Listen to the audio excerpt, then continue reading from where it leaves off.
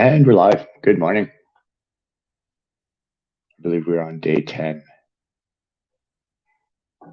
Hopefully the stream works out okay. I'm flying solo today. If anyone can hear me. Patriot Smoothie is otherwise engaged today. But we have the stream up, so that's a good start. Anyone in the comments, can you let me know if you can hear me, please? I don't have sound. So we are on day 10. I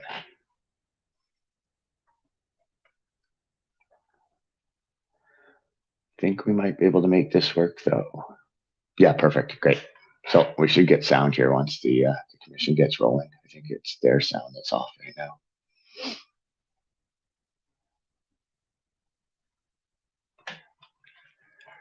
Welcome, welcome. Yeah, thanks everyone. Just give me a second here while I share this. Order à l'ordre. Oh, there we go. We got sound. Perfect. Perfect. Yeah, so I'll be on my own today. Patriot Smoothie is otherwise engaged. The Public Order Emergency Commission is now in session. La commission sur l'état d'urgence est maintenant ouverte. Parfait. Good morning. Bonjour. Okay, are we ready to proceed? We are. Council. Superintendent Bernier, please.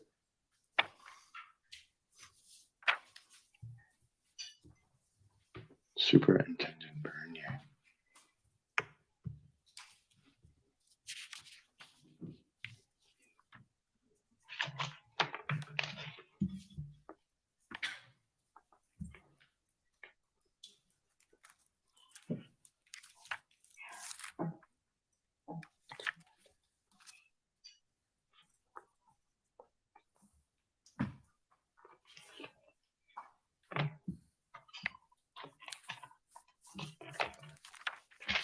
So Superintendent Bernier, OPS.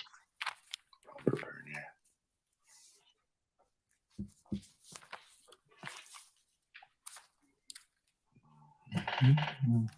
Morning. Morning, Superintendent. Morning, sir.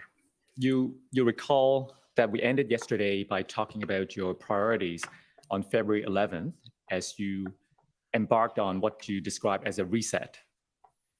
And you made new mission statement, clarify the command and control structure, and you presented that plan to the executive team, right?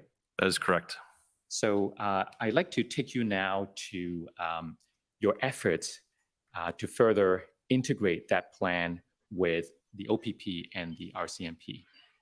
You explained to us yesterday that the chart, the plan chart, had OPS at the top because it was integrated but not fully unified.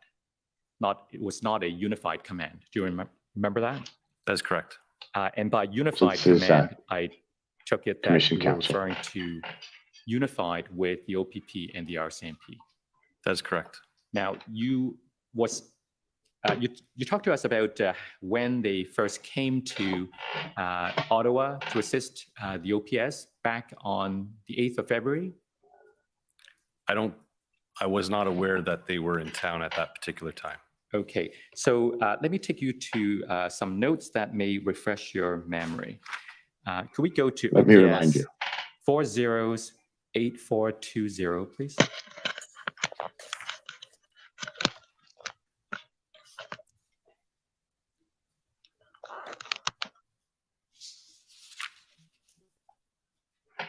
So stay at this page. You see that this is dated February the 8th. The incident commander is you. And then if we go to page 4, please. If we go down to 1329. Do you see an exchange recorded between Palma and yourself? Who's Palma? Inspector Palmer. She was the inspector who I was working jointly with in the Service Command Center. Right.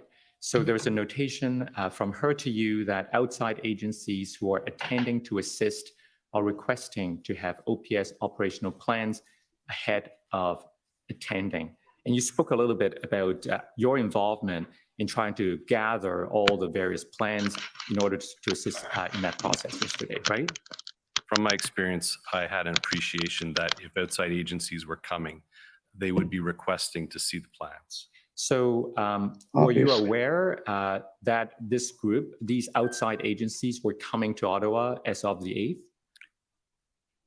Outside agencies refers to all the different police agencies that were already assisting us in town, including the OPP and the RCMP, as well as other municipal services that were in town. I did not know that we were talking about an integrated planning cell. Ah, I see. So if I take you now to your summary, the witness summary, Yes. Yeah. at page 16, please. That's going to be a problem. We got to keep an eye on that. Yeah, C11 passed second reading last night in the Senate.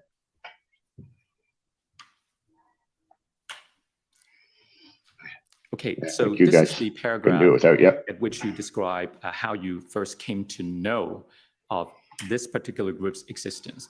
On February 12th, OPP Chief Superintendent Carson Party and RCMP Superintendent Phil Liu phoned Superintendent Bernier and informed him that an OPP RCMP integrated planning team was in Ottawa to assist.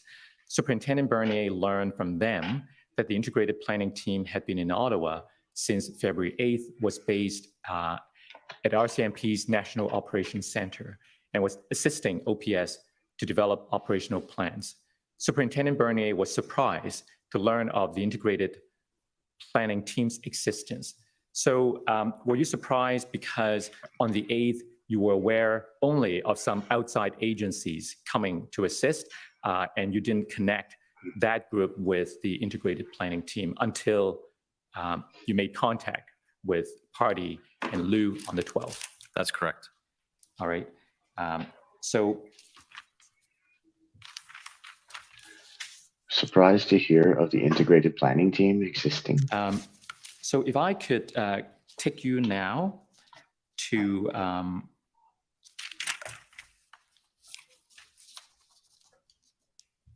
another document, OPS 30-10371.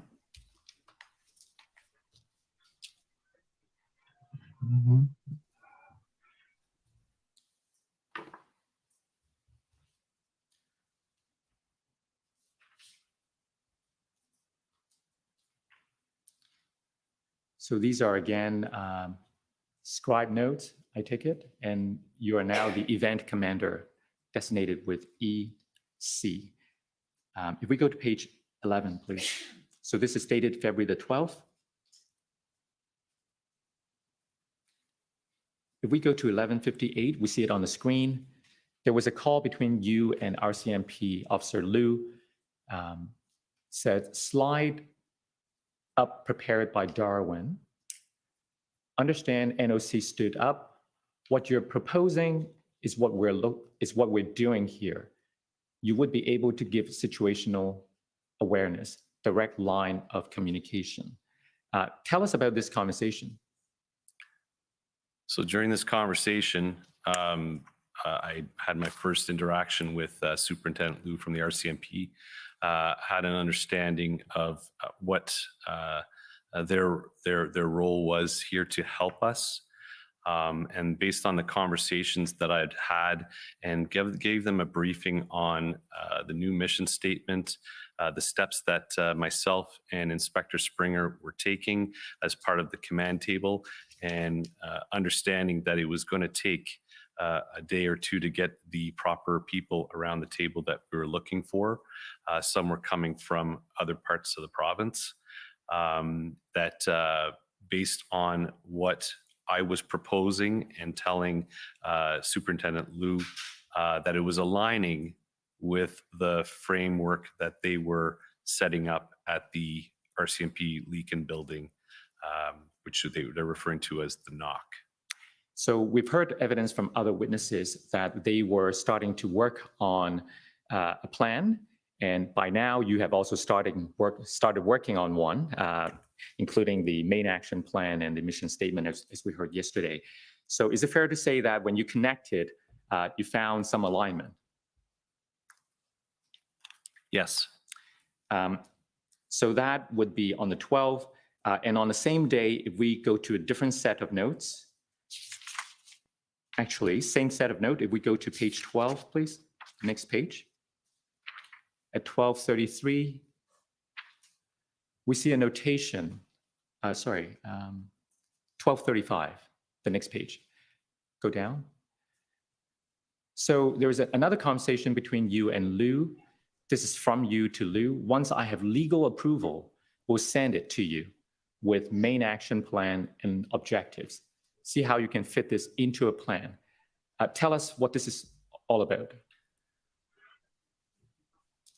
So in this particular case, language is very important, and I understand that the word approval is in there.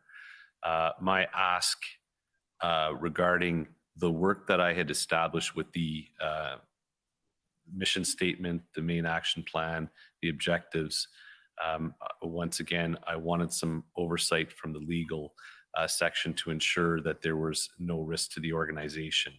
So the approval, I wasn't looking for an actual sign-off approval. I was looking for their advice and recommendations if there should. So he's looking for a legal opinion, whether or not what their plan was legal. That answers your question. Okay. Sounds like.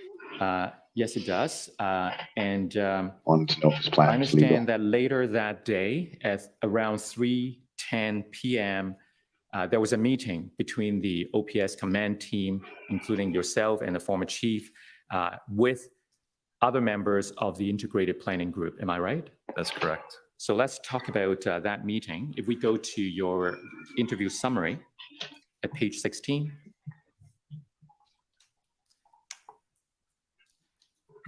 You see the paragraph starting with following that call. Superintendent Bernier participated in a 3:09 p.m. call with Chief Sloly, Deputy Chief Bell, Acting Deputy Chief Ferguson, OPS General Counsel, Ms. Hunnot, and RCMP and OPP members of the integrated planning team. At the start of the call, Chief Sloly discussed the role of PLT. He demanded that OPP send its PLT program lead, Inspector Marcel Baudin, who we heard from yesterday, to sit on the IECT. Superintendent Bernier had already informed Chief Sloly that OPP PLT officer Giselle Walker would be serving as PLT representative on IECT. And Inspector Springer ultimately appeared. Chief Sloly, by dialing... Appeased. Sorry? Appeased. Appeased. I'm sorry. Inspector Springer ultimately appeased Chief Sloly by dialing Inspector Bowden into the call. Chief Sloly next asked if OPS had integrated its PLT strategy with public order planning, and Superintendent Bernier reminded him that both POU and PLT were members of the IECT. Now, is that accurate? That is accurate. What is the IECT again? It's the Integrated Event Command Table. Okay. And that represents that organizational chart that represents who's sitting at that table. The one that we saw on the screen yesterday. Correct. So the next paragraph, as the meeting progressed, Superintendent Bernier repeatedly asserted his autonomy as event commander and attempted to limit Chief Sloly's interference with that role. What kind of interference were you getting? I may need to refer to my notes for specifics if you're looking for specifics, but it was starting to direct more operational and tactical level decision making. And I could appreciate where everyone was at. We were evolving into this new state. We're trying to do a reset. There's a lot of people who were in a particular frame of mind at that particular time. And I just wanted to reassure and instill confidence in everybody that I did have it at hand and to trust what I was going to be doing and what I was going to be putting into place. Right. Now, if we keep reading, for instance, when Chief Sloly attempted to establish timelines for immediate action within the next 24 to 48 hours, Superintendent Bernier responded that he was working with Chief Superintendent Party and Superintendent Liu to develop a plan, and that they would implement the plan once it was finalized. Was that the general nature of the interference? Yes, and it's also a part of a bit of an Switcheroo. an education. Now you're piece in the to woods. say that Yeah, I am hey guys, using I'm just checking in real quick. the I'm not going to be resources here that are today, available but I leave to you in me the very from capable the hands of RCMP Mr. and the AC OPP Media, and I hope to things go well integrate, today. to use that planning Enjoy the cell day. Thanks, John. to Yeah, thanks for support setting this up. and we have a bit of work to do. We can't start establishing timelines just yet because we're at the infancy stage of that. Mhm. I understood the importance of proceeding quickly, but we had to make sure that we followed the proper processes. Right. And the proper process was for the event commander to develop that plan and to ensure that everything worked well in the overall context. Correct. So we keep reading. Later in the meeting, RCMP Sergeant Darwin Tetrode presented his thoughts on strategies to take to address the situation downtown. When Chief Sloly asked Sergeant Tetrode to send documentation on his proposal, Superintendent Bernier interjected and informed Chief Sloly that he had created an IECT and had the people he needed to develop a plan. Now, does that accurately reflect what went on at that meeting? That is accurate. And it ended with the last paragraph. Superintendent Bernier also observed that Chief Sloly was tense with his OPS command team during the 3:09 p.m. call. He noted he had not observed this behavior by previous OPS chiefs. Could you explain that, please? Once again, the situation that we are in, it had been a long, drawn-out period where obviously people had been stretched to their limits. I don't think Ottawa Police has ever been in a situation like this. So everyone was pushed to their limits. There also is probably an appreciation that we're dealing with outside agencies coming in and starting to propose how we're going to resolve this. That could be probably very strenuous on a chief. Yes, there was tension on that call. Can I say specifically what happened? I was pretty much very focused on what I needed to do, and I had to stay focused on that.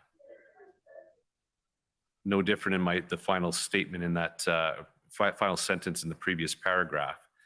I was reasserting my autonomy again with Sergeant Tetrode proposing something. It may be very valid and very good, but in due time, I will process that piece of information and with the integrated command table, make a decision as to what will be decided on as far as moving forward. Now, you told us yesterday that you've served over 28 years with the Ottawa Police Service. That's correct. And what you're saying here is that you had not seen this behavior under any previous chiefs. I had not witnessed with any of the previous chiefs that we've had with the Ottawa Police. And by this behavior, what were you referring to? The level of involvement and direction at the lower operational and tactical levels.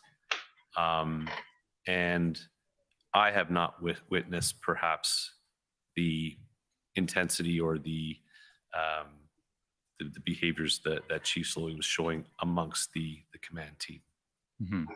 Now, this was a meeting attended by many, and there were different sets of notes made by different people. And in fairness, I want to put to you another set of notes taken by someone else. This is OPS 3010638. Do you know anyone by the name of Vicky Nelson? Yes. Who is Vicky? She's in our legal services at the Ottawa Police. Okay, so it appears that these may be her notes. So if we can call up this document and go to page 6, please. Can we make it larger? I'm looking for, can we go down? Right. So you see that these are notes of that meeting. And do you see the part where it says, it talks about PLT? PLT team is here for you, 100% committed. Key messaging is going out to all members. Review of presentation PLT. And earlier, you see a reference to Sergeant Darwin Tetreault presenting. So it appears to be describing the same meeting. But then we have the notation, Chief, good with everything so far. Is Unified Command under OPS or OPP? It is OPS. Do you remember this part of the exchange? Not particularly, but I can speak to it's the improper term being used. If there's one service that's in the lead, then it's an integrated command. If there's multiple services that have come together to share the command, that's a unified command. Okay. But what about the comment that Chief good with everything so far? Well, it says, I think there's a typo, but I take it the word means everything. My recollection is when I did assert myself and essentially saying that I've got this and this is what we're doing and this is how we're going to be operating. I got the sense from the chief that he was okay with that. All right, if we go further down to the next page, do you see at the top? Chief gave approval 2 weeks ago. Need to get going on this. Tetreault, it will work. We're doing this with the full confidence in your team. Let's implement the plan. Do you know what was being talked about here? Once again, this is stepping outside the boundaries of regular incident command, where there's things that were taking place when I was not in the position that I was in, that I'm not privy to, and that I would not be able to speak to. But obviously, there were other things going on behind the scenes that they would be referring to. They'll need to speak to those pieces. So do I understand your position is that this is not part of that meeting that you were at? Oh, it would be part of the meeting, but the content of what they're talking about Chief gave approval 2 weeks ago, need to get going on this. It looks like by these notes, and they're obviously not my notes, that Tetreault, Sergeant Darwin Tetreault was saying that it will work. Let's implement the plan. I don't know who is saying that. Mm-hmm. It's not me. So you're not clear as to what approval was given 2 weeks ago? Correct. All right. Now we've heard from... Yeah, we've seen a lot of dysfunction inside the OPS, infighting. There was agreement on the 13th that the plan was now approved. I want to take you to your notes. Those planes are stationed in North Bay regularly, and they are maintained there. So that's not unusual for those planes to be in North Bay. The people in the green uniforms that often are cited as UN were not in fact UN. They were Sûreté de Quebec Provincial Police, but they were nasty, nasty people. So it's important to call out those dudes in green. They're Sûreté de Quebec. So at 1551. This seems to be a conversation between you and Chief Party, and you told him at around this time, no issues with plan, can find overall execution piece. I'm not sure the next word, do you know? Heavy PLT, negotiations, reducing footprint. So do I understand correctly that around this time you spoke to Chief Party and told him that no issue with the plan? So if I can put everything into context with this, the integrated planning cell, based on the information that they had, the conversations that we had with the mission statement, main action plan, and that overall phased approach had been discussed. I was very appreciative that we had that integrated planning cell with some very experienced plan writers to be able to create a document very quickly. But there needs to be an appreciation that although the overall strategy is going to be a heavy PLT, negotiations and communication piece, we have to prepare right now and start putting all the pieces together for a public order action if that was not successful. And there was betrayal of the So in PLTs, this the police liaison comment that I teams, make that the overall execution piece the OPP ones is anyways. missing. It's a fair statement, and it's not any criticism on Phil Liu or Chief Superintendent Carson Party. It's because we had just put this team together, and there was a lot of discussions that need to take place between all the people at the table, whether it be investigations from an authority standpoint, public order to what they need and propose as possible action plans, what does PLT need to do in the meantime to hopefully negotiate and communicate them out of the area. There's a lot of pieces but I really wanted to work towards a meaningful execution piece that's going to lay out from start to finish how we were going to return Ottawa to a normal state. Right. So we scroll down a little. They have a terrible You said that reputation. the party, you Terrible. said this is coming next, commander's intent, and you said good with approving plan with some minor changes.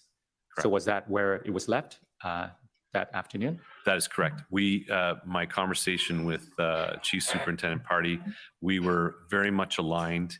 He understood that although there may have been some planning and discussion with Darwin Tetro, that he understood and appreciated that we were taking a pretty larger, wholesome approach to this, and that they will be supporting us moving on to building out that execution. So the plan that we agreed upon is how we are now going to be integrating everything moving forward, and that was going to be the concept of operation and the framework that we were going to be operating under. We heard testimony yesterday just so that we're Chief clear Sloly which had plan the we're chance talking about, to can we reduce the go to footprint, but would not give an inch. 401851? Would not give an inch. So that footprint could have been reduced early on, and vehicles could have been moved all onto Wellington, more or less, that area on Wellington, but Chief Sloly would not give an inch. It's important to note that Chief Sloly was not looking to negotiate, was not looking to talk, was not looking to give protesters any room whatsoever. So the title is Convoy for Freedom Ottawa, Integrated Mobilization Operational Plan. Can we scroll down a little? Next page. So it's stated, document version, February 13th, and plan written by, and then there's some, here are the components of the group. It was signed by Chief Party, it appears, on the 12th. Is this the plan that we're talking about? That is correct. Okay. I want to ask you now about the former chief's perspective on this plan as compared to the earlier plan that we saw yesterday, the one labeled 3.0, Yeah, exactly. I believe, dated February the 9th. How did you view these two plans, or if they are different at all? So the main difference between the two, with the 3.0 plan, at the time that was developed under the event commander of command of Superintendent Patterson, I am not aware that there was any sign-off approval on the document that document was adopted. The difference between the two is that this document is under the event commander has the approval on this document as we are adopting this. Right. Now, you told us about the mission statement that you drafted on the 11th. Was that now reflected under this plan? Yes, it was. There are other differences too that we don't have time to get into. But in terms of the former chief's perspective, you told us the following during our interview. Can we go to page 20?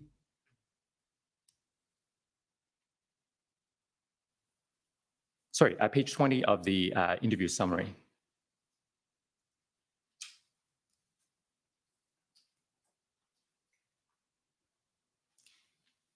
You see this paragraph that starts with on February 14th.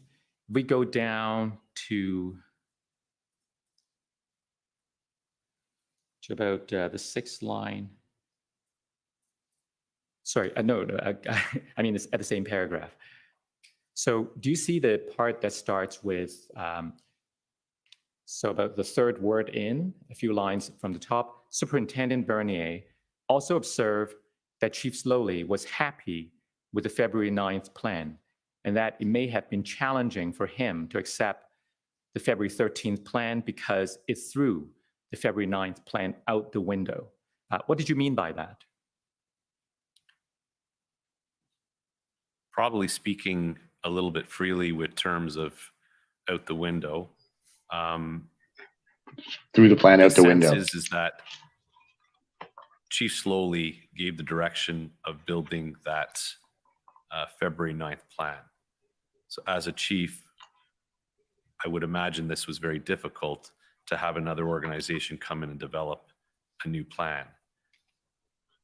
I am not fully aware of the integrated planning team's use of the February 9th. They may have been aware of it, used it, took portions of it, and adopted it into their plan, which is completely fine. Because at the end of the day, the plan that I approved for the integration piece was that 13th of February plan. But I think the chief was challenged with, why was my plan not used? And that's what I'm referring to. So Sounds like when we the think former of the Chief February Sloly was 9th upset. plan and the February 13th plan, what's the best way to describe them? Should we consider the February 13th plan as an evolved version of the February 9th plan, or would you characterize them as different plans? I would characterize them as different plans. Why? Because the February In the 9th structure, was the thrown out the window. content, what was placed in that SMEAC format that we discussed yesterday, things were aligning a lot more with the proper structure of an operational plan, as well as I indicated that I had identified that we actually had to build out that particular section, the execution, because it was not to my satisfaction at that point. Okay, so the February 9th plan was not. We had the February 13th plan up on the screen, that on page 2, I believe, there were signatures, signature lines on that page. Was the real plan on And February 9th, do you I agree guess. that this plan was signed off, approved on the 13th? Yes. And we've heard from Chief Party that on the 14th, notwithstanding the sign off and approval on the 13th, that they identified ongoing issues with the integration or the working of the unified command. And he identified 3 issues in particular. I want to ask you about each issue and get your perspective on it. The first one is that Chief Party told us that the key issues dealt with through the day on the 14th related to the OPS need to have their lawyer approve the plan. So we saw earlier an example of legal review that was on the 12th, but Chief's Party is now speaking of a legal review issue on the 14th. Are you aware of that? Yes, and I think in appreciation of where everybody was at on the 14th and the evolution that was taking place, there was a lot of changes happening, and we were trying to develop the proper model, proper people in the right positions. A lot of transitioning was taking place. So I can appreciate where a team that would be at Leakin, and on this particular day, I was at the RCMP building, which we call the NCRCC, National Capital Regional Command Center, which is in Orleans, and we were not actually co-located. Things were happening within our own sides, and as well, you have to hopefully also appreciate that we're coming out of a period where there was that insistence on chief and legal approval. Those terms were terms that we were trying to transition out of and change that framework. My full intent, and may not have been fully communicated to Chief Superintendent Party, which no one is to blame, that my reason for asking for legal advice is to get a set of eyes on that, just to ensure that I'm not creating risk for the organization. There were a few things going on that day and in the days prior between a state of emergency in Ottawa, a state of emergency in the province of Ontario, as well as some negotiation and some agreements being made from politicians at the municipal level. That's a lot of moving parts that I want to make sure that I brought some good people in to ensure that we're not putting our organization at risk. And to be clear, who was the one seeking the legal advice? It would be myself. Okay. So I wanted to get some clarification on that, because if we take a look at the summary on the screen, it says that on February 14th, Superintendent Bernier learned that Chief Sloly wanted Ms. Hanaud, the OPS General Counsel, to review the February 13th plan, and that Chief Sloly wanted to approve the plan after Ms. Hanaud's review. Could you clarify that, please? Once again, as I mentioned, we were coming out of a framework where that was what was happening within the Ottawa Police. Everything was escalating to that level. So it's probably very hard to break that framework and that thought process. And I was trying to change that to bring it down to the level that it needed to be at the operational level. So that's, and if you continue on, that I was frustrated with this continued attempt to try and have approvals up to the chief level. So there appears to be two parts to this, and just so we all understand, there was the legal review, and then there was what you referred to as the chief's desire to approve the plan. The summary reads that you learned that Chief Sloly wanted Ms. Hanaud to review. Is it more accurate to say that it was you who wanted the legal review to be conducted? So in this particular case, Chief Sloly is referring to the plan. The review that I had asked was for the items that I had developed at that particular time.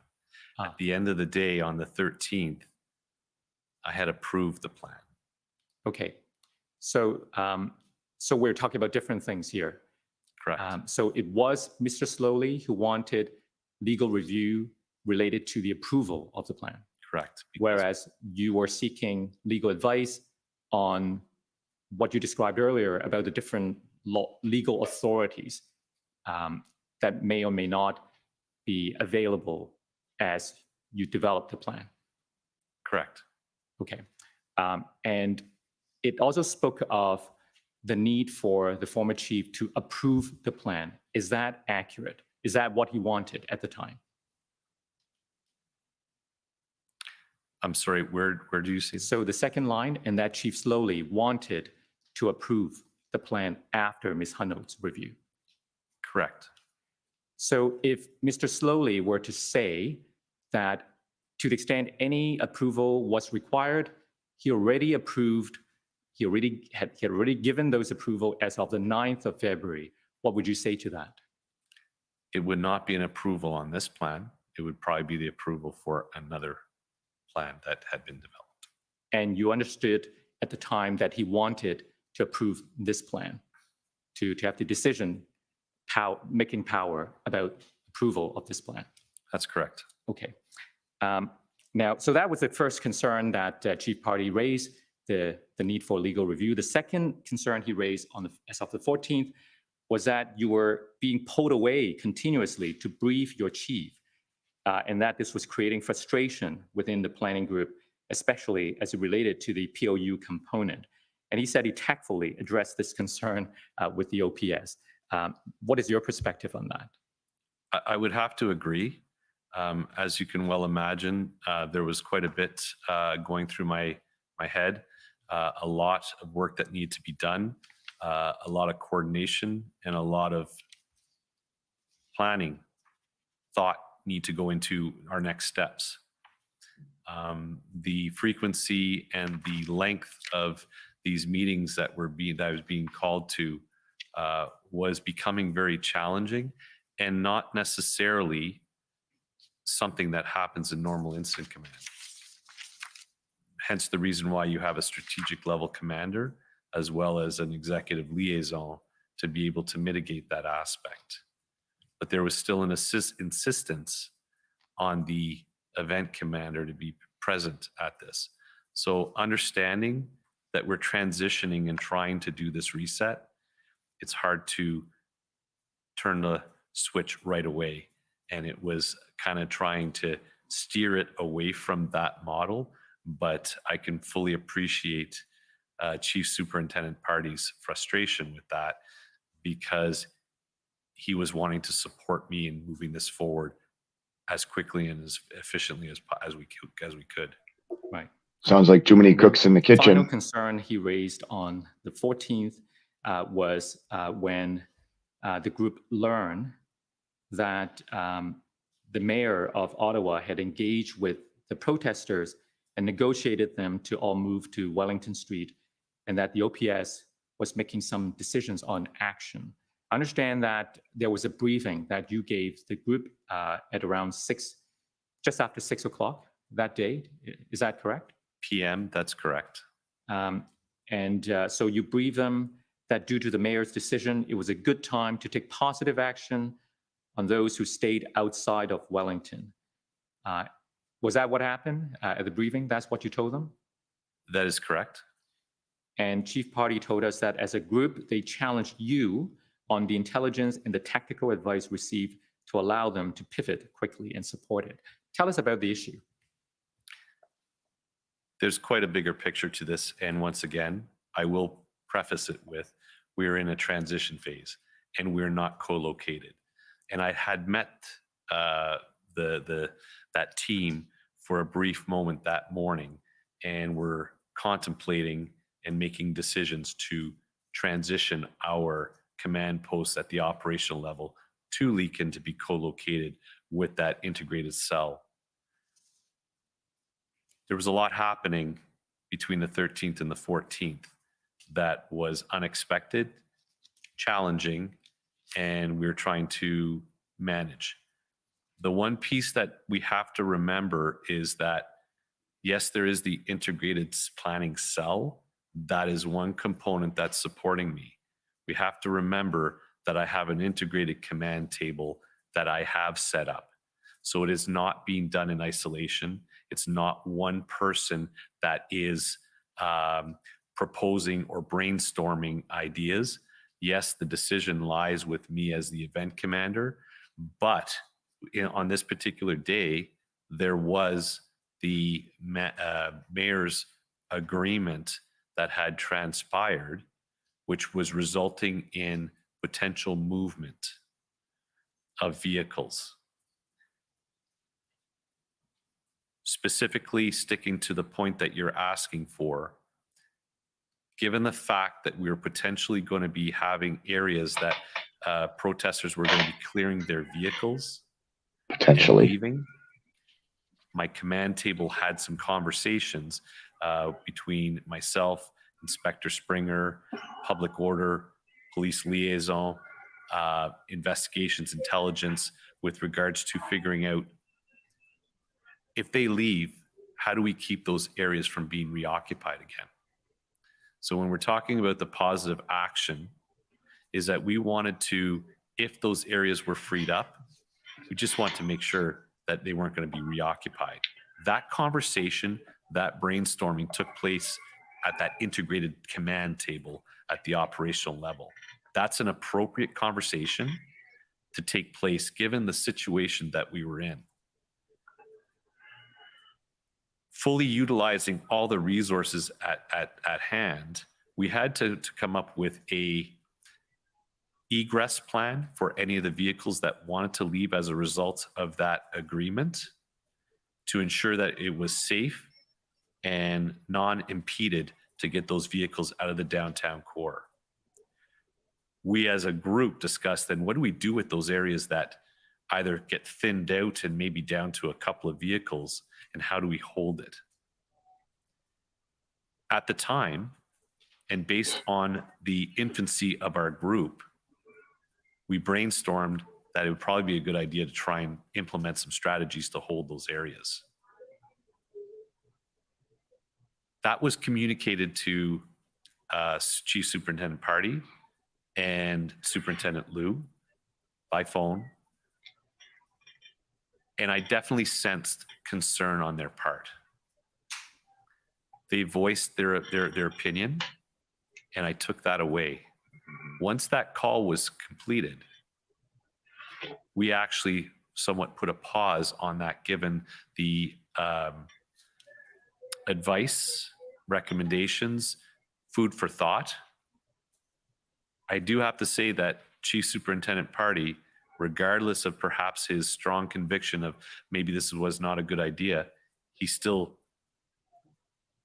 reassured me that I had his full support and that full team support on the decision that I'm going to make, which was very reassuring. But I was utilizing the integrated model appropriately and listened to the people who were talking to me. Changed his plan. When we met face to face the next day, By the next day, do you mean the 15th? the 15th, where now we've moved our command posts and setting up our command posts, we had a meeting with the strategic level and had a wholesome conversation with this, which resulted in a change in direction. What was the change? The change in direction is that we were perhaps utilizing resources not to the most effective use in order to preserve the right resources to have in place for the bigger picture action plan. What the heck does that even mean? Within the next set of days, nothing determined at that point, but to refocus ourselves on that maintenance, stabilization phase in order to get the focus on the communication, focus on the PLT action, getting our officers rested, getting other resources in town, and develop the plans we need to if the negotiation communication does not work. Mm-hmm. Now, Well, it didn't work because it wasn't in good faith. To the 13th, because I started by asking you. The trucks could have all been moved to Wellington, events on the 14th, and Chief Sloly made and you sure that they started didn't. giving us the context and how it developed over the next into the next day. But am I correct that it was on the 13th of February that you first came to know about these negotiations between the mayor and the protesters? That is correct. If I could take you to the document OPS 30-10635. Yeah, it must be an interesting place at OPS right now for sure. Do you recall a meeting at around 1 o'clock? These waves are going to ripple for a while, I would think. 13th, regarding this issue. So if we could go to page 10, please. The date, as you see, is February 13th. 13:15. I'm looking for the reference where At 13:20. Yeah, can we go there? So meeting, city manager. Yeah, City Hall as well. Well, we have a new mayor, so a Perhaps lot of new you- council you- members. You're better than me. Sure. City manager. Mark Sutcliffe will be the new mayor of Ottawa. Stated that mayor involved in negotiation to someone who has ability to communicate with core organizers. If we keep going, I'm looking for the part where I think there was a comment from you that this actually accelerates what we wanted to do. Yes, Do you remember that discussion? correct. Tell us about that. So essentially, if I can put into context, what I'm being informed at this point is that the mayor is wanting to develop a letter to present to organizers to say, if you leave, and I think there was some concession to remaining on Wellington for a period, that if they were willing to leave, that he would have a meeting with the organizers at a later date. This aligned with what was taking place in other parts of the province and the country at the provincial and the federal level, where the public safety ministers were offering to draft a letter to protest organizers to denounce their protests and to leave.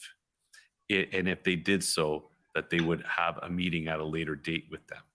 So that's somewhat very much aligned, which was happening on the provincial and national level.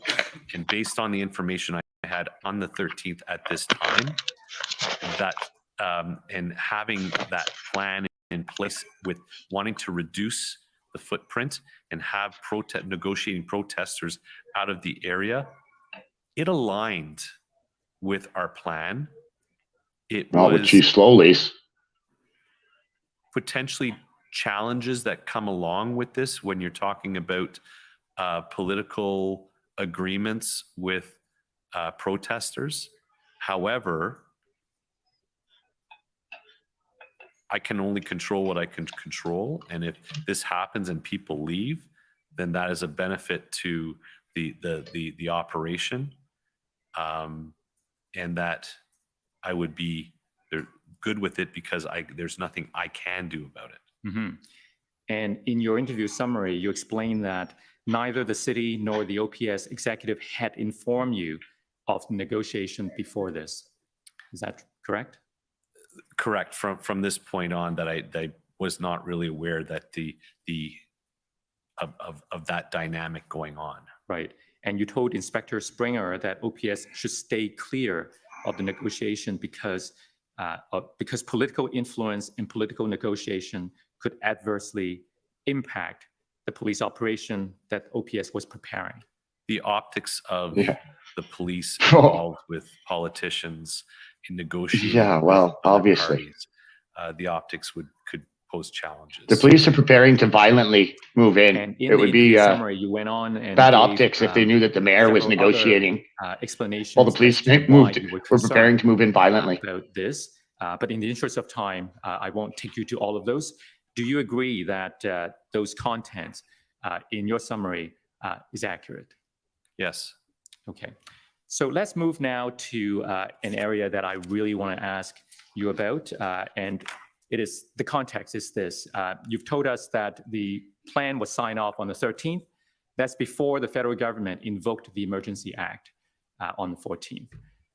But when the final operation was launched, as I understand, on the 18th of February, that was after the invocation of the Emergencies Act. So I want to ask you about to what extent the invocation of the Emergencies Act was considered in the process of planning and how it affected the way the operation was carried out. So let's take it step by step. It may be that we can start with what you told us in your summary. If we go to your summary, to page 22.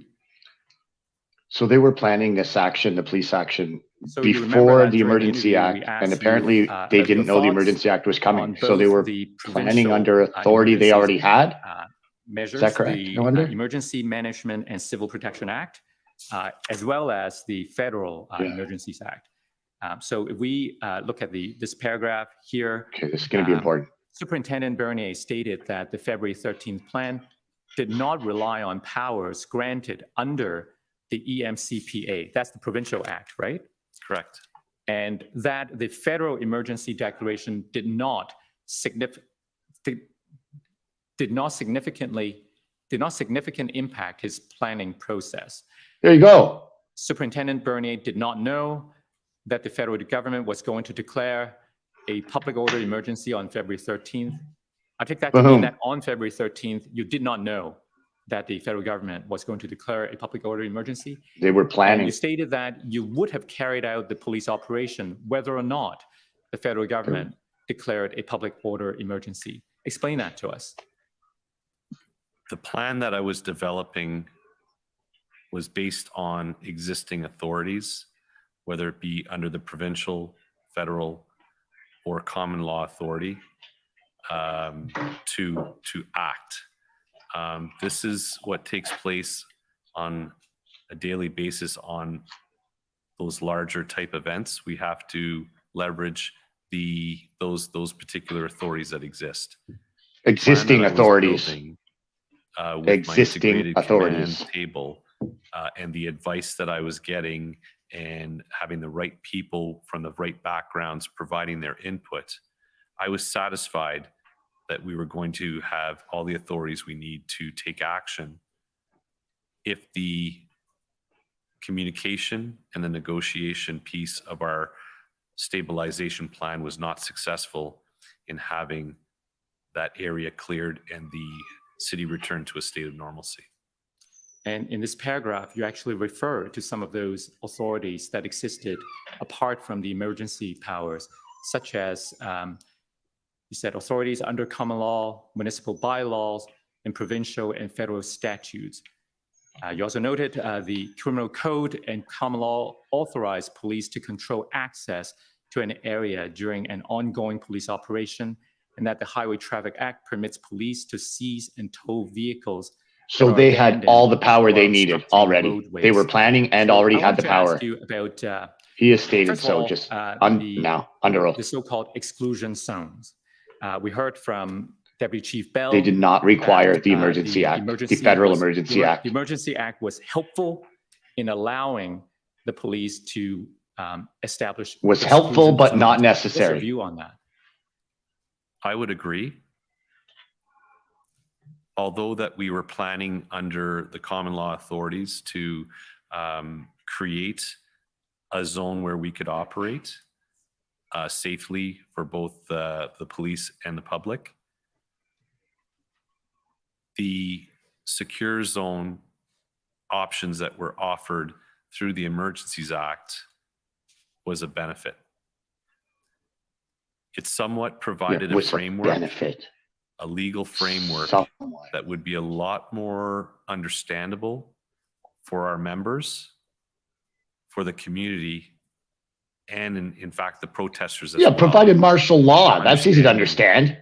What was taking place when we were going to put that secure zone into effect.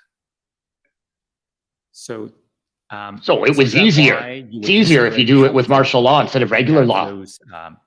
those measures under the emergency Unreal. measures, regulations? Anything that's going to contribute to mission success is a benefit. Yeah, Were whether those it's legal or not. necessary for the ending this occupation or protest? Hard for me to say. Was it I did necessary? not get to do the operation without it. So it would be very, Answer the I question. don't know what complications I would have had it not been in place and I utilized the common law. But you could We have done used that. it before. We have used it since without the Emergencies Act, and it has been effective. But I cannot speak for this particular date. So we've used it before, we've used it That since, and in weekend those times it was operation. effective. Had I not had it in that fashion, what would it look like? Hard for me to say. Oh, it looked like it was The legal other probably and area far I less wanted violent to for the people ask involved, your thoughts on the citizens. related to the ability to tow trucks. If we go down the page a Easier, little but bit, not necessary. so as well as tow this trucks. paragraph that starts with Here we go. Superintendent Bernier stated that he did not need to rely on powers granted under the Emergencies Act to compel towing companies to supply trucks or drivers to the police. He stated that this was unnecessary because by February 13th, OPP had assembled 34 tow trucks with willing drivers. He noted There that we go. police guaranteed the companies and drivers anonymity and placed police crest on the trucks and covered company markings to ensure anonymity. He stated that he had no knowledge of whether the power granted under the Emergencies Act to compel towing companies to assist protected those companies and their drivers from being blamed by protesters and protester sympathizers for assisting the police. Now, is all of that accurate? That is very accurate. Now, those 34. So they tow didn't trucks need the that Emergency you referred Act to for the here, tow trucks either. were they available for use by the police when the final operation was launched on the 18th of February? They were. And in terms of the arrangement to secure those tow trucks, were those arrangements made before or after the 14th of February? Majority of the arrangements were all done by the 13th because they were actually in transit to Ottawa. That being said, there was some final, obviously, contract and finance work that needed to be taken care of in the days that followed. But to my knowledge, we did not have to adopt any processes under the Emergencies Act to compel any of them to follow through on their actions. Right. Now, going back to the exclusion zone, there was something I meant to ask you, but I forgot. Can you tell us whether under the emergency measures regulations, like Ottawa, was there any area in Ottawa that was designated a secure zone? Are you talking under the Emergencies Act or the emergency measures? I believe it was the EMR, the Emergency Measures Regulations. So the provincial? No, it's the federal. Emergency. So the Emergencies Act was invoked on the 14th, and then there were regulations. Regulations, okay. So my understanding is that under Section 6 of the EMR, there was the ability to designate secure zone. Are you aware if such zones were created in Ottawa, designated? They were. They were. Let me put to you this document, PB CAN 40/1209. Yeah, maybe they were designated under the Emergencies Act, but he just stated earlier that there's multiple ways that could be done. If there's a police in action going on, then zones can be So restricted. PB. The Emergency Act isn't required for that. 40/1209. So these appears to There be are speaking laws notes in place that can regarding the emergency work measures there. regulations. I believe there was a date at the top, February the 25th. So if we go down to page 3, please. Under the headings, if pressed on why Ottawa was not designated a secure zone, there was a bullet, a designation was not required in Ottawa because the assembly was already unlawful. As a result, the police were able to establish a perimeter relying on the emergency measures regulations and other existing legal authorities to secure and maintain control of the area. Does that refresh your memory? Well, I'm not quite sure, may not fully understand what a designation, if that means that the public safety minister had to actually sign off on a particular area. We did have some discussions on a particular date. I'm going to say on or about 16th, 17th, 16th probably, where we had a meeting following the understanding of the regulations and the availability of a secure zone and the need to get the public safety minister to sign off on a particular actual area. That may be what the designation means. After further review and discussion with the minister's office and legal, it was determined that the police should have the flexibility to designate, expand, or contract or move based on as the operation goes, as opposed to have a fixed area which is with no flexibility. So that decision was made in the subsequent 24 hours that there would not be an official document from the public safety minister that this area, as per the public safety minister, is a secure area. We were able to have the flexibility to, like I said, expand or contract as the operation dictate to minimize the impact on the community. And that was in fact what happened. That is correct. And if we could go now to your summary on that point, page 22, the interview summary. We look at the last paragraph on this page. After the federal emergency declaration, Superintendent Bernier explored whether designating downtown Ottawa as a protected place under the emergency measures regulations would be a better option than relying on common law authorities. Chief Superintendent Party informed him. Better option, not only option. Marco Mendocino was willing to There has to approve be the no designated other exclusion option zone in for the downtown Emergency Ottawa. Act. No other Superintendent option. Bernier conducted a tabletop exercise with Ministry of Public Safety staff to indicate that the exclusion area would look like, what the exclusion area would look like. After the meeting, he was informed that Minister Mendocino decided that it was unnecessary to designate downtown Ottawa as a protected place and that the minister did not want to designate a specific area in case police changed their plan. Does that accord with what you just described to us? Yes. And Didn't even finally, want to the designate Emergencies it. Act, in his interpretation, allowed for the police to determine the exclusion area on an as-needed basis. Superintendent Bernier supported the minister's decision. He noted that powers granted under the Emergencies Act did cause police to be more willing to ask people entering the exclusion zone where they were going, but that police continued to permit people to enter the exclusion zone for lawful purposes. Does that accurately reflect the reality at the time? That is correct.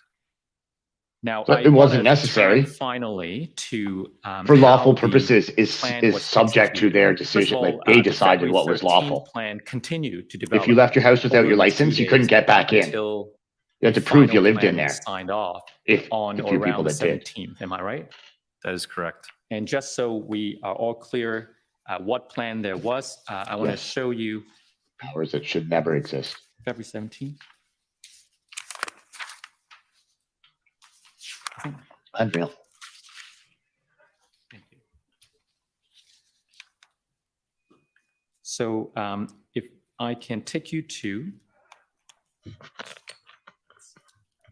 OPS 30133798.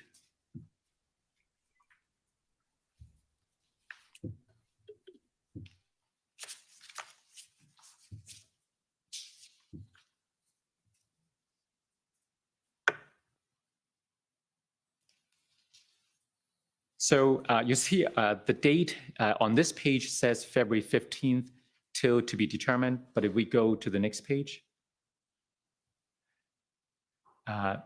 then there's the date February 18th till to be determined. And the document version says February the 21st. Can we scroll down a little? Can we keep going? So this is the only plan we got from the OPS, and we understand that this is the final plan. Can you take a look at the table of contents and confirm whether that is in fact the case? This is appearing to be the one that I would refer to. Yes. Right. Okay. Thank you. So this plan described the in 4 different phases how the final operation will be carried out. Can you explain the 4 phases for us? That's why it's important to understand that there really is the dates to be on the cover page from the 15th on. That's including the 4 stages. The 4 stages are stabilization, actions on, maintenance, and demobilization.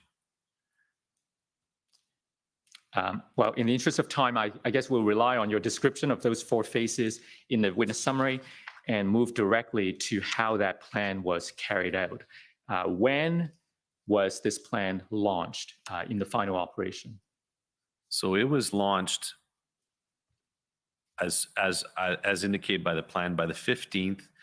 I have to explain somewhat a bit this plan because we were under a lot of duress and a lot of time constraints and a lot of moving parts. This was a massive undertaking, something that an operation this large would often take perhaps a month plus to plan for. So we were having regular meetings with the command table when it was the integrated command, when it transitioned to a unified command. We were having meetings about this plan. We were meeting with the plan writer, Brad Taylor and Carson Party and their team continually to be feeding them as we were evolving information from the command table from our subject matter experts on what we required. And that was evolving right up to phase 2 of our plan. But it's important to note that we were in agreement with the concept of operation, and we were in agreement that it was not realistic to actually have a completed, actual nice with a bow plan by the 15th. It was going to be evolving. But by the time that we got to the 17th night, that was what we pretty much were going to have to stick with as we went into phase 2. So the maintenance period, as I mentioned earlier, involved stabilizing the operation, getting more resources in, allowing Ottawa police officers to rest, enhance a communication and PLT strategy on the messaging. And the messaging was very clear. It's time to go. It's time to leave. No more talking here. It's you have to leave. That's the only options that you have here. It's over. And that messaging during that stabilization period intensified to a set date where we're determining that if they have not left, we're going to move on to an actions on phase, which is now a more tactical public order supported by tactical CBRNE, which I mentioned was chemical, biological, radiological, nuclear, explosive team, with a very enhanced arrest plan, transportation, processing, housing plan, with many intricacies that need to be thought of, whether it be children that were going to be involved, because we knew children were on scene at the protest. We were aware of potential risks in vehicles, whether it be from unknown devices. We were aware that we were going to maybe be faced with people who are going to barricade themselves in vehicles. So it's quite a complex plan with many moving parts that we had to focus on those key pieces. And that was the actions on piece, where we had multiple presentations from the various experts from public order, where the unified command had to make a final decision on this is what we're going to go with the integrated between public order, tactical CBRNE, plus the support from the arrest. Once that, and we were going to go until it stopped, until it was over, until it was fully cleared. And we didn't know if that was going to be 1, 2, 3, 4 days, but we had to have the resources in place to sustain a long duration of a public order operation. Once it was cleared, we moved into the maintenance phase, which was we had to make sure that it stayed clear of protesters, allow for rehabilitation of the streets, inspection of the streets. And then once we were satisfied that the protesters were not returning and that we can start demobilizing resources, that meant that Ottawa is back to a state of normalcy. If that answers your question. That's very helpful. Thank you. So I understand that all of the resources that would enable the OPS and the integrated planning group, the help that you were getting from elsewhere were ready by the evening of the 17th. Am I right? That is correct. And so tell us what happened on the 18th. At what time did the action start? Following probably one of the biggest snowstorms that we got in a while. I gave myself, and I should not be saying myself and my 2 co-commanders, Phil Liu and Dave Springer, did a final check, made sure that we had all the resources in place. And my hat's off to all the officers that stood up that day after very long days, long weeks, to put their best foot forward from all the elements. We launched the initial, if I can say, phase again within a phase of the clearing of the demonstration. What time did the action start? If I can refer to my notes, I think it's around sometime in the 0700 hours that we started, but I'd have to look on my day of notes for that. And within this final period of the operation, there were also different phases in terms of locations. Correct. What was the first phase? Nicholas and Waller, the final decision after many discussions on how we were going to proceed through it, we decided we were going to do a movement from east of the affected area all the way through to the west, and then deal with some satellite areas at the tail end. And how long did it take to clear that first phase area, the Nicholas Waller area? It took better part of the morning. And when that area was cleared, what was the next area the officers were moving to? We were going to be moving to Rideau and Sussex. And how was the reaction of the people there at the time? They were what was experienced was there was some passive resistance, there was some active resistance, and there was some assaultive behavior that we experienced at Rideau and Sussex. As the officers moved Passive from phase one resistance. to phase two, Oh no. Was there a sense that things were about the same, or was there an escalation, de-escalation? What was your sense?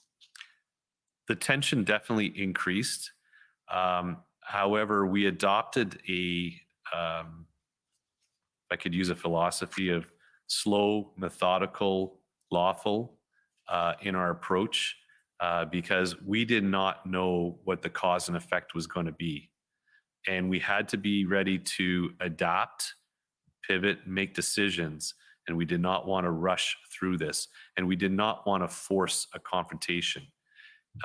Every phase that we went through, no different than the messaging that was taking place right from the start of our operation through the stabilization, telling them to leave. If you don't leave, you are going to be arrested. Everyone who wanted to leave was free to leave. They were asked to leave. It was communicated through our what we call LRAD, long range acoustic device, that aligned with messaging that was developed through our PLT, our police liaison team, our corporate communications. Because you ask and our someone to leave doesn't mean you can investigations to beat them ensure it's a very senseless and make them clear, leave succinct message. afterwards. And we did both in English and French. So this was all slow and methodical. Anyone who wanted to leave had the opportunity to leave. They could walk away. But they didn't Anyone have who to. choose to remain behind, as we slowly, methodically went through, And that would mean violently. they would either be passively resisting or actively resisting the lawful order to leave. Well, Now, you if it was mentioned, lawful, that's what we're trying to determine. escalation, in the reaction of the crowd Unbelievable. as we moved from phase one to the phase two, how did the police react in response? So this is obviously happening at the tactical level with the tactical commander levels, but I'm being kept very much informed with myself, Inspector Springer, and Superintendent Liu. We're being kept informed live as to what's happening. We do have some video feeds from drones, and as well CTV and everyone else was providing us some good footage as well. But we could see that the cause and effect, that they had the resolve to stay. They did not. They were either wanting to be arrested or they're refusing to move, refusing to leave, and then being subject to being arrested for mischief. Now, we've seen some images where police had batons and there were horses. Could you tell us more about those? The use of those? Yep. So the one that you're referring to, where we're now somewhat increasing our presence and having to increase our presence based on the actions of the crowd, and that's moving into day 2 on the 19th. And this, this is still on the 18th in front of the Chateau Laurier, once we had transitioned and holding the Rideau Sussex area in front of the Chateau Laurier. The cause and effect was that we had the massive group, the larger group from Wellington Street, now descending down onto that area. It was definitely an aggressive crowd, volatile crowd, where we had to make some decisions to increase our usage of force in order to protect ourselves and properly deal with the situation at hand. When did the operation end that day? Increase the force to 18th? protect ourselves The as we use operation force. actually never ended. Paused. It never did pause. We had to maintain public order action presence 24/7 until it was completely cleared. So reduced and a pause on movement took place later in the evening, and we held that spot in front of the Chateau Laurier in order, and believe it or not, that part of the operation, there was a lot of work to do. There was the towing of multiple vehicles from that site is very time consuming. Some of the vehicles were perhaps disabled or in a fashion that would be difficult to tow. So we had all the right resources and time in place. However, it took time to remove those vehicles. So we did not want to get too far ahead of ourselves. We, once again, slow, methodical. What was controlling a lot of the progression was how fast we can manage the arrested individuals, which we did get very over capacity through that second portion. But it's also the time that it takes to actually tow and clear those areas and then install some fencing to ensure that area remained clear. Now, you mentioned fencing. Was a decision made to hold the line and to secure the area with more fencing at some point that day? So that's a decision that was made at the command table once again, and between Superintendent Phil Liu and Inspector Springer and I. We had to realize that the effect of putting police officers on the line sometimes has an effect in the crowd to antagonize the crowd. And we were wanting to de-escalate the situation. If we can have the same effect with fencing to keep them out of that area, with minimal police presence to ensure and have reserves on hand, that will more than likely de-escalate the situation. And that's what, in fact, what took place. We replaced the officers with fencing, reduced the footprint of officers, and it actually de-escalated the crowd, and a lot of the crowd returned back up into the Wellington Street area. At roughly what time on that day did that occur? It would have been probably in the midnight time frame, give or take. At that point, if you can appreciate that I would not be able to, neither could Superintendent Liu and Inspector Springer operate for 24 hours a day for 3 days. We implemented a reserve event command to supplement a day and a night shift to have a sustained command and a functional command team during that period. So that part of the operation, which I am fully briefed on and know about, was under the command of 3 other commanders during the night period. But my understanding was around midnight. And what happened during the night? We held those areas secure and they were not taken over, and there was no major incidents to report. The execution of the mission continued the next morning? Correct. At about what time? Given the usage of, at that point, we had 14 public order units, and we had to utilize every single member. It was a little bit of a later start. Once again, I'd have to refer to my notes for exact times, but it was in the neighborhood of the 0900 time period where we progressed with moving on to our next phase of starting to clear Wellington. You referred to these POU units, the public order units. In what direction are they moving now? Continuing with the east to west. And there's a bit of a south movement too through on Elgin Street. So what area, like what streets would they be on now? Wellington. Okay. Tell us what happened that morning. Once again, after checking with the three commanders and verifying that everyone was ready to go. Made some adjustments on lesson learned from the day before.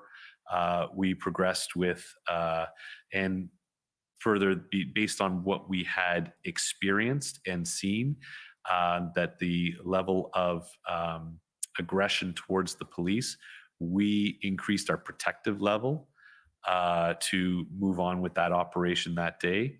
And when everyone was in place, ready to go with the full arrest, tactical CBR&E support, public order was ready. We moved and progressed westbound on Wellington, slow and methodically to clear the protesters. Once again, full messaging, leave. Anyone who got caught there by chance or came to visit, they were clearly informed it's time to leave, and anyone who wanted to leave was free to leave. There was no one boxed in during any of the operations. How was the reaction of the people that morning? They were aggressive, as anticipated, and confirmed the reason why we increased our level of protection on our officers. They were met with confrontation, assaultive behavior, as they progressed into the Wellington Street corridor. Did the police use any tools such as smoke grenades and gas at any time?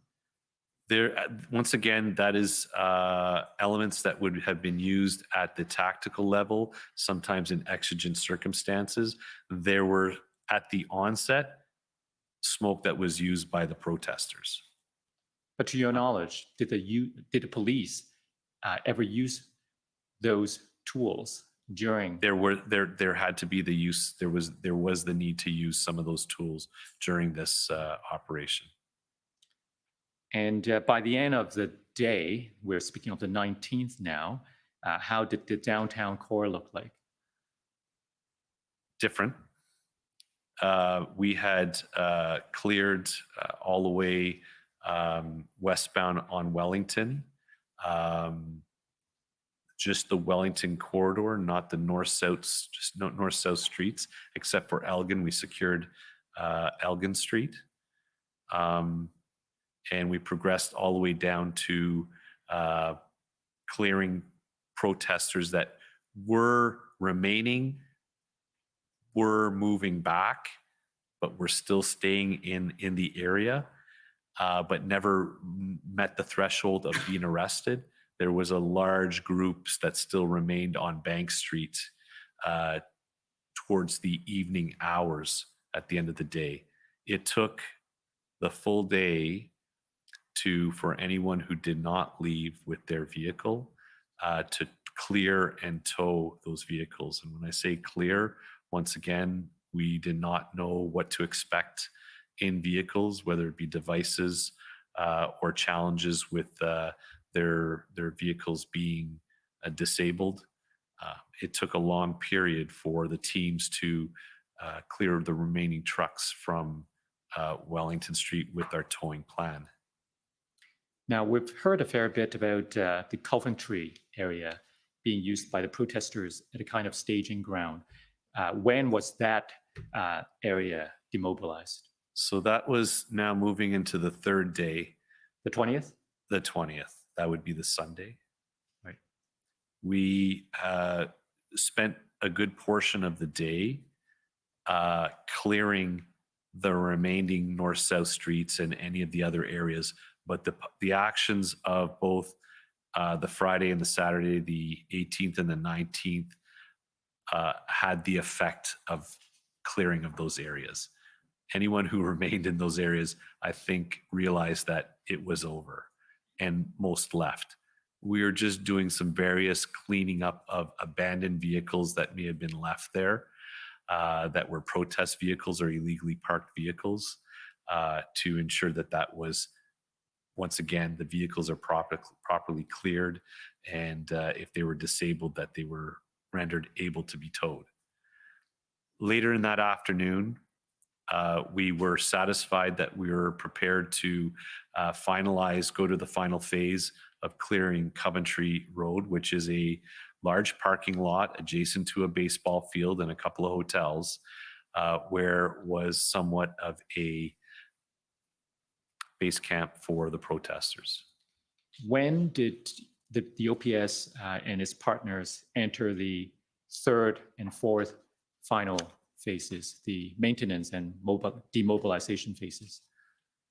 So we transitioned to the maintenance phase as of the 21st, which would be the Monday, where we maintained public order elements ready to respond. I'd like to note that we continued to have lawful protests in follow up to this. We were perhaps securing the downtown core, but we were having daily protests at the War Museum of freedom protesters, but they were acting and they were present in a lawful manner.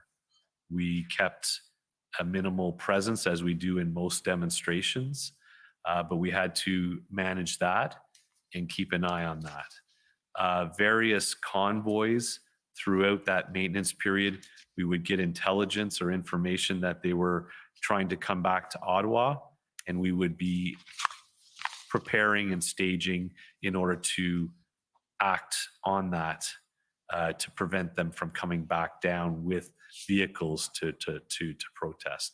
So that following week, as we progressed out of the Emergencies Act, out of all the states of emergency, which once again moved us into a phase of trying to assess what does this mean, what has changed, that by the end of that week, the Sunday, I was satisfied to go to a demobilization phase and turned over operations to regular Ottawa Police operations, and all external agencies had been demobilized. Well, we're quickly running out of time. My final question to you is if there's anything else that you'd like to tell the commissioner that we haven't yet covered. Be happy to answer any of your questions, sir. I don't usually ask questions till the end, and usually it's well covered by everyone, but I may. Thank you, Commissioner. Okay, so we're going to move to the cross-examination phase. If I could ask counsel for former Chief Sloly to go first.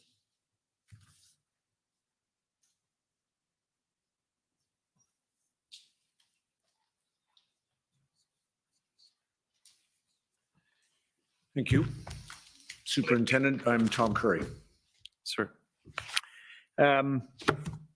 Couple of things, if I can get your help, please, for the commissioner. That your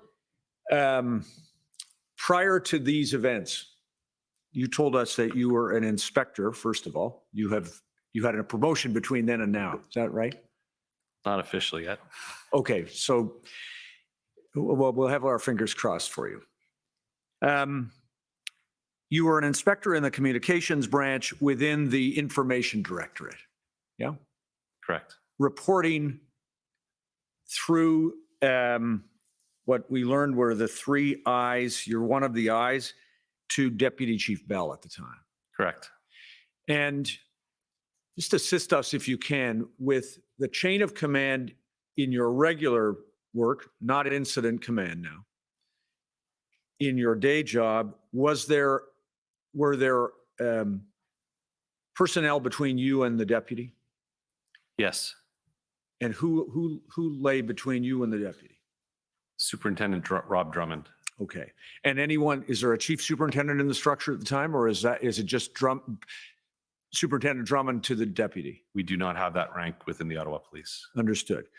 And then within the information directorate, and you told us that's 911, dispatch, and the like, right? Police reporting unit and the command center. Got it. And within that directorate, can you give the commissioner an idea about the number of personnel?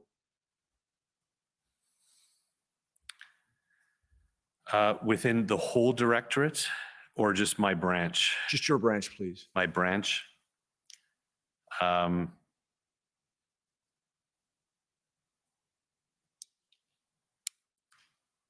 I would have to say in the neighborhood of slightly under 200 officers. Thank you. And does that include civilians? Yes, large portion civilians. Understood. And then if I follow the way that incident command works, event command works, in the case of an event or an incident, then a person with your training can be deployed to assume the role of event commander or incident commander, as you have described. Is that right? That is correct. And then in that, and just for the sake, this is an extraordinary event that occurred here, isn't it?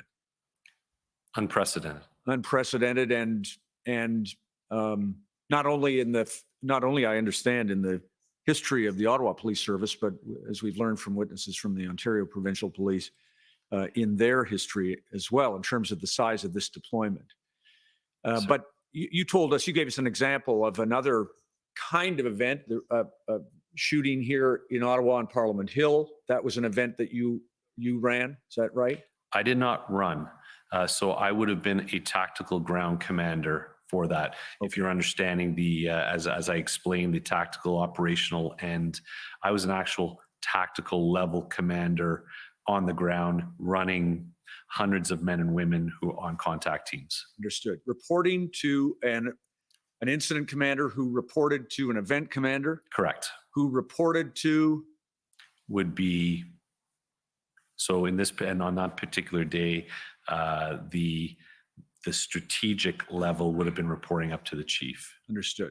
So in every case of an event, there is an executive level or a superior officer ending with the chief. Is that fair? The chief at the end of the day is in command of all policing. Right.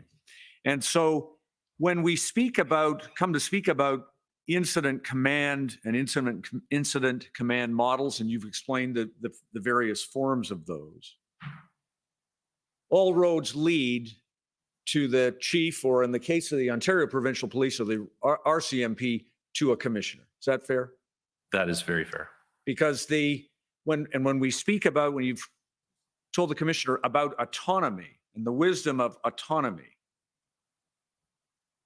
should be understood to fit into a framework that has ultimate authority in the chief. Fair? So autonomy in incident command at a certain level exists at all levels. So there is a certain level of autonomy at the tactical level that is bestowed by the event commander down, or the incident commander down to the tactical level, that they have the authorities to act and decide and do certain things. They also have limits as to what they can do, where they may have to pause and go up to seek authorization. So that level of autonomy exists at each level. And as an event commander, the autonomy that I was referring to is I wanted to ensure that I was given the autonomy of the decision-making that is appropriate in line with most incident command models. Right. In other words, do I have it that within the role, the execution of the role, you wanted the autonomy that is bestowed under those models to an event commander? Correct. That does not mean, and we should not understand it to mean, that you are completely autonomous. That is correct. Okay. Because the chief of police or the commissioner of the police service, if it's organized in that fashion, remains responsible to provide adequate and effective policing in the jurisdiction. That is correct. Okay.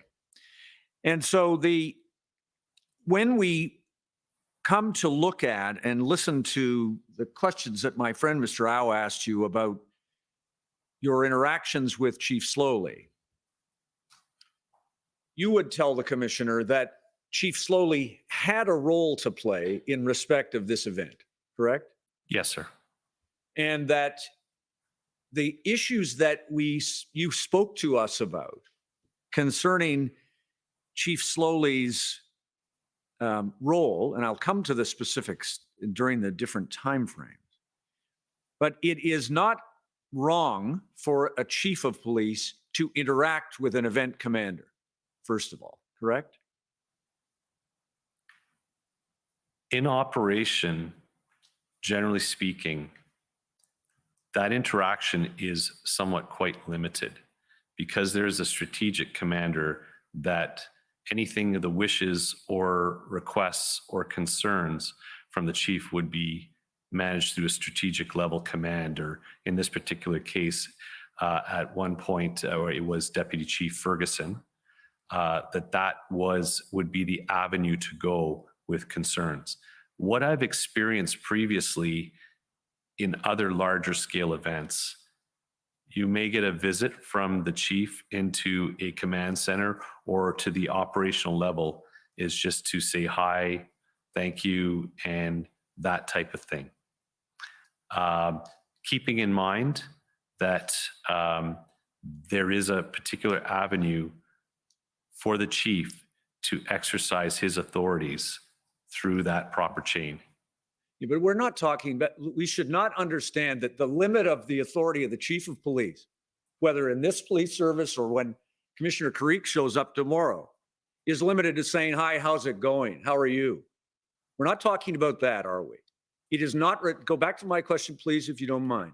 It is not wrong for a chief of police or a commissioner of a police service to interact with an event commander. Correct? He can, yes. Yes, and not only that, they have a responsibility to set strategic direction, correct? Yes.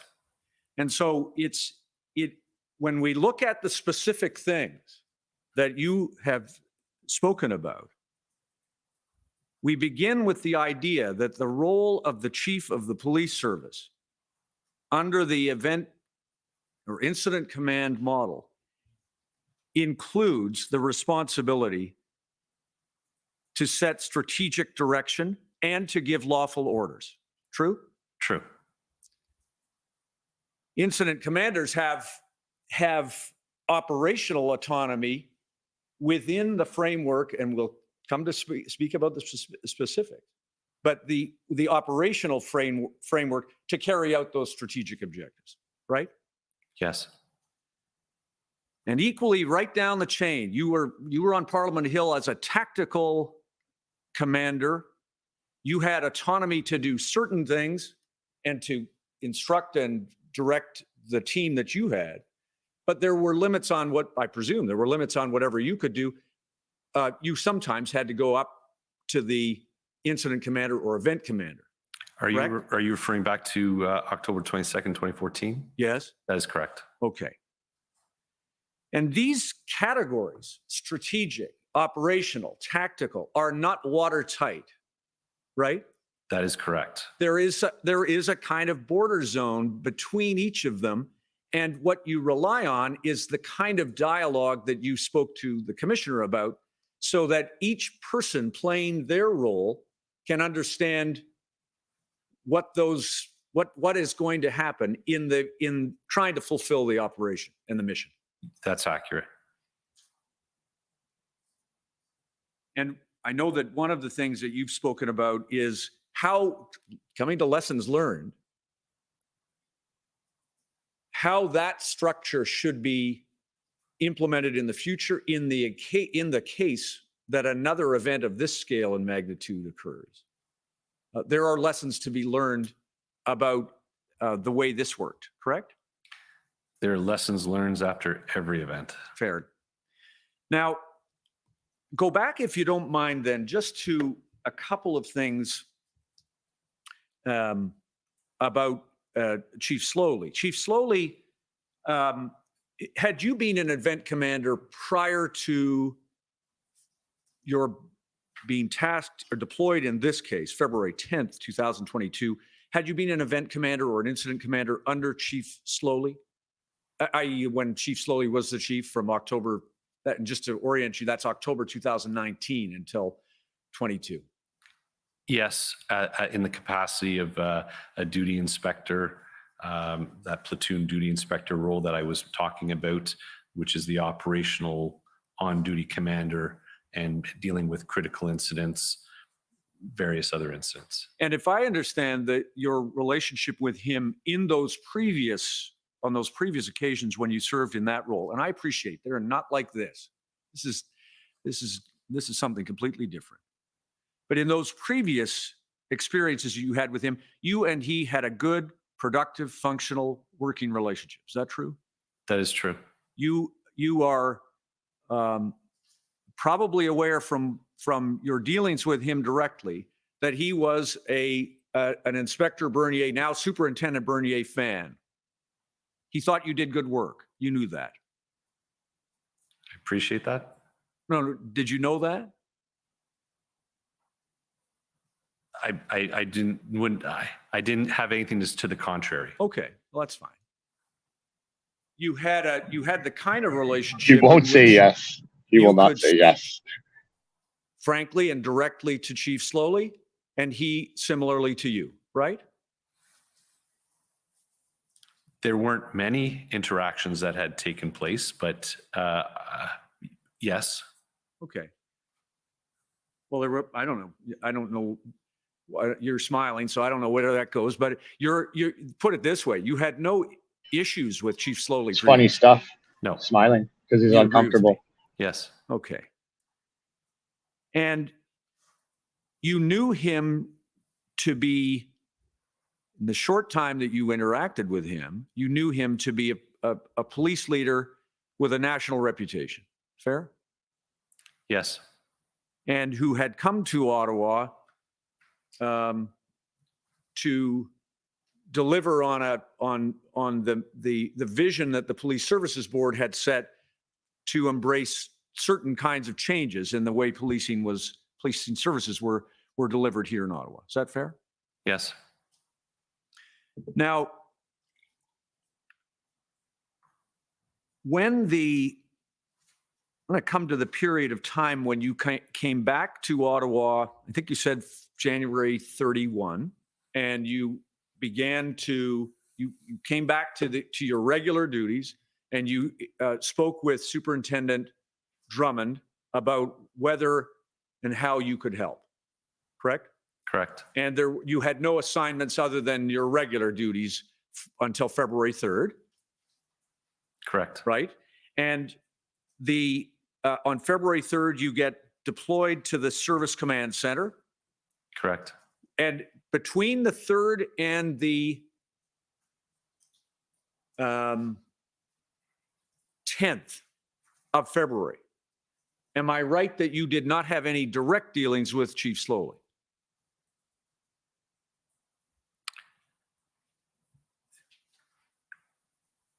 Direct, maybe not face to face. However, through Teams meeting and some requests directly from him towards the end, I was recommending that a organizational chart needed to be established to set clear command and control. And he was interested to hear what I had, and I presented it to him. And fair enough. Thanks for reminding me of that. Between the 3rd and the 8th, would I be right? You did not have any dealings with Chief Sloly? Minimal, with the exception of any Teams meeting that I would be participating. Okay. And during that period of time, the event commanders initially were, I believe, Inspector or Superintendent Rayom. Superintendent Rayom. Thank you. And then a change was made, and you understood that change was made by Acting Deputy Chief Ferguson, correct? Correct. And Acting Deputy Chief Ferguson, you understood, was responsible for operational planning. True? At that point, if we're going to be actually talking about operational level planning, she would be accountable for it, but responsible would be the event commander. Understood. Thank you. A better word. Accountable for, just like Deputy Chief Bell was accountable for intelligence, Acting Deputy Chief Ferguson is accountable for operational planning. Correct. So that the event commander would report, as we previously discussed, would report eventually to the chief, but through the acting deputy chief. That is correct. And you understood when we speak about that responsibility that Acting Deputy Chief Ferguson had, and she has appeared here. Did you see her evidence? No. Okay. So she explained that that was her mandate included the plans that you saw, I suppose, before the convoy arrived.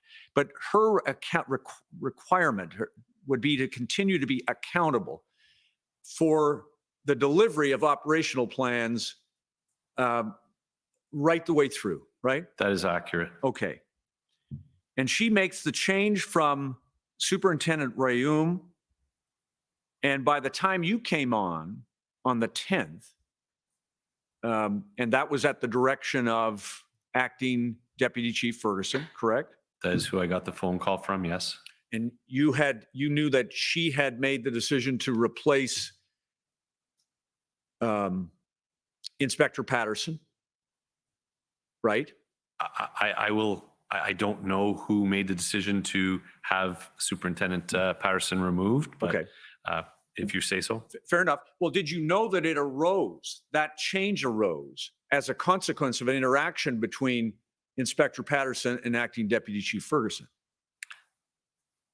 I've heard. All right. I have no direct knowledge of that. Okay, fair enough.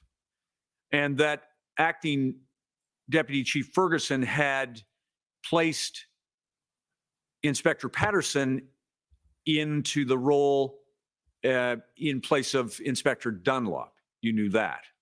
That is correct. That's the Okay. right sequence. Superintendent Dunlop and Superintendent Patterson. Thank you for the correction.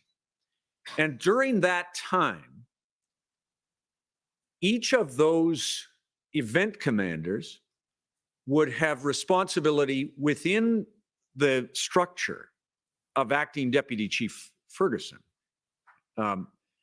for operational planning, correct? That is correct. And as you did when you came on to the scene and drew a plan, so too was it their responsibility for planning. That is correct. And although you were not involved directly between the 3rd and the 10th, other than in the way that you described, just thinking about your direct involvement now for a moment, you were not requested to be involved by those event commanders in drawing or writing plans, operational plans, correct? That is correct. And would it be right to say that if operational planning was not being done effectively by those event commanders, that Acting Deputy Chief Ferguson and ultimately Chief Sloly would have a responsibility to ensure that some attention was paid to operational planning, right? That's accurate. And I think you told us that Chief Sloly took the step of requesting plan writers write an operational plan. I think you said maybe on the 8th, right? Correct. And in the absence of an operational plan to the 8th of February, you agree with me that it would be the responsibility of the chief to ensure, or acting deputy chief, to ensure that that was being done. Correct. Now, when you looked at when you came on, you received a plan. I think you told us it's the plan of the 9th, 3.0, I think it's called. Am I right? I was aware of it, but in my role was just somewhat as a conduit to ensure it gets to whoever it needed to get to, in this particular case, the event commander. Got it. And the plan, the 3.0 plan, the February 9th plan, you were asked by my friend, Mr. Rao, how could we understand the February 9th plan in relation to the February 13th plan and then the evolution of the plan you talked to us about this morning? You recall that? Yes. And you thought they were different plans. They were written in a different structure, right, or content.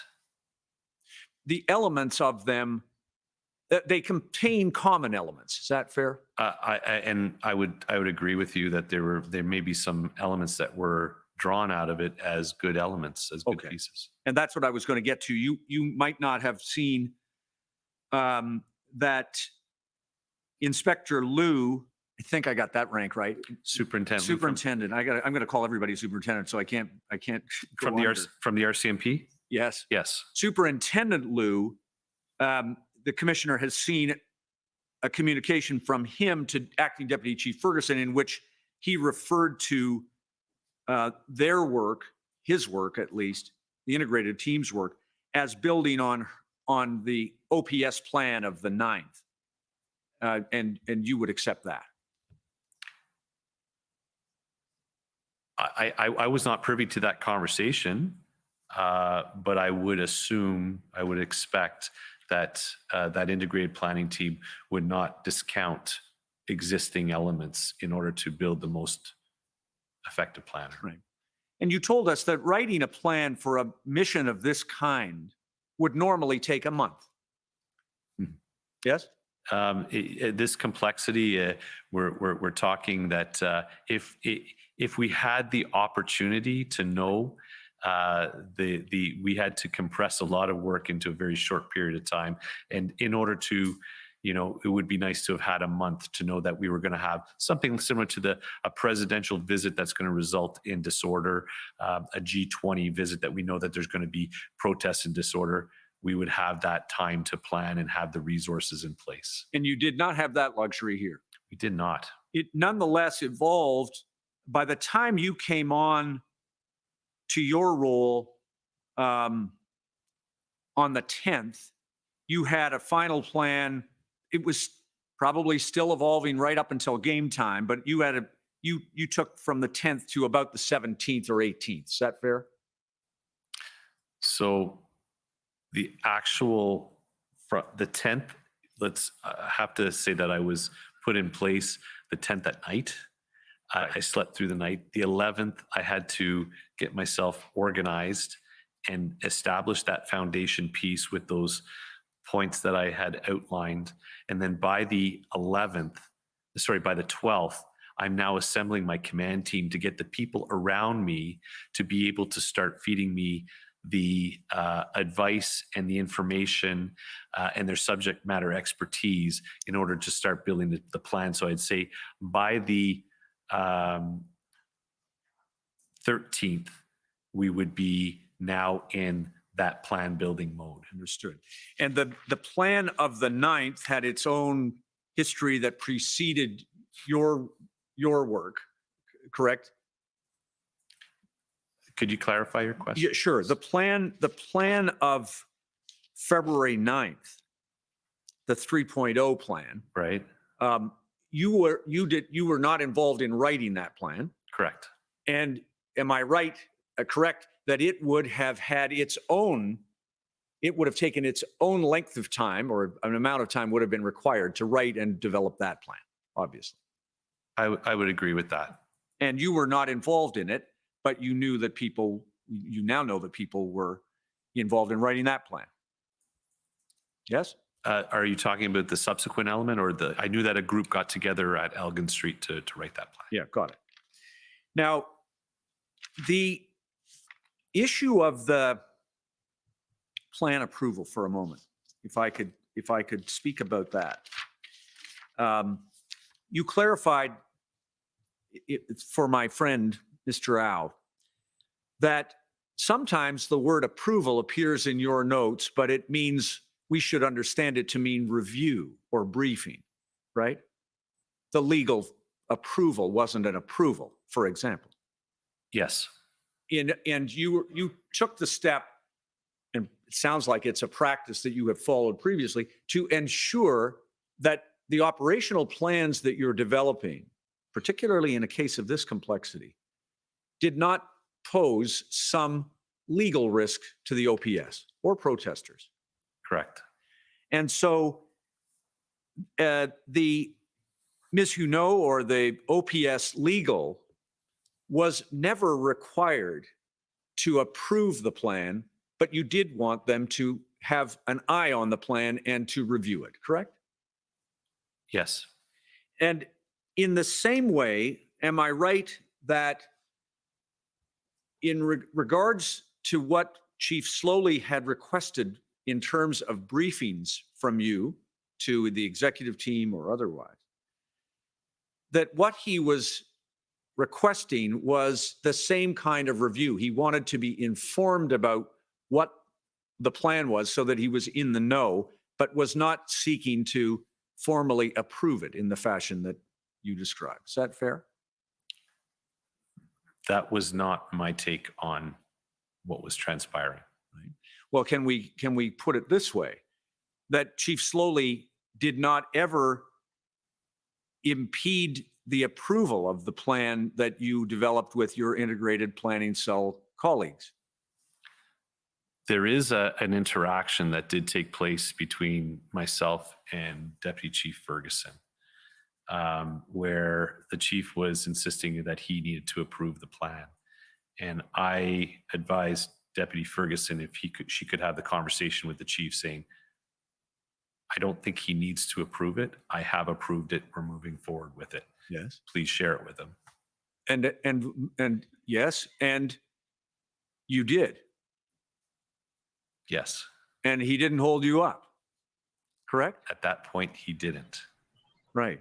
And can I show you, tell me whether you've seen this. I'm just going to show you. So another point he I think did, it's or- on this email chain for Mr. Registrar, if you could help me. OPP, I think it's probably 4 zeros, but 1547.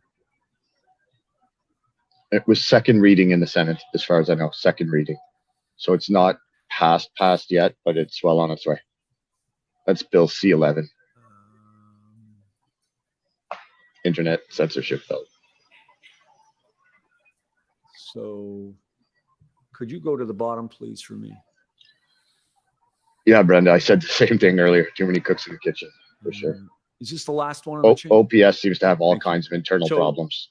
Thank you. So Stark you see difference this- watching this OPP is from testimony compared to OPS. Chief Sloly, Feb 13 to Deputy Ferguson, you and others. So this is referring to his February 9th plan that he approved. Yes, please send me the latest version of the operations plan I approved on Wednesday. Scroll down, please. Please advise if the plan has received all official approval signatures, et cetera, as there seems to be some concern about this from the RCMP. Again, if It's you too go a little fast. slowly, sorry. Sorry to the translators and everyone. Please advise if the plan has received all. Slowly, Official Mr. approval Slowly's signatures, et counsel, slowly. Okay, and just scroll up. And then in checking with Rob Bernier, he finally had a chance to review the plan from the integrated planning team and has sent it back with his comments. He would prefer it be completed and signed off and will then share the plan as he is the final approver of it. And then scroll to the top of that, please. This is former Ottawa Police Chief Sloly's counsel right now. And then just thank you. I appreciate and questioning support the Superintendent need Robert for Bernier. Acting Superintendent Bernier to make adjustments to the plan that he inherited. That said, please ensure the plan is finally signed off at the earliest possible opportunity. This is a priority need expressed by our integrated partners. And that, you received these emails? I remember reading this email. Yeah, got it. Okay. And what Acting Deputy Chief Ferguson conveyed to you was that you were a go all the way through, You correct? can send it to me, Correct. maybe. Now, that's fine with that document. Thanks so much. Now, the issues that you spoke about in terms of your interactions with Chief Sloly, if I understand them, across the board, his requests for information or his request that you attend briefings of the senior command to inform the senior command of what was happening in terms of the integration, that those did not constitute, in your opinion, interference with what you were doing. Is that fair? Are we talking from the point that I'm the event commander? Yes? So during some of those meetings, there were topics that were being brought up that were becoming more operational, even tactical decisions that need to be made during those briefings. I just had to ask that trust be bestowed on us, that we're going to be taking care of those things, and that as a chief, he did not have to worry about those level of things. Right. And you expressed that view to him, Yes. and he accepted it, correct? Yes, yes. And you expressed to my friend Mr. Rao that what you observed was an adjustment as between the two of you. Yes. Because, and I can't recall exactly how you described it, maybe as a reset, but you were trying to assure Chief Sloly that you had this. Yes. And I'm correct, am I not, that he accepted that? Yes. And the discussions that you had were around that concept of that border zone, strategy, operations, tactics. You said when you felt that he was raising an issue that was within your authority, you told him so, and he moved back to his authority. True? I would agree. And do you agree with me also that throughout this, your experience with him, your direct experience, I'm not talking about what you heard from some guy in the parade room.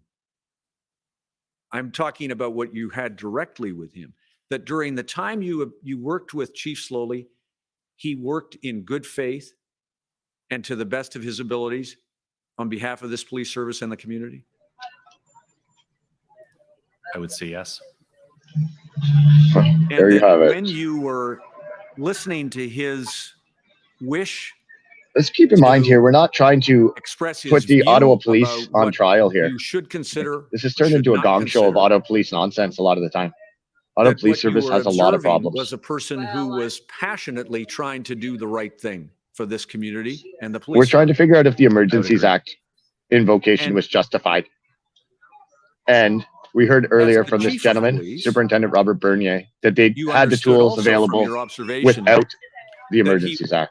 That's what's dealing important. with the unprecedented crisis that you Existing described. law and tools available, First of all, right? including tow trucks, Yes. which were ready. Yes. So that when my friend Mr. Rao says to you that you gave a comment that you hadn't seen a chief do this or hadn't seen a chief do that, you'd never isn't seen a about the chief chief. in this situation before, right? Agreed. And you'd never been in that situation before, of course. This is the chief's lawyer, however, so I can see why he would want to. Definitely not Exonerate this the chief. Situation, no. And I've been so- in stressful situations. And so he had to manage the turmoil and chaos that the community was experiencing, right? That was his responsibility. Yes. City council, Yes. police services board, Yes. chief to commissioner, chief to commissioner, Yes. chief to chief. You were down resources in a magnitude that is very hard to even comprehend. The entirety of this police service could not have managed, if it were all deployed, every single person could not have managed this protest without help. Is that true? I agree with that. And so it was imperative that you get, in the end, how many personnel did you roll out on that operation? I think the numbers were in the neighborhood of in the 2,200 officers. Right. And that's going to be give and take Yeah. because I'm sure there'll be some 2,200. inaccuracies with Holy. getting this little element, that element. Now, a couple of other things, if I It's a lot of can, officers. very briefly. You talked to us about what you observed when you saw the operational plan and you got introduced to Hendon, which I understand you didn't know anything about previously. Correct.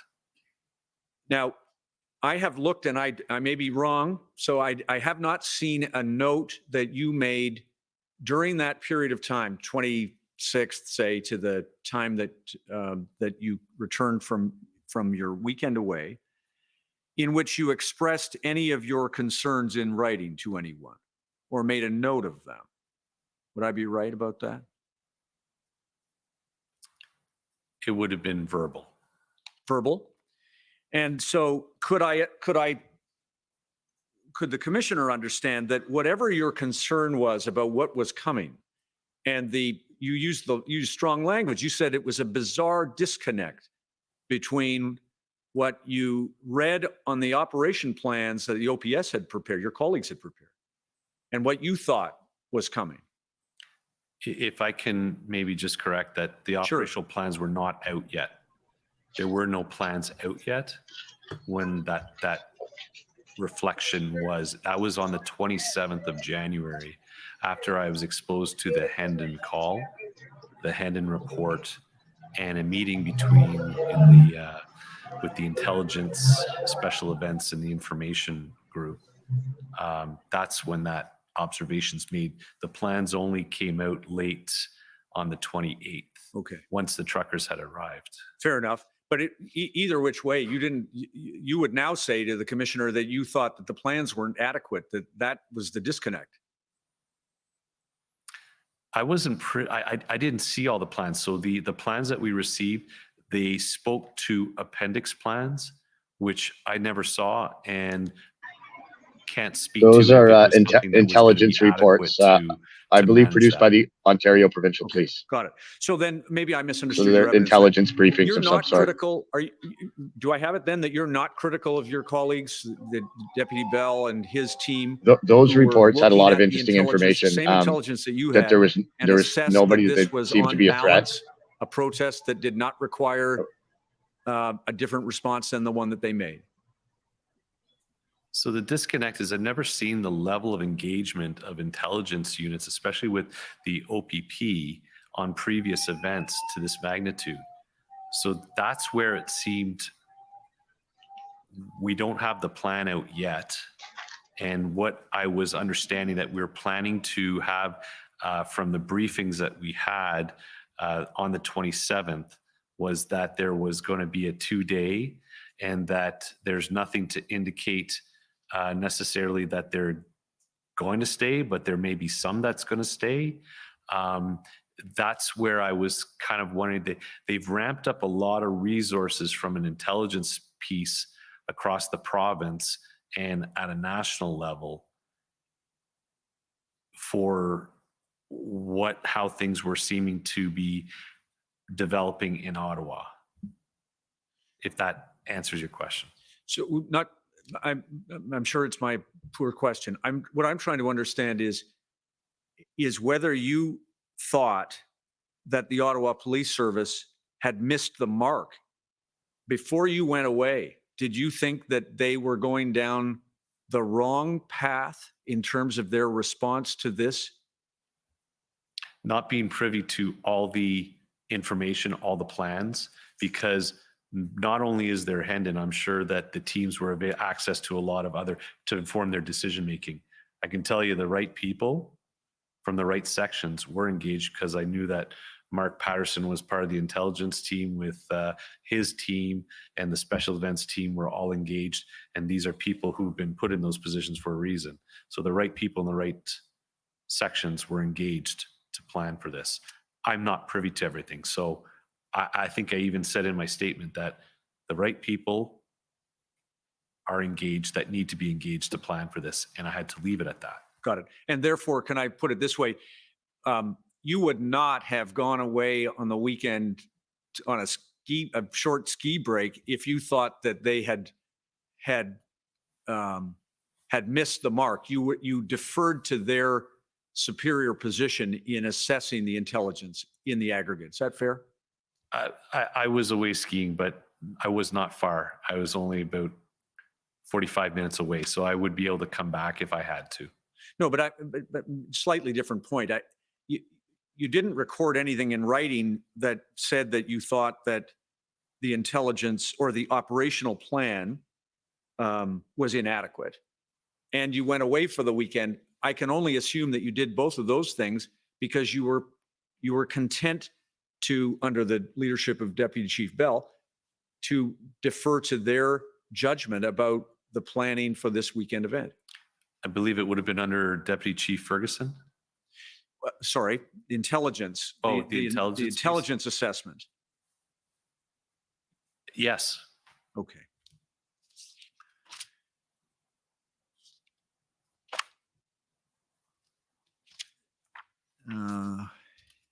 One last thing I had a note about. Let me see.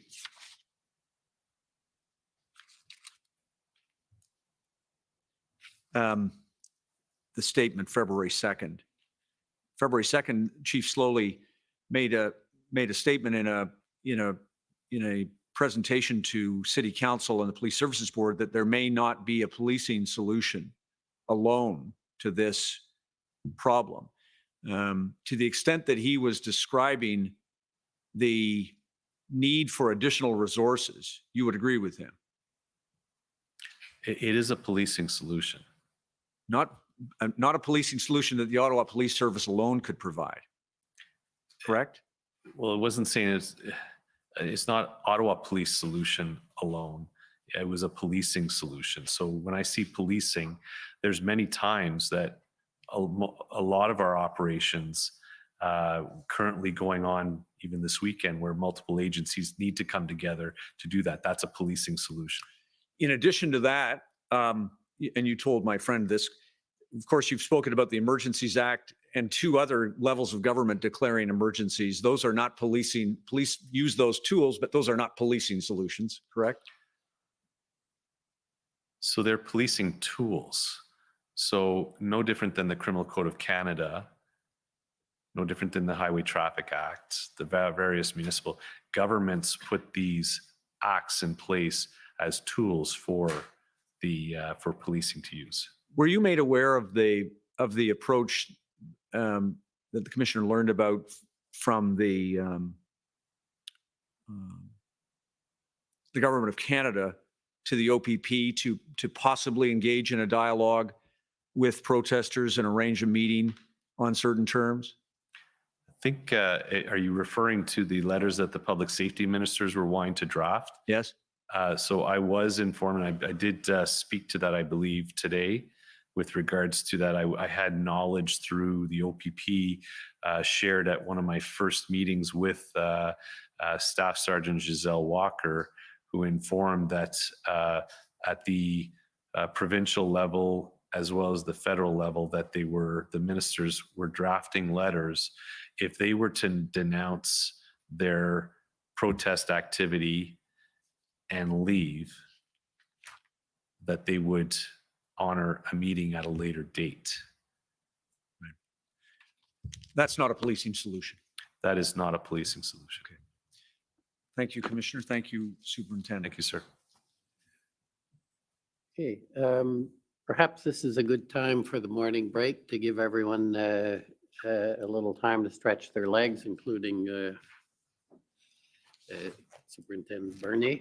Okay, so we're taking 15 minutes and we'll come back at just after noon. The commission is in recess for 15 minutes. La commission est levée pour 15 minutes.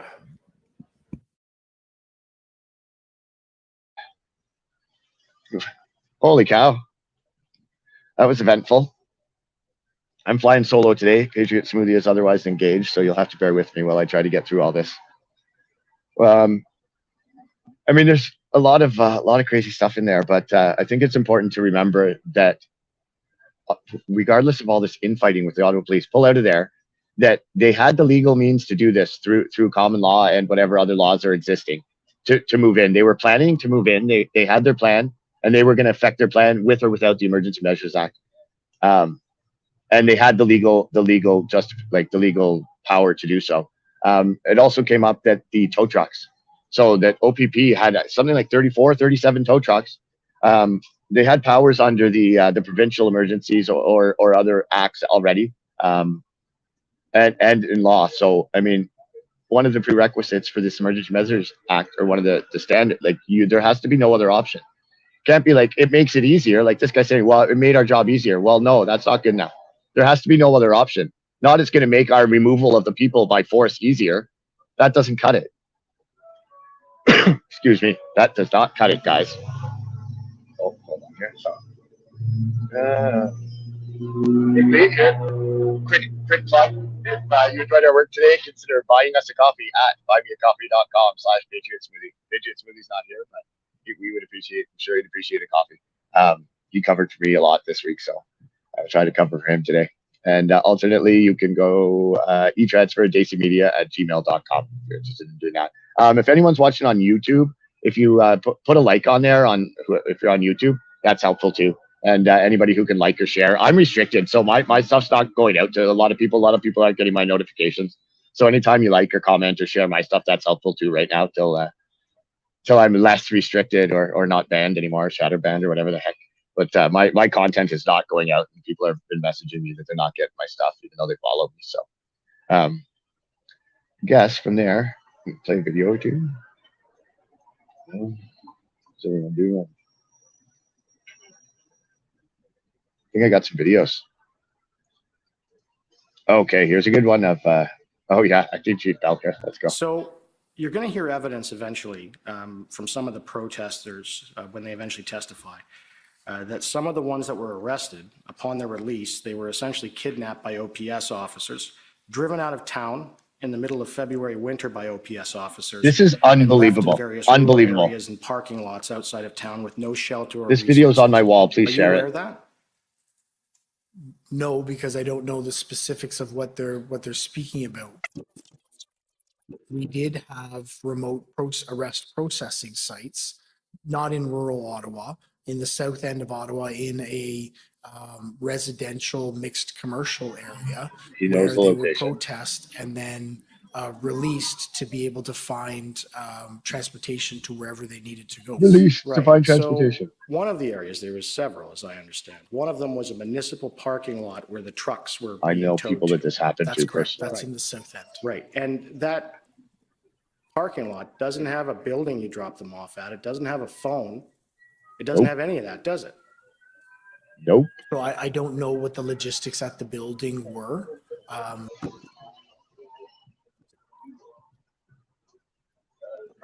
Released to be able to find transportation to wherever they needed to go. Get a load of this guy. One of them was a municipal parking lot where the trucks were being towed to. That's correct. That's Right. in the south end. In the Right, and outskirts that of town, southern Ottawa. Parking lot doesn't have a building you drop them off at. It doesn't have a phone. It doesn't have any of that, does it? So I don't know what the logistics at the building were. Bullshit. I would Yeah. imagine it would have needed to have a phone because you have to be able to call your lawyer. Well, So I can tell you it didn't. So It and did these not. People driven out there, they were already told they Hashtag weren't Miller charged, time. and they weren't being charged. They were being released, but they were driven and forced outside of Ottawa or in the outer skirts and dropped off in the snow. Now, are you aware this happened? Yes or no? no, I'm not aware. And it wasn't outside of Ottawa. It was still within the geographical boundaries of the city of Ottawa. No, I'm not aware, but I know about the details of this place. Now, are you aware this happened? Yes or no? No, I'm not aware. And it wasn't outside of Ottawa. It was still within the geographical boundaries. Of the city. Oh God, this guy. Woo! That video comes from the Rob Primo. Oh my goodness, what a guy! That's acting chief, interim police chief Bell, who will not be the new chief. It's a damn good thing, I think. So we just heard not long ago too in testimony about the people who were refusing to leave after the police started trying to clear everyone out, and how aggressive they were, and that they were breaking the law by being passively resistant, I guess, among other things, or actively resistant, he said, but that wasn't really the case. Passive resistance is a problem. Here's a video of some people trying to give police in riot gear cookies. Come on, come on, come on, come on, come on.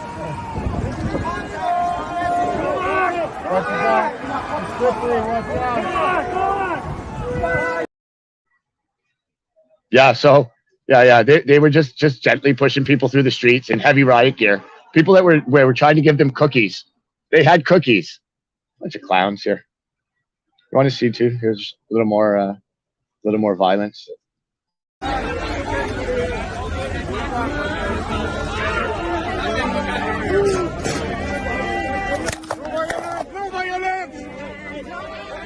No violence, no violence.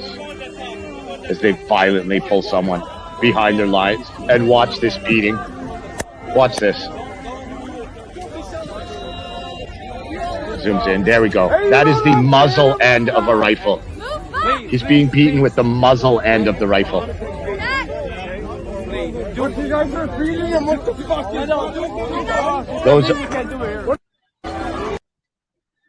That's a column of horses lined up behind those guys that just pulled the person behind their lines and beat him with the muzzle of a rifle. That was the kind of things that were going on. That was the police action that was taking place in Ottawa. There was people trying to give out cookies as heavy riot gear police, those guys in green. Those are Sûreté de Quebec, for anyone wondering. Pushed them back with their big wooden sticks. Push, push, push. No, I don't want a cookie. Smack. The law. Nah. Okay. Unreal. What else we got? Oh, here. Let's go for a little more Miller time. Wait till Miller time gets a hold of some of these people. It'll be better. So is it fair to say that when you use the phrase violence, you're not actually describing any form of physical assaults, are you?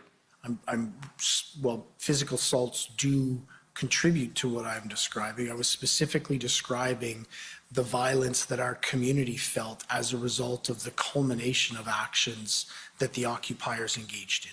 So the violence that they felt, not actual violence. Is that what you're saying? That is correct. Not the criminal code definition of violence, but the violence No, that they felt by not having the criminal excessive code horns definition. blared, Right, and by not- having trucks run 24/7 a day, Right. by having people intimidate them and follow them, and by having people rip masks off their head, by feeling sheltered in their homes. Allegedly. Thank you. I understand what you mean. But you're not talking about violence under Section 2 of the CSIS Act, are you? No, I'm not. Thanks.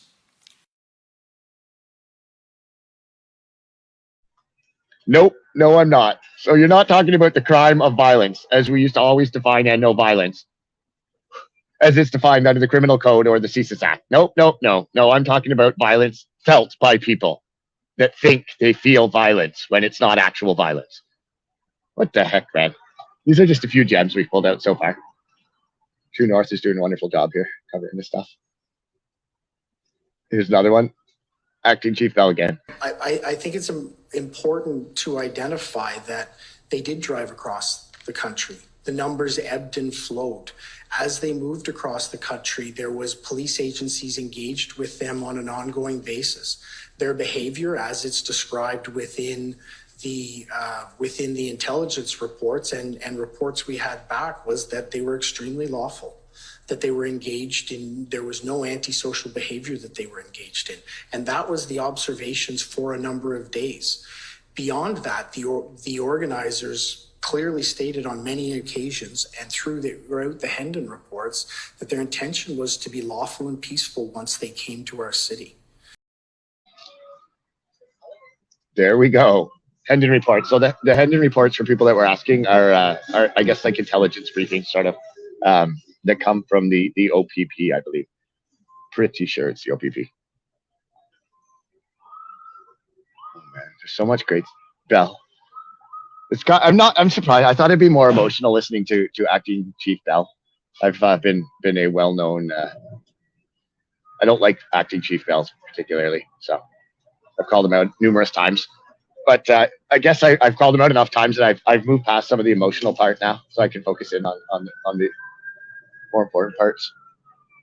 Here we got this is what really set me off. So after the convoy got cleared out by police, all the streets were closed. Like I was basically like on the edge of the hard police line, and there was other police lines around me, and there was roaming bands of police everywhere. And then the acting chief Bell at the time came out, and he started threatening everyone that he'd come after them. And I was pissed. I went live, and after I went live and I got home, like less than 5 minutes later, 2 OPS officers showed up at my door. That was one of the scariest things of this whole ordeal, or whatever you want to call it, this whole experience. Is when those OPS officers showed up at my door. 5 minutes after I called the chief out live from Bank Street, told him I was on Bank Street. I'm Chris Dacey. I'm wearing red. Come talk. Or I said I can come talk to you at Elgin. I might have said too, but I didn't threaten him or nothing. I said just come talk, be a man. I'm a misogynist, so I said that. And then 5 minutes after I got home, 2 OPS officers were at my door. And I was lucky. Somebody, one of the officers that took the call, he was a good officer, and he took the call like he wanted to be there, and we talked for a good half hour. And he, you know, he had some opinions and whatnot and thoughts, but he basically came there to make sure I was okay. The other guy was not. He was not friendly at all. And but this one officer was, and after he left, he told me he was going back to turn in his badge and his gun. So he came in, you know. But I still that shook me up like you wouldn't believe. To know that the police were either watching me, what I'm, you know, my life, whatever. I guess that's not that unbelievable now, but at the time it seemed unreal that they could be surveilling me. I didn't have a SIM in my phone. I was using VPNs and like wellness check, weaponized the wellness check on me. So anyways, here's the chief talking shit here. That's what got me all fired up. Chief Bell, my apologies. That's not it. Hold on. That's not it.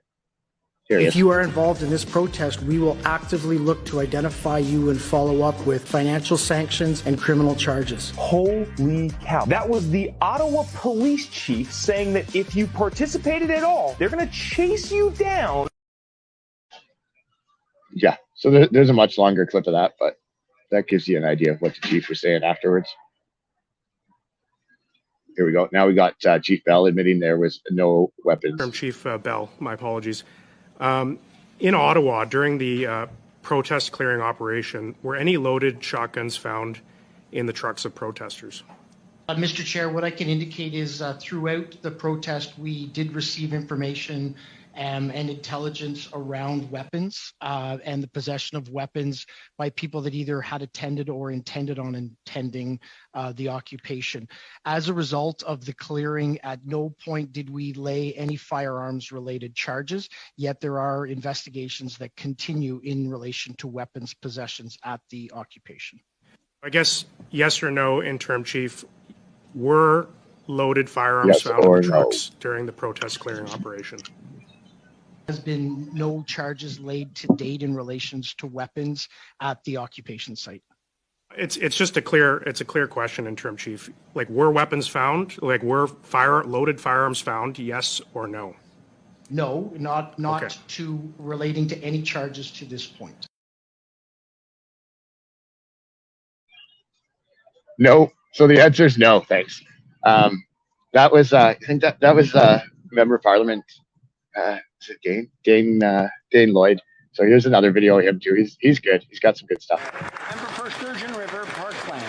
Well, Mr. Speaker, without parliamentary accountability, Canadians would never know the truth about how this Liberal government invoked the Emergencies Act. We were led to believe that protesters tried to burn down a building. False. We were led to believe that they were being funded with dark money. False. We were led to believe that they were planning to violently overthrow the government. False. The Minister of Public Safety even claimed that police asked for extraordinary powers to deal with the situation. False. With this much misinformation, it's no wonder Canadians' trust in government is at an all-time low. Will the Minister take the first step in rebuilding this trust and apologize for misleading Canadians? The Honourable Minister for Public Safety. There you go. Dane Lloyd, the Honourable Minister for Public Safety. So we should be getting back in here soon. I'm flying solo today. Patriot Smoothie is otherwise engaged, so I'm sure we'll have his commentary later today or tomorrow. We'll be back, but I'm going to try to lock it down for today. Hopefully this stream continues smoothly. So far, so good. It's from a remote location, and I'm in a remote location now as well. How's everyone doing? Check some of these comments here.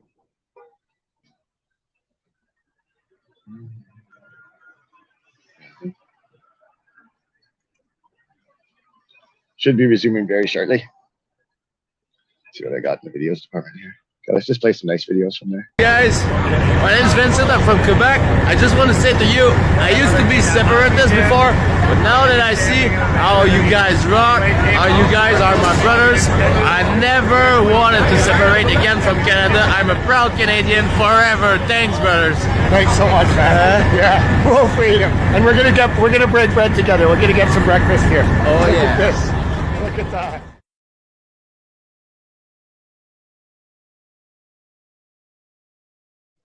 Whoa, freedom. Liberté. That was a chilly morning. That was like -20 that morning.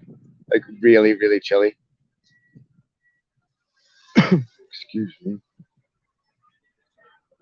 Here's last one stuff to watch. Oh, here this is a video I found later that someone took of me, I guess, during the convoy. This kind of neat. Yeah, of course. Yeah. We'll Yeah, walk man. and talk, man. It's unreal. Yeah. So like after all those conversations too, and I take photographs out here and there, you know, like of jets mainly, but I've been taking video just every day. I've been here for 8 days. Yeah. And the first few days were pretty wild. Like I was getting my bearings, and then, but since then, I mean, I spend my day by a fire talking to the people. I spent a lot of time at the National War Memorial too, talking to vets. And there was a guy that stayed there, man. He came after the desecration, we'll call it. And, wasn't any desecration. You know, a few people didn't know better or got a little rowdy and they climbed where they shouldn't have type of thing. But next day, man, some vet showed up and a guy showed up with his rucksack and a prayer mat. And he stayed for 60 hours straight. Wow. Sitting outside just talking to people, and the salt of the earth guy, man, like eyes on you and a soul like you wouldn't believe. Wow. It was unreal. Wow. And today, you know, same thing. Today was a lot of energy here, like so many people. And I got home, and I was just, I got home, you almost cry. Like it's good emotion, but it's a lot of emotion. Just became the afternoon. Okay, we're back. We can play that later. Superintendent Bernier. And good Oh, afternoon. this is here in online. Shiva. My name is Shiva Vandenberg, and There you I'm go. representing Freedom Corps and the protesters. Mr. Convoy Commissioner, Council. I have 25 minutes allocated, and there was some information that came about from this morning that requires me to ask a few more questions, and therefore I ask for leave for 5 additional minutes. Okay, well, what I'd suggest is go ahead, assuming you're efficient and effective in your 25 minutes. I'll consider giving 5. If you're not, I won't. How's that? Oh! Fair, thank you, Mr. Commissioner. Okay. After we just spent all morning with the damn Commission Council. Superintendent Bernier, you talked about CBRN units being chemical, biological, radiological, nuclear. Was that the OPS CBRNE combined with RCMP? That is correct. Are you aware that the military unit, which is called Canadian Joint Incident Response Unit, which is part of CANOSCOM, assists RCMP in that capacity? Perhaps they have agreements on certain types of events that they would become involved with that. And so do you agree that this military CBRN capability unit may have been used during the protest after the Emergencies Act invocation to assist the RCMP? I have no knowledge of that. In your testimony yesterday, you mentioned that when you were assigned to the Service Command Center on February the 3rd, you noted that there were problems with OPS staffing. Is that right? There were challenges in meeting the staffing needs. Okay. And I also understand that OPS COVID-19 vaccine mandates took effect on February 1st. Is that right? I don't have specific knowledge on that. But they took effect around that date. Is that right? There were specific ones that you want to refer to that I don't know what you're referring to, COVID-19 mandate. The COVID-19 vaccination mandate, to be clear. What was the change or that they went into place? That anyone in the OPS force that did not take the COVID-19 vaccine would no longer be able to serve in the force. You're talking about the internal policies, not globally on that. You're talking about Ottawa Police. Yep, correct? That's correct. Correct. Okay, thank you. And that as a result of the mandate coming into effect, that OPS lost around 200 members? I don't have exact numbers on that. Okay. So 200, they were down 200 members. Resource issues that have been identified by OPS. Sure. Did OPS consider waiving the COVID-19 vaccination mandates and allowing very unvaccinated interesting. OPS officers to return to work? That would be outside my purview or responsibilities. I wonder if he knows Confirm though. that prior to Superintendent Patterson's position as event commander between February the 6th and 10th, that he was working in the Intelligence Directorate? That is accurate. In your testimony, you mentioned that Superintendent Patterson told you on February 7th that he wanted to use public order units, also known as POUs, to clear the Rideau-Sussex intersection on February the 9th. The infamous I'd have to refer to my intersection. notes specifically if The very I could infamous confirm if you'd intersection. like. Rideau and Is what you Sussex. mentioned yesterday in your examination in chief. So if once again, you're referring to a specific date that sounds right on or Okay. about that date. I would just want to, I would have it in my notes. Okay. He did have a conversation with you Yes. around that time to use POUs. And that he wanted to clear out with POU action the Rideau and Sussex intersection in the same way that he used them on February 6th to effect arrest and seize fuels from protesters in Coventry. Is that right? I wouldn't say that the conversation would be that in the same effect, they're two different operations, two different styles of operations. That's right. The POUs were used on February 6th, were they not? Where? Coventry. That would be, on or about that day, I know that there was some operation not involved in my responsibilities, but I was aware that something of that nature happened at Coventry. Okay. Inspector Baudet So, yes. testified that the use of POU action at Coventry undermined the PLT's work of negotiation with the protesters. Do you agree? I'm not privy to all the information of what PLT was doing at the time, what the arrangements were, what the integration was. It would be hard for me to have an opinion on that. Would you agree, though, that POU action would undermine PLT work in negotiations? They each have their role, and integrated properly and used appropriately, they should be working. If one is negotiating and the other one goes in and arrests people, that doesn't work. Helps. And that's what happened. And that's where the betrayal was that we heard about Superintendent earlier. Abrams testified that Superintendent Patterson spoke to him about wanting to use a snatch and grab method on protesters and mentioned that that is a method used by OPS and not OPP. Is that right? Is this something that I was privy to? Because I'm not sure I heard the snatch and grab term used. Is there notes to this? It would only be privy to you if you listened to Superintendent Abrams' testimony last week. I did If you not. didn't, then. But is it a method that OPS use? So a term snatch and grab under what context?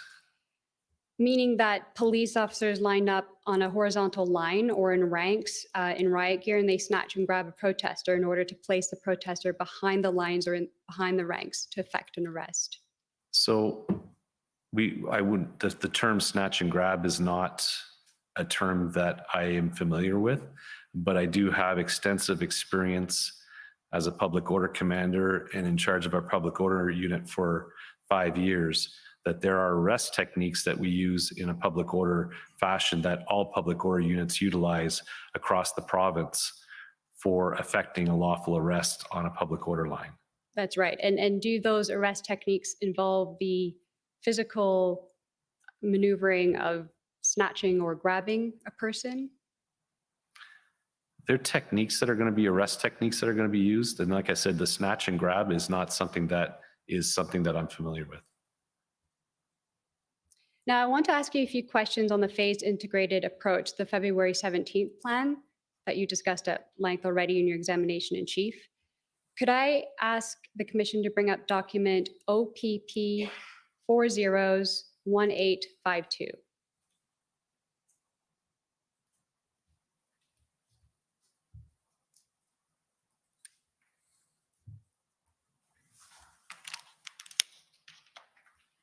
And could we go to page 7, please? So here you'll see Superintendent Bernier, the mission statement, and that it includes a reference to individual charter rights and freedoms. Is that correct? Yes.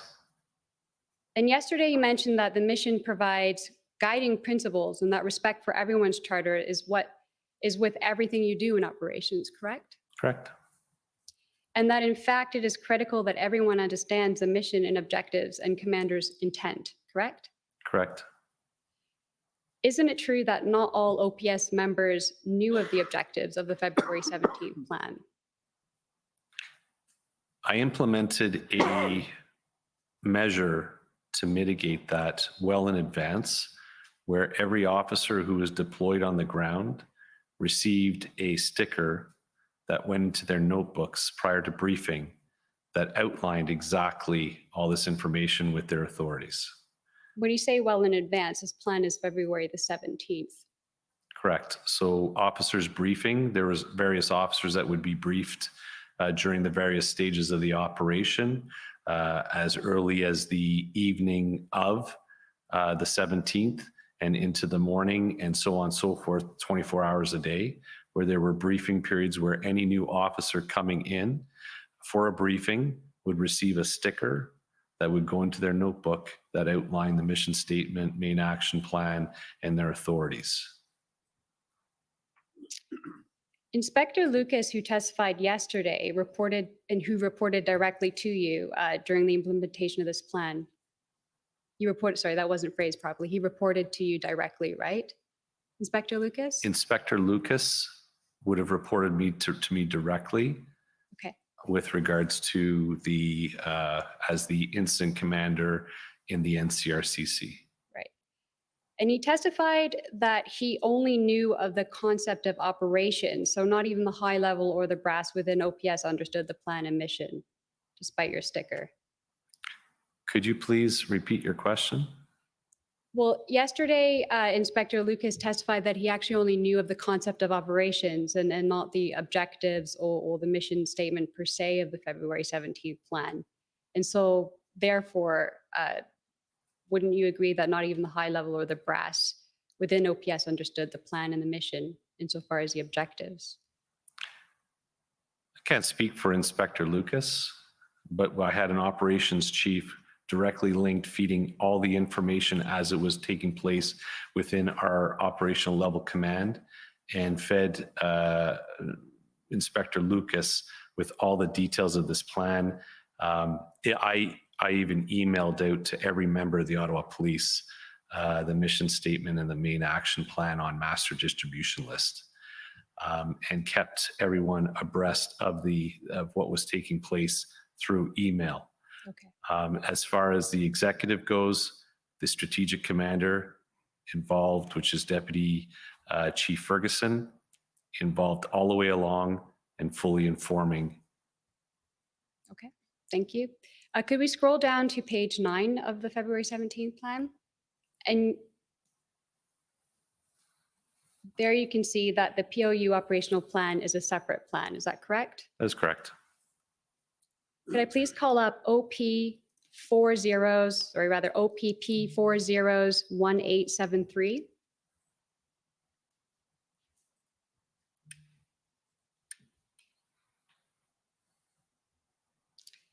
You agree that this POU tactical operations plan is a tactical operations plan for the integrated public order units responding to the protests in Ottawa, right? Can you scroll down a bit, please? Some more.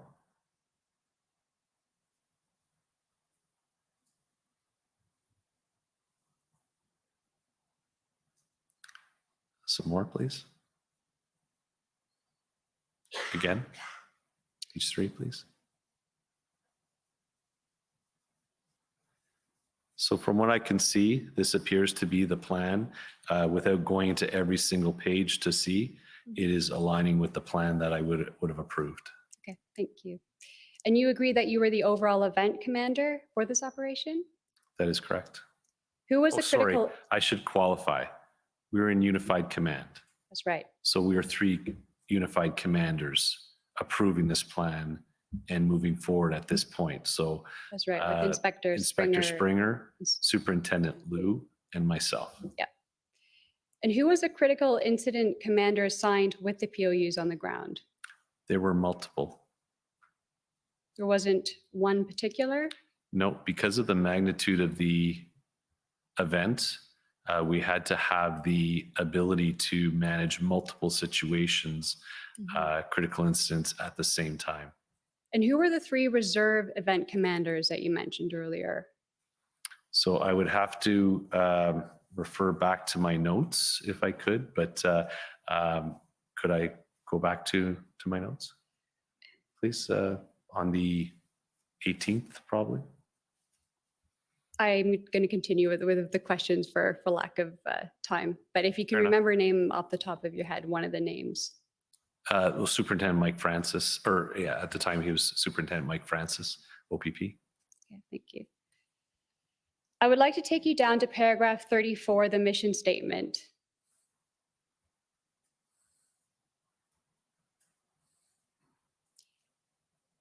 And there it states, to ensure the removal of protesters in the area of the blockades in relation to the Freedom Convoy 2022. This will be achieved by securing, isolating, and evacuating persons within the designated blockade zones to ensure the safe detention and arrests of any participants taken into custody, ensure public and police safety. This mission statement does not include a reference to respect for individual charter rights and freedoms, does it? This is a sub-plan. Everyone still has to adhere to the overall plan. So regardless, any member still has to adhere to the overall mission statement that I've set. That's right, but it is absent from this plan, and this plan would have been used to brief the tactical units. Is that not right? This plan is inclusive of the other plan. And was it used to brief the tactical units? This plan, as well as my mission statement, which is no different than all the other officers, would have both the overall mission statement and the public order mission. That's right, but this mission statement does miss the words utmost respect for charter rights and freedoms, correct? It would be a duplication. And then further down at paragraph 37, it states takedown of each location to commence in phases as dictated by the critical incident commander. Takedown of each location in effect means takedown of the protesters, is that right? Clearing the area, Yeah. as well as there's vehicles and rendering infrastructure safe. And any protester who refused to leave or caused an action that resulted in arrest would be detained. And you refer to POUs being used for kinetic action during operations, is that right? That is a term that is used. Would you agree that the origins of the word kinetic action means warfare and use of lethal force? I'm not aware of that. Now, I want to ask you about the arrests. With regards to the arrest and processing plans and the POU tactical operational plans, there's nothing that states that after police arrested protesters and told them that they were not being charged, that the police were to drive the protesters outside of the city core in the dead of winter, the biggest snowstorm in a while, as you described today, without access to shelter or transportation and telecommunications, and leave them in parking lots or other areas, correct? Not the way I would explain it. Are you aware that that happened? The plans that were put in place, which involved the ability to remove protesters who were arrested, detained to a secondary processing site. There were two that were identified. One was approximately less than 10 minutes away from the arrest zone. The other one was approximately 15 to 20 minutes away from the arrest zone, where there were a full infrastructure of investigators in order to properly process, run, allow phone calls to lawyers, and where they were advised exactly of the next steps of what was going to take place. They were located in close proximity to, and when I say close proximity, maybe 200 meters from public transit and even restaurants and gas stations to be able to find their way back to where they need to go. Well, we will most likely learn later in this commission that that is not exactly the case of the circumstances, Superintendent Bernier. Were you the one who authorized these movements? I authorized the plan and the secondary processing site. At the end of the day, the unified command between Inspector Springer, myself, and Superintendent Liu, we would have to be in agreement. And it was the investigations branch that, along with our custody branch, that came up with that arrest and processing plan. And you know who Tamara Leach and Chris Barber and Danny Bulford and Tom Marazzo are, don't you? Yes. And at no time did any of those 4 individuals not cooperate with the OPS? Not to my knowledge. I have no direct involvement with them.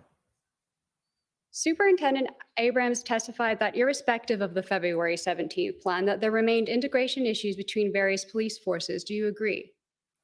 Could you repeat the question again, please? That irrespective of the February 17th plan, that there remained communications and integration problems. Following the 17th, I think the plan went as well as it could. In any operation comes with challenges.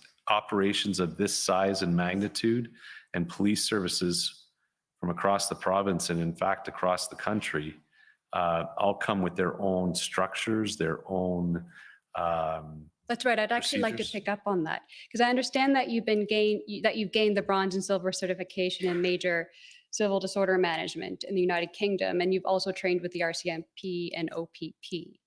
And you're just now mentioning that every force uses different structures. So is it true that every police force across the country uses different set of 10 codes?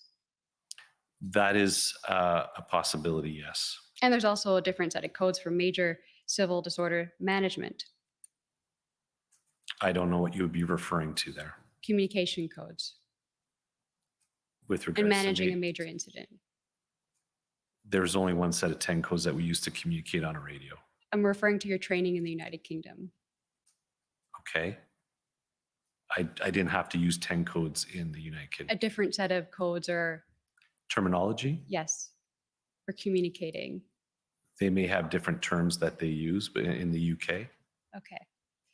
I note also that the February 17 plan does not include any reference to communications. Is that correct? Which plan are you referring to? The February 17th overall master plan. There is a communications plan. Well, I put it to you that the only reference to communications is that at the stabilization phase, the first phase, that there would be a provision of integrated training and communications interoperability. Is that right?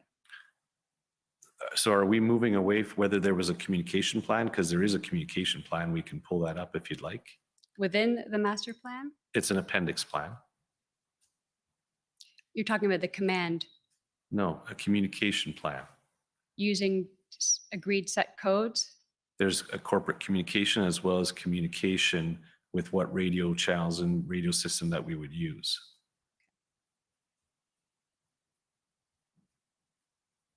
I'd like to move on to asking you some questions with regards to the POU tactical operational plan. So I'd like to pull up OPP 401873.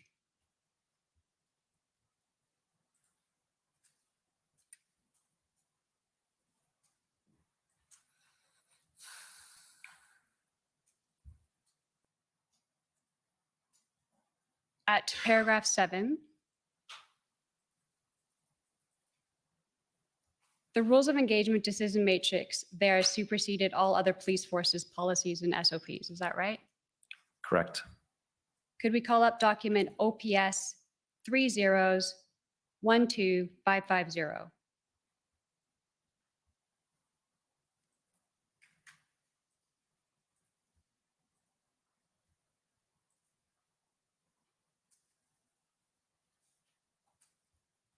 I'll scroll down to page 2. It states that all police officers, including POUs, must have an up-to-date use of force qualification with the last 12 months. Is that correct? Correct. And Superintendent Abrams testified that a decision was made that this requirement would be suspended for the purpose of getting the boots on the ground on February 18th, and so that some officers would be beyond their qualification period of maybe over a year. Is that right? That was under the decision of a chief of police or commissioner under the COVID situation. But it did happen, is that right? There potentially were officers who would be given an exemption. And if they had an exemption, that would still qualify. Next, it reads that every officer who draws their firearm in the presence of the public, use of any weapon or improvised weapon other than a firearm on another person or use of physical force on a person that results in an injury to that person requires medical attention shall complete a use of force report. Is that correct? Correct. And do you know how many use of force reports were recorded after the tactical phase?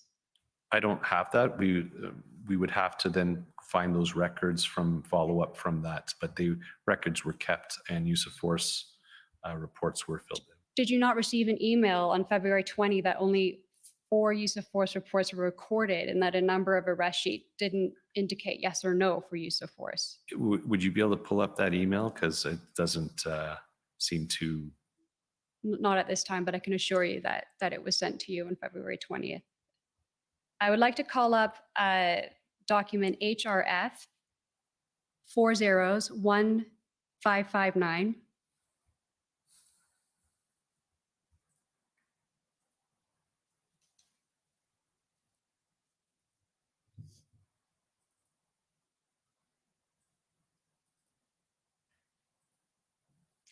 In the far left, do you agree that the person in green is carrying what looks like a 5.56 millimeter caliber carbine rifle with 30 round magazine capacity?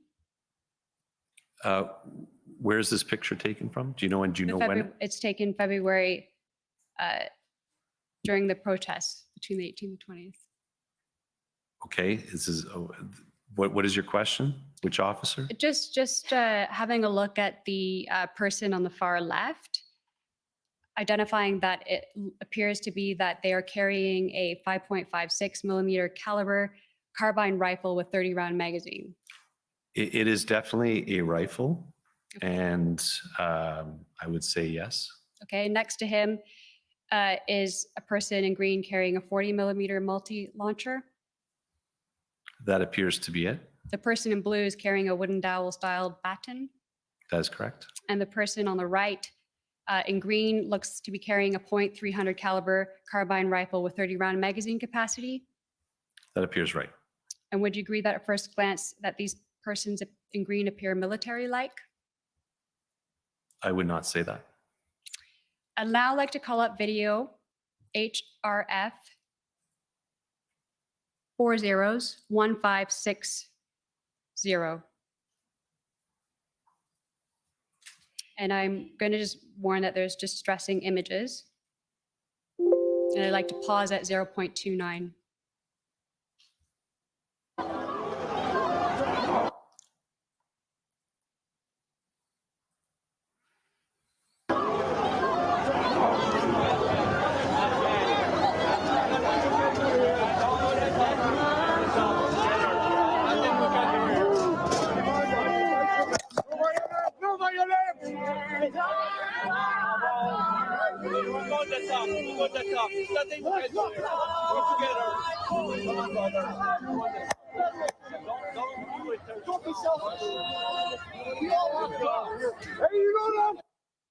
All right, so do you agree that the OPS officer in this video in the back behind the ranks, the line is using what is actually the muzzle and not the butt of what looks like a 40 millimeter chemical munition launched to beat a protester with?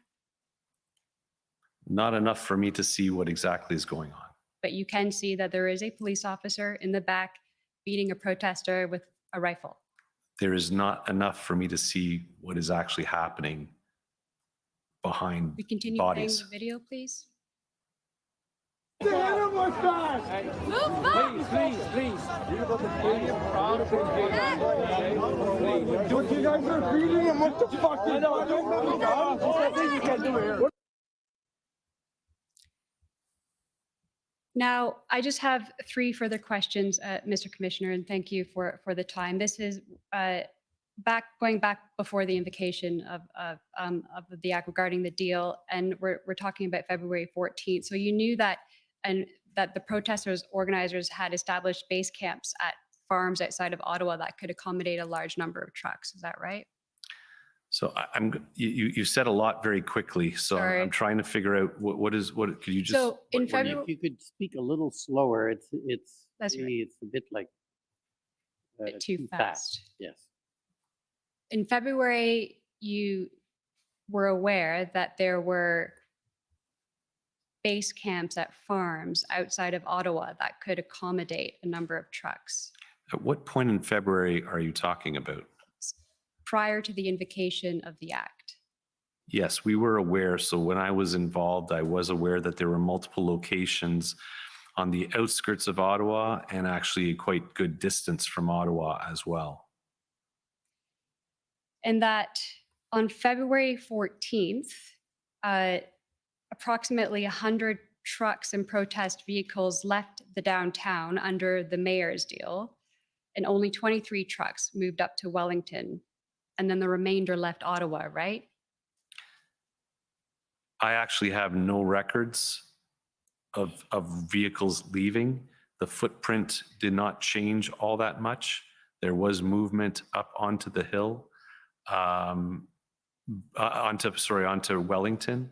But from the information that I was receiving on the, would have been whichever day the movement would have taken place, February 14th. 14th, there was very minimal departure of vehicles. Right, but there was some, and this is my final question is but for the lack of the OPS cooperation in implementing that deal and obstruction of movement of vehicles out of the downtown residential areas at the rate that the truckers were actually moving and the vehicles moving outside on February 14th, most of the downtown, but for Wellington, would have been cleared by Wednesday, February 16th, correct? We developed a quite robust, highly staffed with both our police liaison and our traffic unit, and cleared egress routes that were going to be very well communicated with all the protesters as to if they wanted to leave for a 24-hour period. We had those routes clearly open and facilitating the departure of vehicles. They were not leaving. Some of them did move, though. You did say that on February 14th. And had they had a bit more time, they would have fully cleared out the area. But for Wellington. Thank you. Thank you for your service, Superintendent Bernier. And thank you, Mr. Commissioner, for the additional time. I appreciate it. Next is the Government of Canada.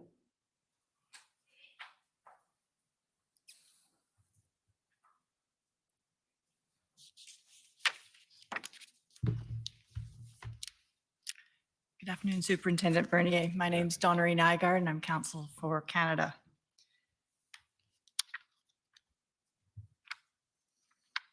I just have a few questions that I would like to ask you. First, starting with the time period in which you were moving into the integrated command with the OPP and the OPS, you are the OPS, sorry, and the RCMP, and developing the plan that was eventually implemented. Can you tell us a little bit about what the situation on the ground was at that time? As I understand from reading some of the Hendon reports, at that point in time, there was increased volatility in the process zone. Would you agree with that? I agree. Yes, that was the reports that I was getting. And that the protesters were becoming more adversarial and confrontational with police? They were. And that there were violent elements within the crowd? Yes. And there was, as a result of all of this, increasing concern for the possibility of violence within the protest the longer it continued on. Is that correct? That is obviously a possibility, yes.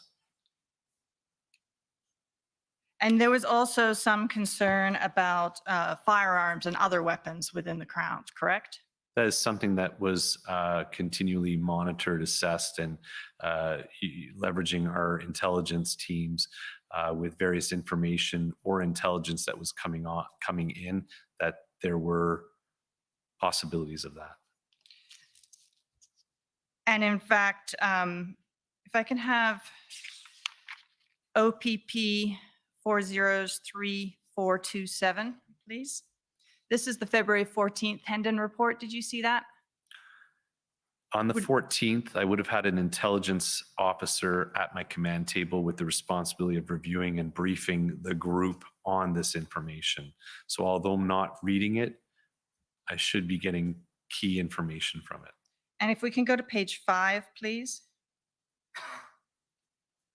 Just scroll down just a little, just right there is good. Just beyond the bolded section there, you can see there's a reference to represent potential volatile elements. They both espouse sovereign citizen ideals, and in the case of redacted, early information suggests he may have brought firearms. His interaction with police were notable when approached by redaction as to openly wearing a sheathed but sizable knife on his person. He rejected the idea of moving it. Were you aware of situations, of that situation in particular and other situations like that? Yes. Thank you.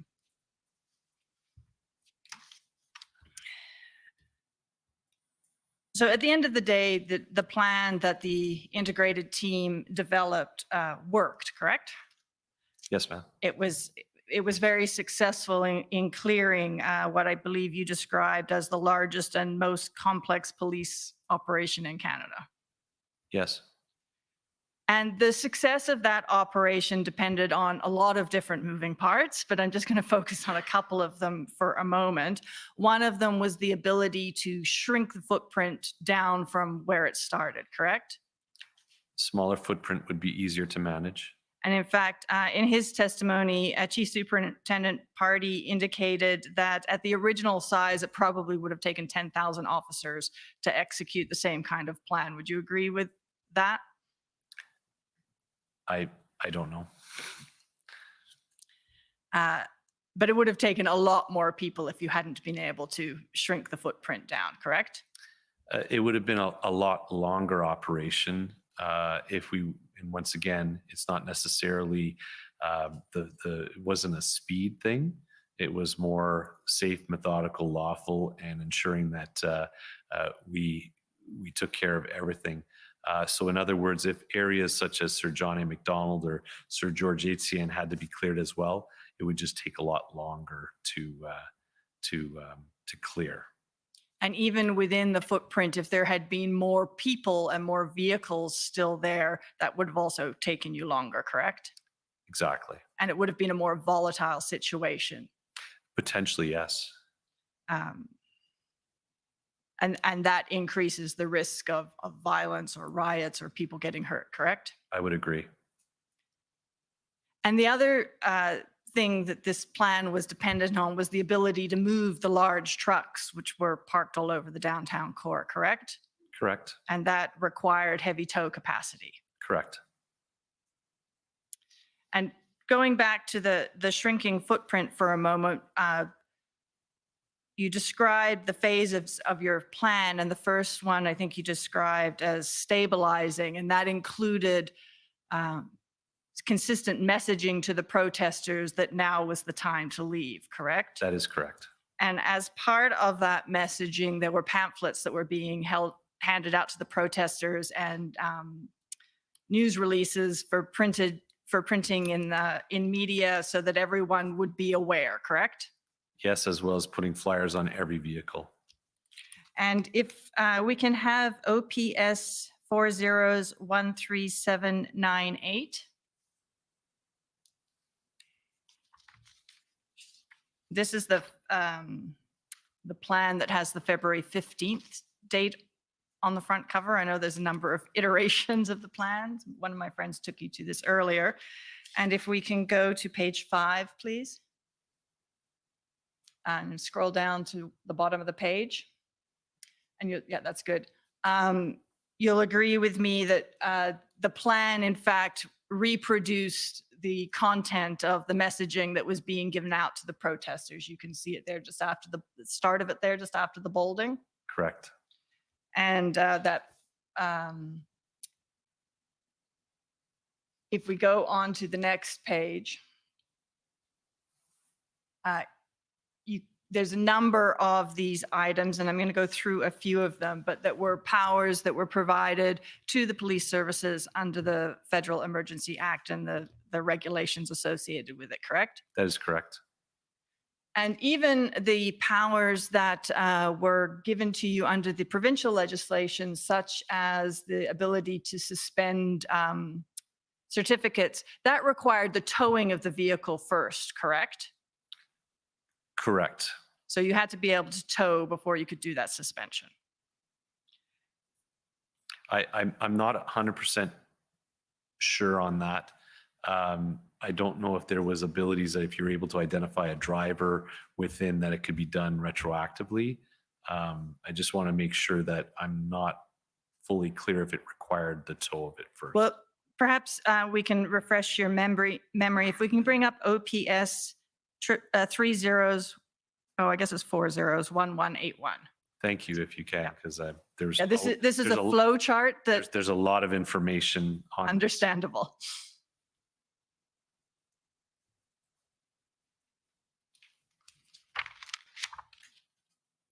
Oh, I'm sorry, I gave you the wrong number. It is 3011801. And this is an OPP flow chart that was produced for the suspension. And you can see if you go down to the third box, it's remove vehicle from the highway. And then after that is the administrative action, correct? If I can just take a minute to Yeah, read through absolutely. it.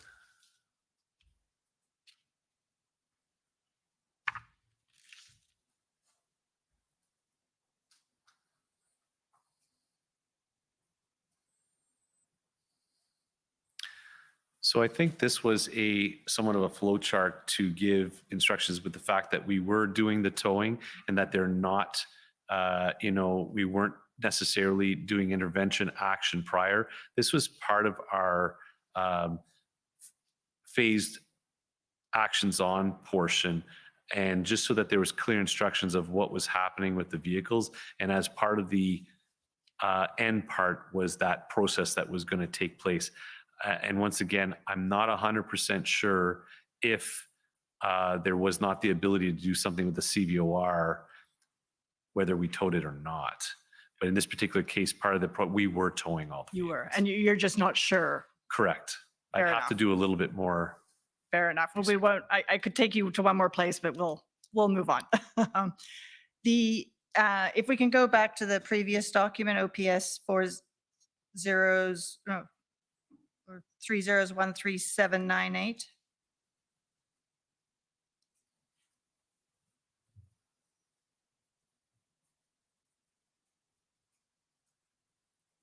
And back to page 6, please. So just going through some more of these bullet points, one of the things that was pointed out was the ability to have personal bank accounts subject to examination and restriction. That was a power that was provided under the federal EA, correct? Yes.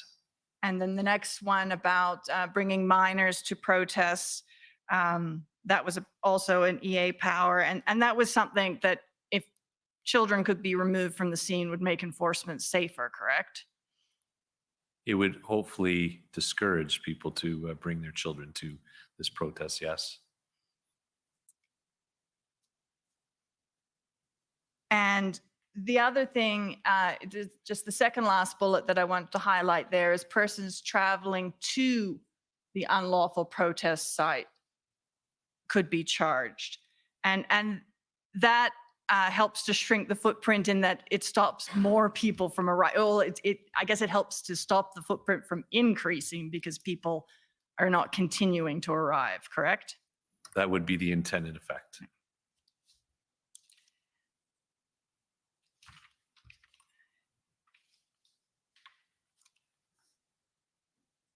And you had some discussion with my friend earlier about, and you confirmed that you had used the Federal Emergencies Act powers in order to prepare, to put in place a secured area in the downtown core, correct? That's correct. And in fact, that is reflected in your plan further on down that page, in the second paragraph under situation, correct?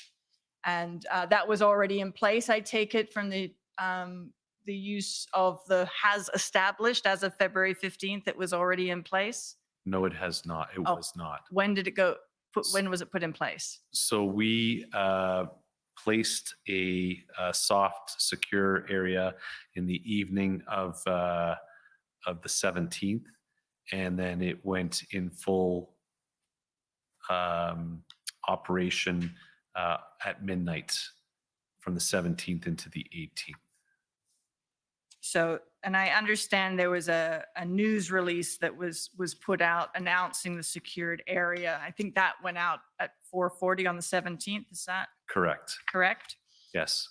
And that announced that the secured area was being put in place under the Federal Emergencies Act, correct? Correct. There are a lot of people, community members who live in that area who've been affected. We want to minimize the amount of impact and restriction that they would have had in their own community. And prior to that time, you didn't have an exclusion zone in that area, correct? There nothing under used under common law or any other form of how would you say it, authority to shut down an area. So sorry, I just want to make sure I'm understanding your answer. Are you saying there wasn't anything that would have allowed you to do that, or you didn't use? No, there were, if we needed to apply under common law, we could have, but it was nothing that we actually utilized because we didn't go into a police operation and maintaining public safety and restricting access to an area under the common law authority. So that there was nothing in place until the 17th into the 18th at midnight.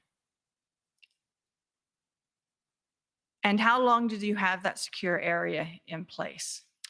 So the secure area, as the operation progressed and was met with success, we shrunk that area gradually over the days, and we maintained a very shrunken small footprint of restriction secure area to the Wellington area until the Emergencies Act was lifted. And you spoke about the common law ability to have an exclusion zone. And you also spoke earlier about how the Emergencies Act made it very clear what you were allowed to do, correct? Absolutely, yes. And that's because the common law authority for exclusion zones lacks a certain amount of clarity. Would you agree with that? I don't necessarily say it lacks clarity. It just comes down to the articulation of why and what you're doing and for how long. So the ancillary powers that exist, needs to be certain things that exist and needs to stop as soon as that does no longer exist. And I think I mentioned sometimes may be hard to understand or to explain to the various groups whether our own officers, the community, or protesters. Right. So, and that's what I meant by it lacks a certain amount of clarity. Yes. And you can never know for sure, in fact, whether your use of an exclusion zone will hold up in court until after the fact. Correct. Under the common law. Correct.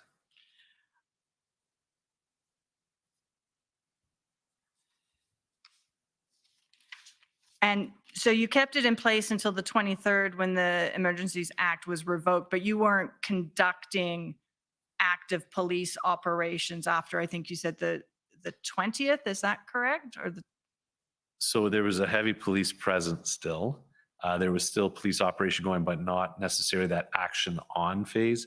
So as of the 18th, 19th, and 20th, into the 21st, it was more of a security posture that we held.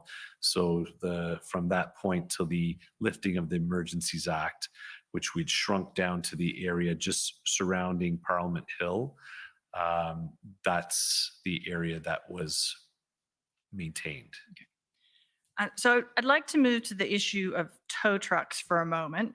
You said in your earlier testimony that the OPP arranged for the heavy tow trucks, correct? So as part of the integrated group, One of the first things we did was ensure that, and through Inspector Dave Springer and Kirk Richardson from the OPP, who has a wealth of knowledge in that world, we focused at least a team working on that, because that was a shortfall. That was a challenge that we were facing all the way through. And it was a big challenge because it was a big job to do. And we were having different challenges with tow companies not wanting to be engaged on this. However, through Kirk Richardson's work and from across the province, we had success quite quickly with that. And you mentioned that there were 34 tow trucks that were found and were available for your use, correct? Correct. And you received that information from Mr. Richardson, I assume? Yes, and Dave Springer. And that was around February 12th and 13th, correct? Around that time, yes. And I assume from your testimony that you then weren't later informed that many of those fell through, and that in fact Mr. Richardson was not able to obtain the services of any tow truck companies without the use of the Emergencies Act? I was not informed of that. If we can bring up, please, PB NSC CAN 407378.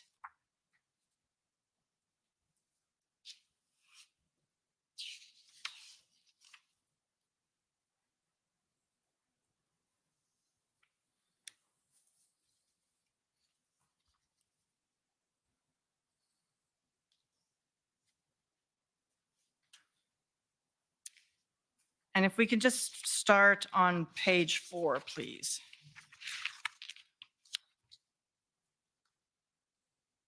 So were you aware that the powers provided under the Emergencies Act regarding compelling tow trucks was delegated from the Commissioner of the RCMP to the Commissioner of the OPP? I was not. Okay. And then if we can go to page 5. So you've obviously not seen this before, so I'm going to give you a chance to have a look at it.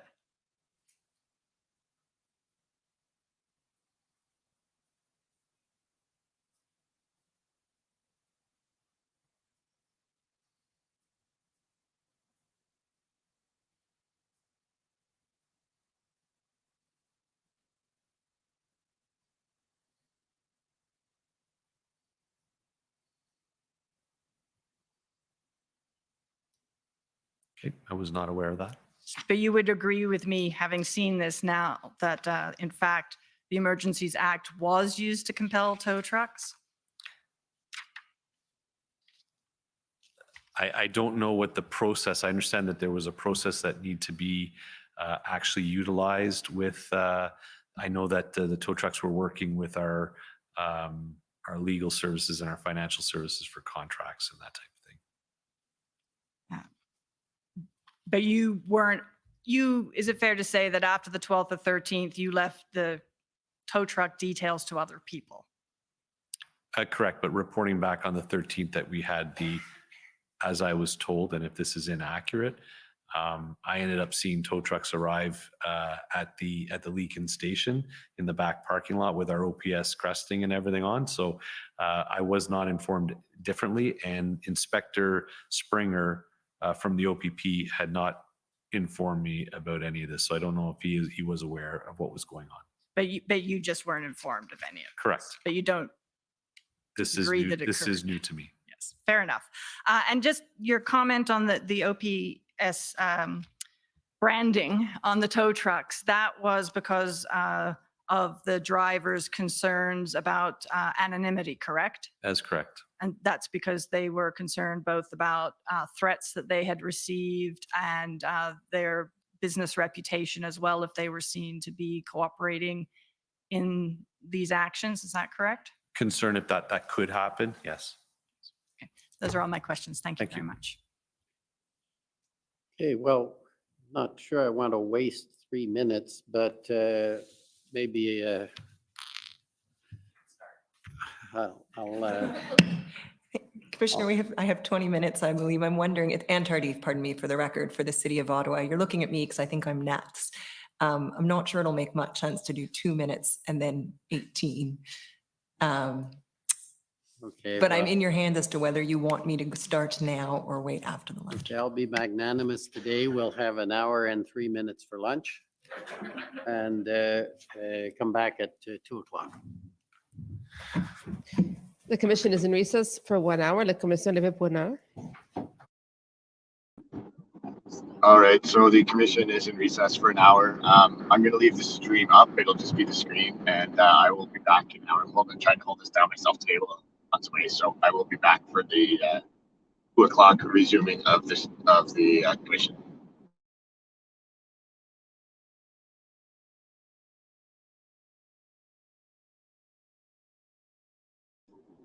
Oh, one last thing.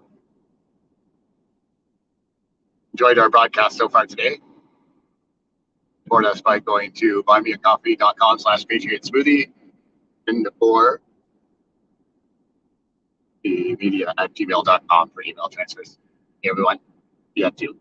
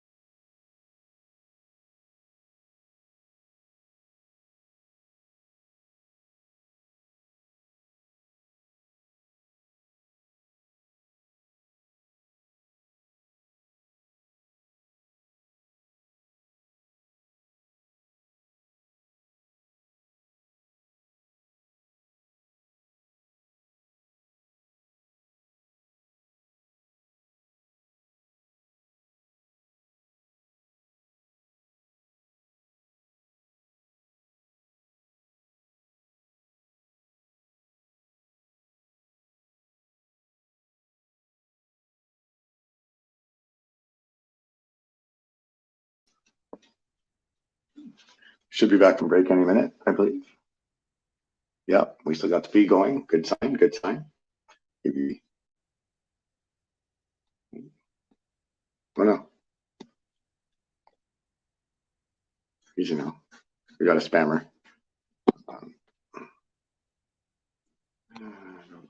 Order à l'ordre.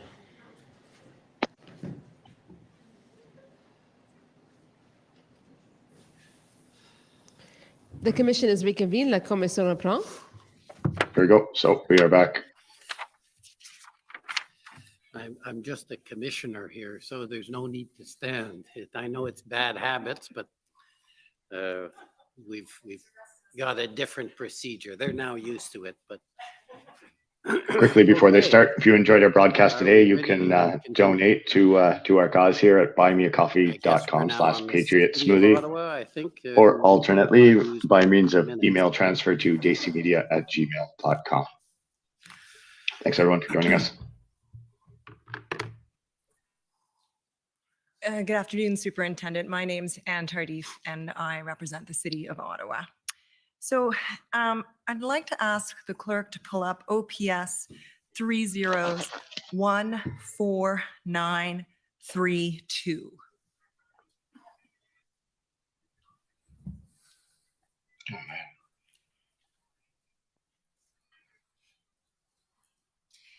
And these, Superintendent, I understand are your handwritten notes, is that correct?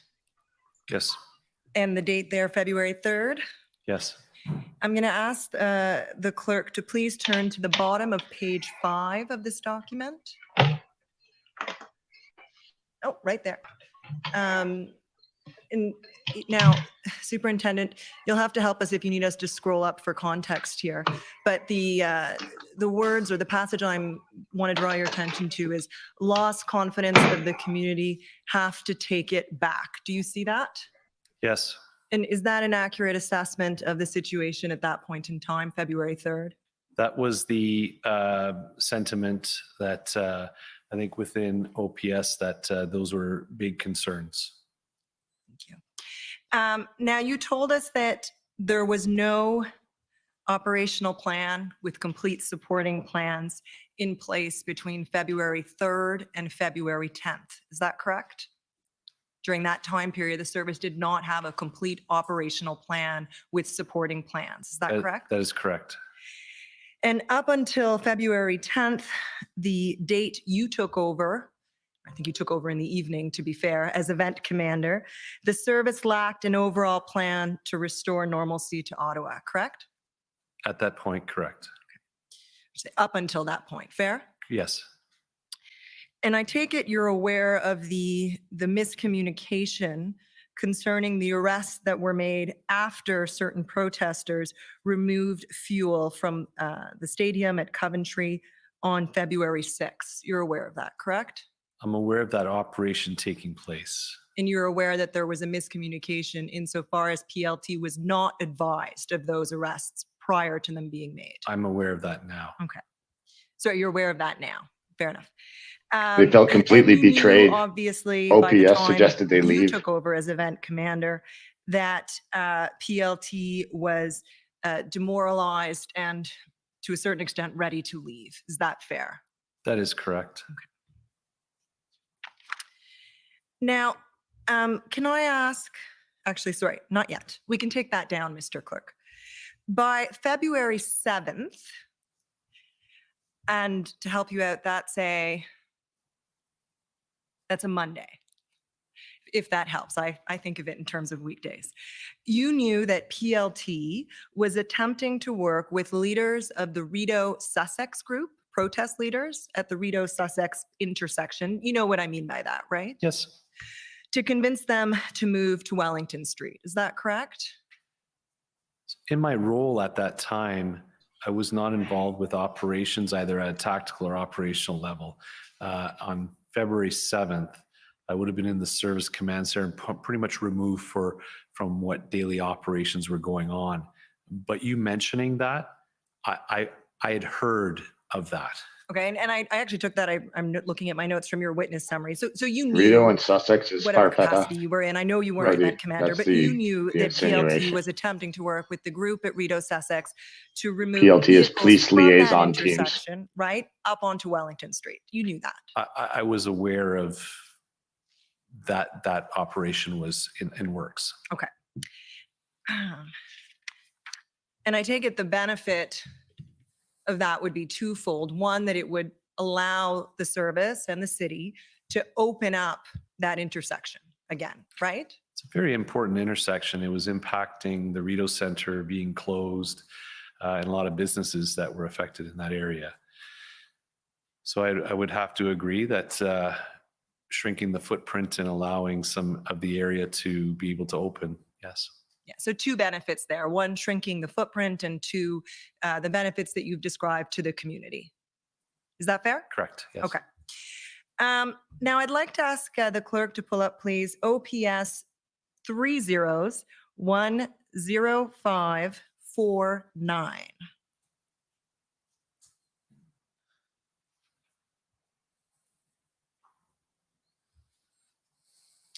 And as it's coming up, there we go.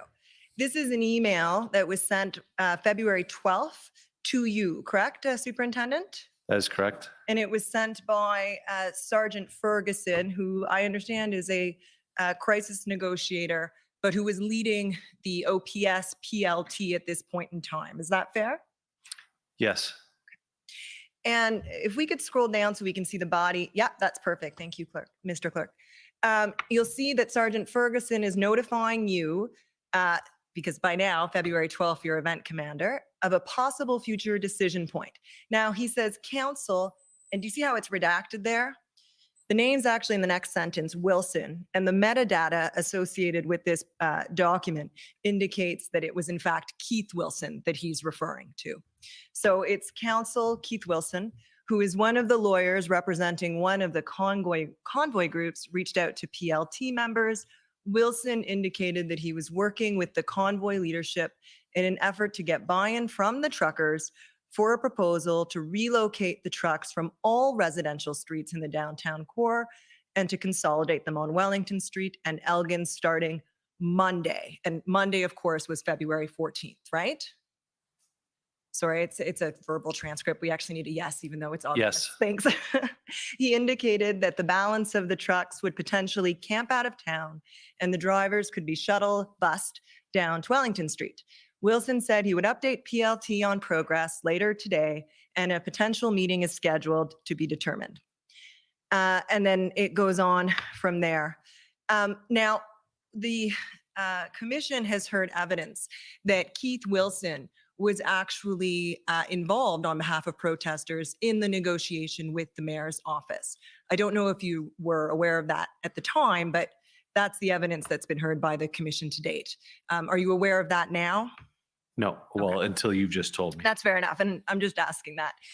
But this would appear to be, and you can just correct me if I'm wrong, but the description of the potential deal is what you actually found out the city had negotiated on February 13th at some point in the day, correct? Correct. And the substance of that deal was communicated to you as event commander on Saturday, February 12th, correct? Through this email? Through this email. Correct. I will have to say that the flow of emails were quite abundant, and I really did count on my command table around me to be feeding me. But on the 12th, to be fair, I was somewhat in that transition phase where trying to get things set up. So there were some emails that were perhaps not fully digested, but I acknowledge that this did come to me. Okay.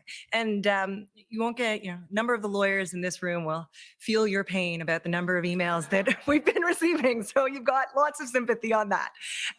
But the only point I wanted to draw to your attention was that at the very least, PLT was aware on February 12th that the substance of the negotiation that was ongoing. Is that fair? Yes. Okay. Thank you.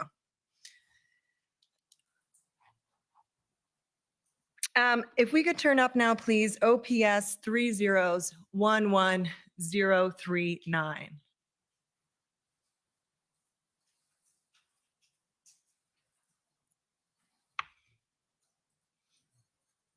Now, according to the title of this document, Superintendent, these are the scribe notes for Chief Sloly.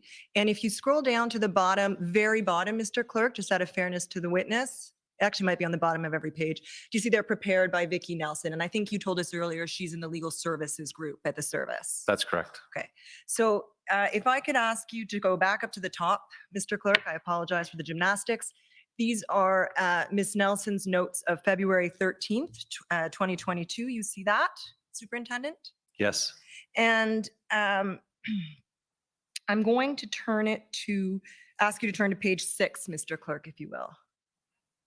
Okay, right there. So this is the meeting that occurred shortly after 1 p.m. on Sunday, February 13th.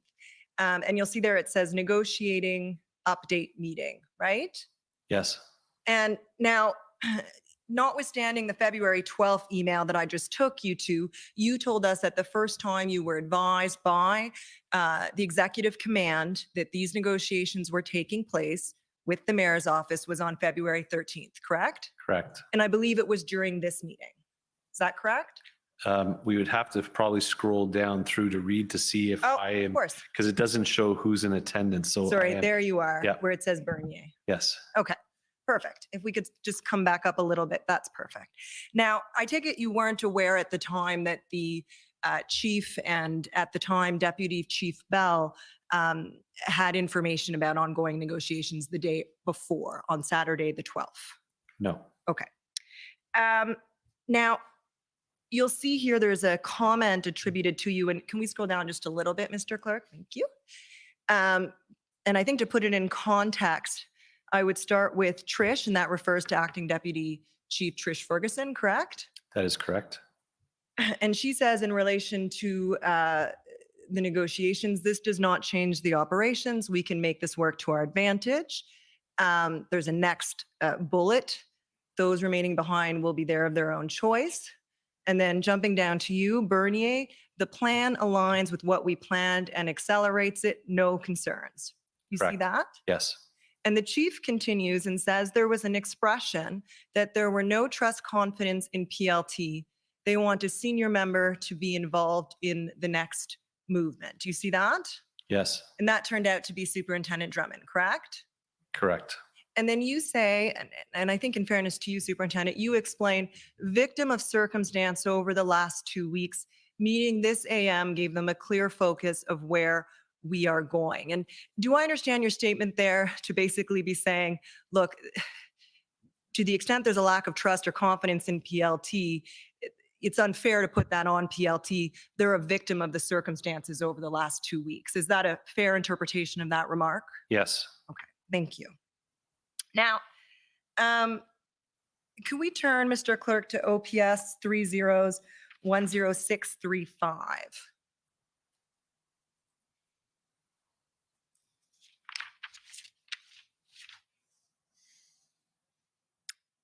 Okay, now these are your scribe notes. Is that right, Superintendent? That's correct. For February 13th. Yes. And can we just go to the bottom of the first page, Mr. Clerk? Okay, and stop right there. Now, I just want to make sure I understand this. You explained earlier the process for scribing and that it's intended that the scribe notes are the commander's notes. Is that correct? Is that right? Could you say that again, please? You explained yesterday that the intent in having a scribe is to maintain an accurate record of all decisions and communications while you're in command, correct? It's as if I was writing them. Yes. They're my personal notes. Thank you. You got there much more quickly than I could. I appreciate that. Now, at the end of every page, there's a sort of initials on the left-hand side and a signature on the right-hand side. Do you see that? Yes. And is the signature on the right-hand side yours? Yes. And I take it it's the scribe's initials on the left-hand side of the page? Correct. And am I correct that this is on every page, basically? Yes. And when do those signatures, when do you sign it? We're to review them and make sure all the information's accurate and the signature is, and we try and do it progressively during to stay on top of it, depending on the momentum of everything, but as soon as possible that you can after. Sure. And if you need to make an entry after the signature has been made, do you identify it as such, as a late entry, for example? Yeah, you would have to do a notation or you do a supplemental. Okay, thank you for that. If I could turn to page 12, Mr. Clerk. And I think we were here earlier.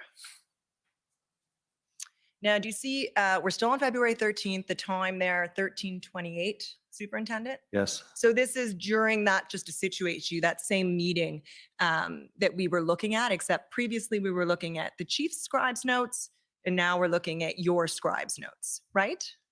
Correct? Yes. Okay, so if we could scroll down a little bit, please. Still going. Just a little further down, please. Sorry, and you can scroll to there is, thank you. At 13:31 is Acting Deputy Chief Ferguson's comment. This is a good move in right direction. PLC's. Sorry, can you turn to page 13? Let me just make sure I'm in the right spot.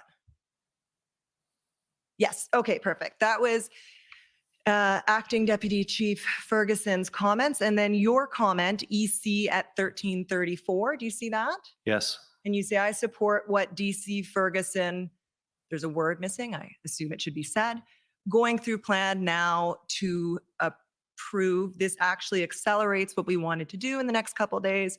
No concerns from my end. And that's the comment that my friend, Mr. Aw, took you to earlier today. And that's what reflects what you said in that meeting, correct? That's correct. Now, if we go to the bottom of this page, stop right there, Mr. Clerk, thank you. You'll see there's an addition here at the bottom of the page. And it's jammed in right at the bottom, seems to be a different pen. Handwriting looks slightly different. And you have to write around your signature. Or just the you, I don't know who wrote it. But do you see what I'm saying? Yes. It goes all the way around. Whose handwriting is that? That is still my scribe, the same scribe.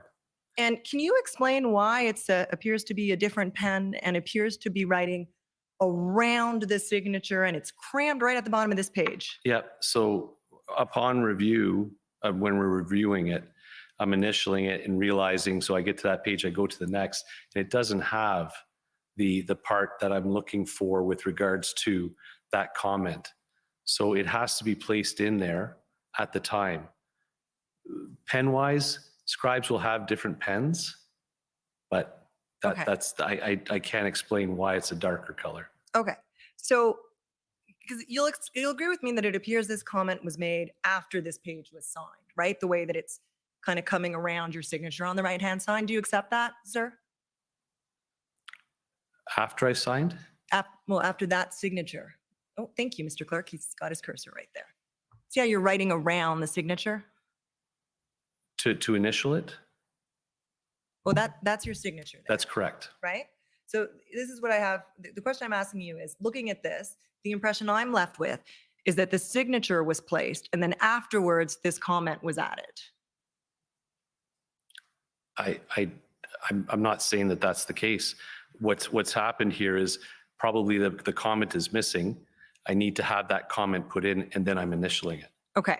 And this would happen, you've said, at the time, if I accept your evidence or if I'm understanding you correctly, you're saying this would happen whenever it is that you're reviewing this note. That's correct. So it's not at the time the comment is made, but at some point later. Correct. And there's no timestamp next to when this comment would have been made. Do you see that? It would have been at that time. At which time, sir? The same time at the 1338 time period. Okay. That my notation, excuse me, my notation that I want to have captured was not there. So I asked my scribe to please put that notation in. Okay. And you believe you would have done that at the end of that day or possibly the following, given how busy you were at the time? Absolutely. Right.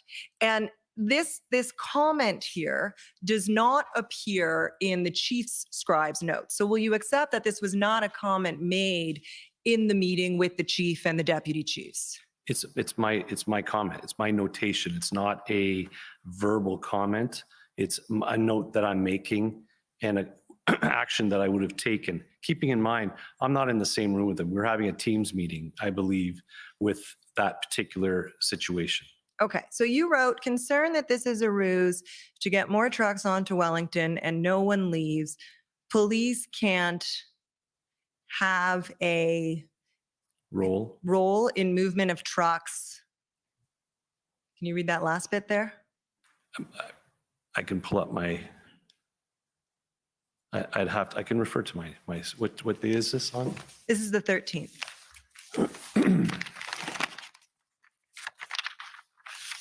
And Mr. Clerk, can you just scroll down a bit and go to the left, like go that way? And scroll back up. Sometimes there's page numbers, but there aren't on this one. So it's the 13th and it's the time and page 13 of 38, if I'm looking at the bottom there. Police can only be present for safety. Okay.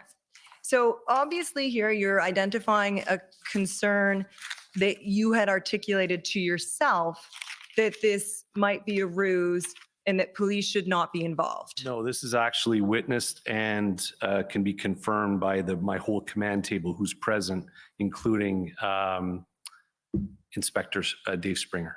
Well, Inspector Dave Springer, okay, is not being called to testify, and we don't have his evidence in this proceeding. So unfortunately, I'm not able to do that. But what I meant, okay, so you said this is not something that happened in the meeting with the chief. That's what I was getting at. Correct. So this happened at a separate meeting. Is that right? No, this is at that same time, but it's a notation that we're having a conversation between Dave Springer and myself. I see. Okay, so at the same time, but the comment is only shared to Dave Springer, who is an OPP POU commander, correct? Yes, but he is now the deputy event commander in the position that he's in. Okay, perfect. I just wanted to make sure I had the right person in mind. So you did not, and this was really the point I was trying to get at, I apologize if we got a bit offside, you did not share this concern with the chief or the deputy chiefs at the time. At the time, it would not have been articulated at that time. I believe I did have conversations with Deputy Ferguson at some point of saying, this is a risk with this. Okay, just help me to understand though, because in the meeting you said, I support this. And then within a half hour in a sidebar with Commander Springer, you say you're concerned that it's a ruse. Right, so it's a risk. So right. I support it. You support it, notwithstanding this comment. And if it happens, the risks that's very good. were from betrayal of There is OPS, not always the other way chance, around. though, It was OPS that betrayed. That's not going to happen. Fair enough. And in fact, I think, and I'm coming to this, that the PLT's negotiations with Rideau and Sussex to move the trucks ended up, for example, not yielding any movement of trucks out of that intersection, correct? I think there are probably multiple factors that potentially led to that, but yes, that did not happen. It did not happen. Okay. Because they couldn't be trusted.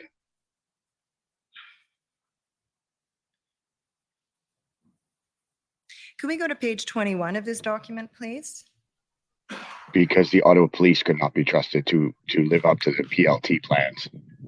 The PLT team Timestamp self-betrayed. 1556, perfect.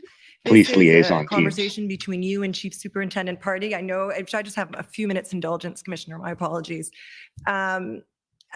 I just want to take you, you're explaining to Chief Superintendent Party that you want increased PLT and negotiation on this date, correct? On February 13th?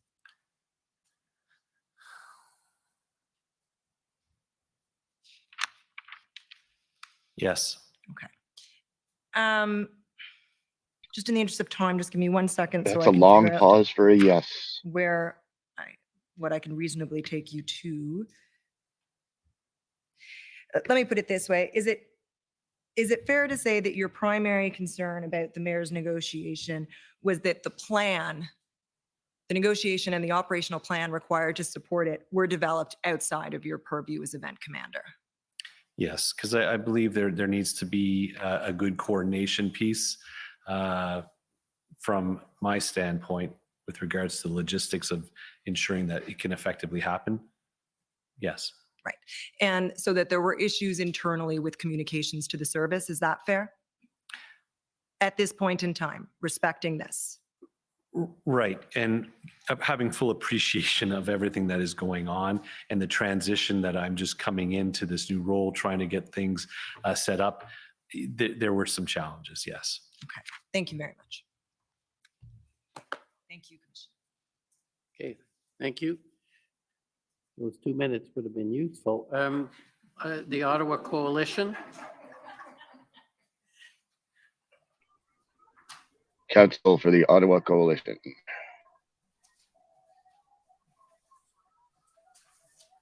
The Ottawa Coalition, I believe, is business owners and residents.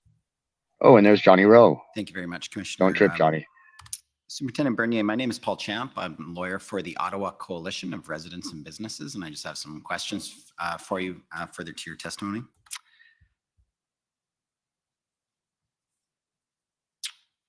Just a couple of small things, Superintendent. You were talking about the capacity of the Ottawa Police Service to monitor social media and gather intelligence in real time, so to speak.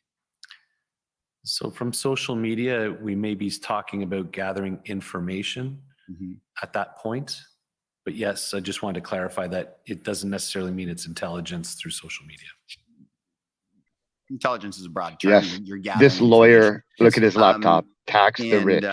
That's done through Can we screenshot that? OPS Command Center at Greenbank. That's where you guys do that? At the time, that was one Got of it. our only options to be able to gather that information is through the command center. They had some capabilities to do that. We have evolved since then. At that time, you had like a number of screens on the wall and people were monitoring social media? No, I'm talking about how we look at social media within the Ottawa Police.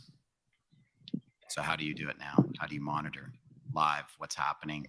If there's something on Twitter or some other social media channel that could have important information for the Ottawa Police to respond to events or monitor events, how do you do that? Post convoy, we've stood up a team of investigators who are assigned to that open source tasking.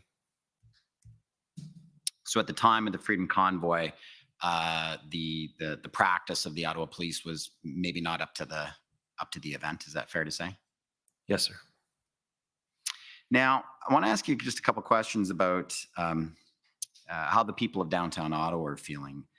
I think I'm a person of downtown Ottawa. Public sentiment throughout much of the convoy demonstration was that the Ottawa Police Service was not doing enough to address community concerns.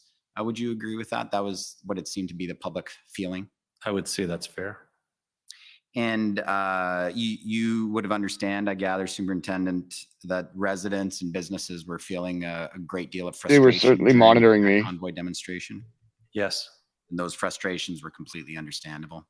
Yes. Now, Surveilling me even. Around the enforcement messaging, the Ottawa Police for a period of time was putting out messaging like, oh, this many tickets this day, this many tickets. You disagreed, it's my understanding, with that enforcement messaging because you felt it was counterproductive because it really, the enforcement really wasn't having an effect on the convoy demonstration. Is that right? That's correct. So what kind of messaging to the community would have been appropriate in the circumstances during that period? Like, I don't know, hold on tight, we'll see what we can do, or what would have been the proper messaging to the public who are experiencing those daily stresses and horns and trucks and threats and harassment? Very good point. What was the proper messaging from the Ottawa Police? I'd love to know that ratio also. So my comments with regards to that surrounds the approach that I was taking when I came in at that time.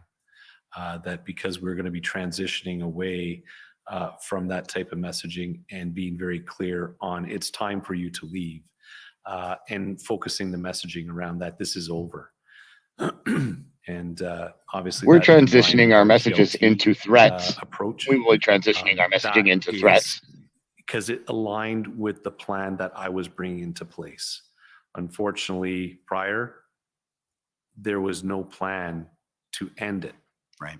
So that would potentially lead to some frustrations within the community. For sure. I've got a few questions for you, but I just maybe ask the hearing clerk to get a video ready for me. I'll ask a question about 3 or 4 questions. If you could just pull it up and have it ready. It's HRF 000274. Oh, great. Stand by for a video.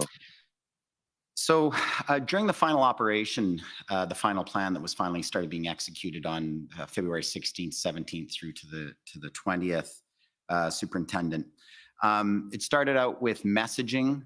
That was the first phase of messaging to the protesters that it's time to leave. By messaging, we mean threat. PLT outreach. Right. There was a notice to demonstrators that you started circulating. A threat. Is that right? That is correct. Advising them that they're going to be arrested at some point in the near future if they didn't depart. As I said, a threat. Yes, that was potentially an option. There was also language in that notice to demonstrators about, I think the wording is this, the Federal Emergencies Act allows for the regulation or prohibition of travel to, from, or within any specified areas. This means that anyone coming to Ottawa for the purpose of joining the ongoing demonstration is breaking the law. So I gather that the purpose of that messaging was also to advise others, because I think that was like the Wednesday, if I recall, or the Thursday, don't come into Ottawa this weekend. The party's over. Correct. And that if people did come in, they very likely would be arrested. Yes. Now, as you moved closer to that final week into the Saturday when the major enforcement action began, was the Ottawa Police sort of monitoring social media to follow what the protesters were doing or how they were responding to the Ottawa Police messaging, that the notices and so forth that they should be leaving the city? We unfortunately at that time didn't have a maturity level of that capability of open source monitoring. And that's hence the reason why I said that we have made some adjustments since. Right. So you weren't, the Ottawa Police at the time didn't have the capacity to do live monitoring of social media in an effective way that could assist operations. We couldn't spy on you back then, but we've Doing it at a adjusted and we very spy on you now. relatively mature level. It was not a great capacity to do that. Fair enough. We heard evidence on the first day of the hearing, Superintendent Bernier from Miss Natalie Carrier, who was the executive director of the Vanier BIA, saying that she had been following social media and saw that the truckers were getting together to go down and do a drive-by of the Ottawa airport. And so she contacted her Ottawa Police contact saying, do you guys know this is going on? They're like, well, are you hearing that? And she's like, well, I'm looking on social media. So at that time, that was unfortunately the level of capacity at that time. Yes. Mind you, the information, whether it came from the citizen or another avenue, did get to us. I was aware of that. So okay. We were able to, excuse me. No worries. So then going to the end of the protest, again, the last weekend, the days coming up to the last weekend, the Ottawa Police is doing the messaging clearly through the PLTs, the notice to demonstrators, it's time to leave or else there'll be enforcement action. Was the Ottawa Police contending with or observing that there was a lot of counter messaging, I guess we can say, online by the protesters or those associated with the protest saying, don't leave, hold the line? Through our media section, they were able to capture some sentiment, some because I did have a media person with me every day, every time, the whole time that I was there. And every so often I would be asking, what is the sentiment? What are you seeing out there?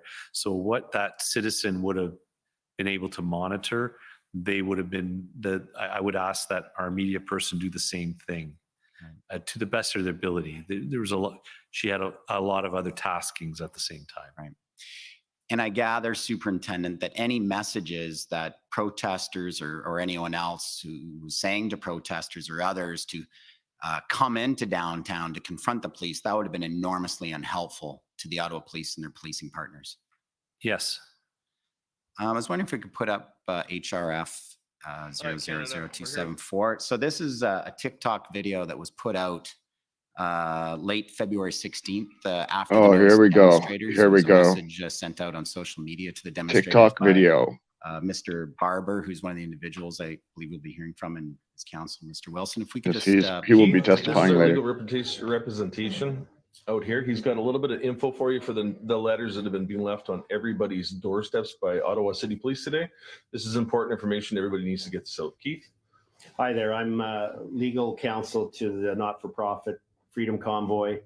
The federal government released a new proclamation last night under the Emergencies Act, and the legal wording of it is clear. It doesn't say what the police are telling you it says. It clearly, the legal proclamation that was issued by the federal government continues to allow for peaceful protests. It allows for peaceful assembly. It allows for Canadians who are concerned about their charter rights and who want to bring their children to participate in the restoration of their future rights to come to Ottawa. The order says that you can only not come to Ottawa if you're going to disrupt international trade, disrupt critical infrastructure, or engage in acts of violence. No one involved in this freedom movement, none of the truckers support any of those things. So if you're thinking about doing those things, don't come and give your head a shake. We're about peaceful protests. This emergency order from the federal government does not restrict Canadians' rights of peaceful assembly. However, what we can see on the ground here is the police look to be gearing up. It looks like the federal government is going to tell the police to go and use violence against lawful protesters. And one way to stop that from happening is Canadians who are concerned about their rights and government overreach to come to Ottawa as soon as you can get here and stand with the truckers. We believe the police are reluctant to follow this. If they follow what the federal government's telling the police to do, it will be an illegal order. It will be unlawful. So if you come and stand with the protesters, it will make it harder for the police to act on what they're being told to do. And it's really important that freedom-loving Canadians get to Ottawa as soon as possible to stand with the truckers and exercise their legal charter rights of peaceful assembly. We'll be here, guys. Remember, peace is the only way. So, Superintendent Bernier, Remember, messages peace is like the only way. telling people to come downtown to confront the police, stand with the protesters, to make it harder for the police to do their jobs. I gather that kind of messaging was making it much more difficult for the police to do their job. I don't know what impact this had. I don't think there was necessarily a surge of influx of people in lead up to our the 18th, but our investigative teams would be reviewing all this stuff now and doing a thorough investigation to find out if there are any follow-up action. I don't know if there was any effect, but maybe we can follow up and beat someone senseless. It may have been nice to be able to track that information. We may Yeah, it would be good to spy on this stuff. Can't say one way or another. Okay, thank you very much, Superintendent Bernier. But I'm with intelligence, so I don't know. Thank you. Next, call on the Ontario. This thing is incredible. Police. Okay. Next, OPP. call on the No questions. OPP, no questions. and Democracy Fund Group. Yeah, clear that throat. All them lies choking you, eh? Choking on your lies, are you, Superintendent Bernier?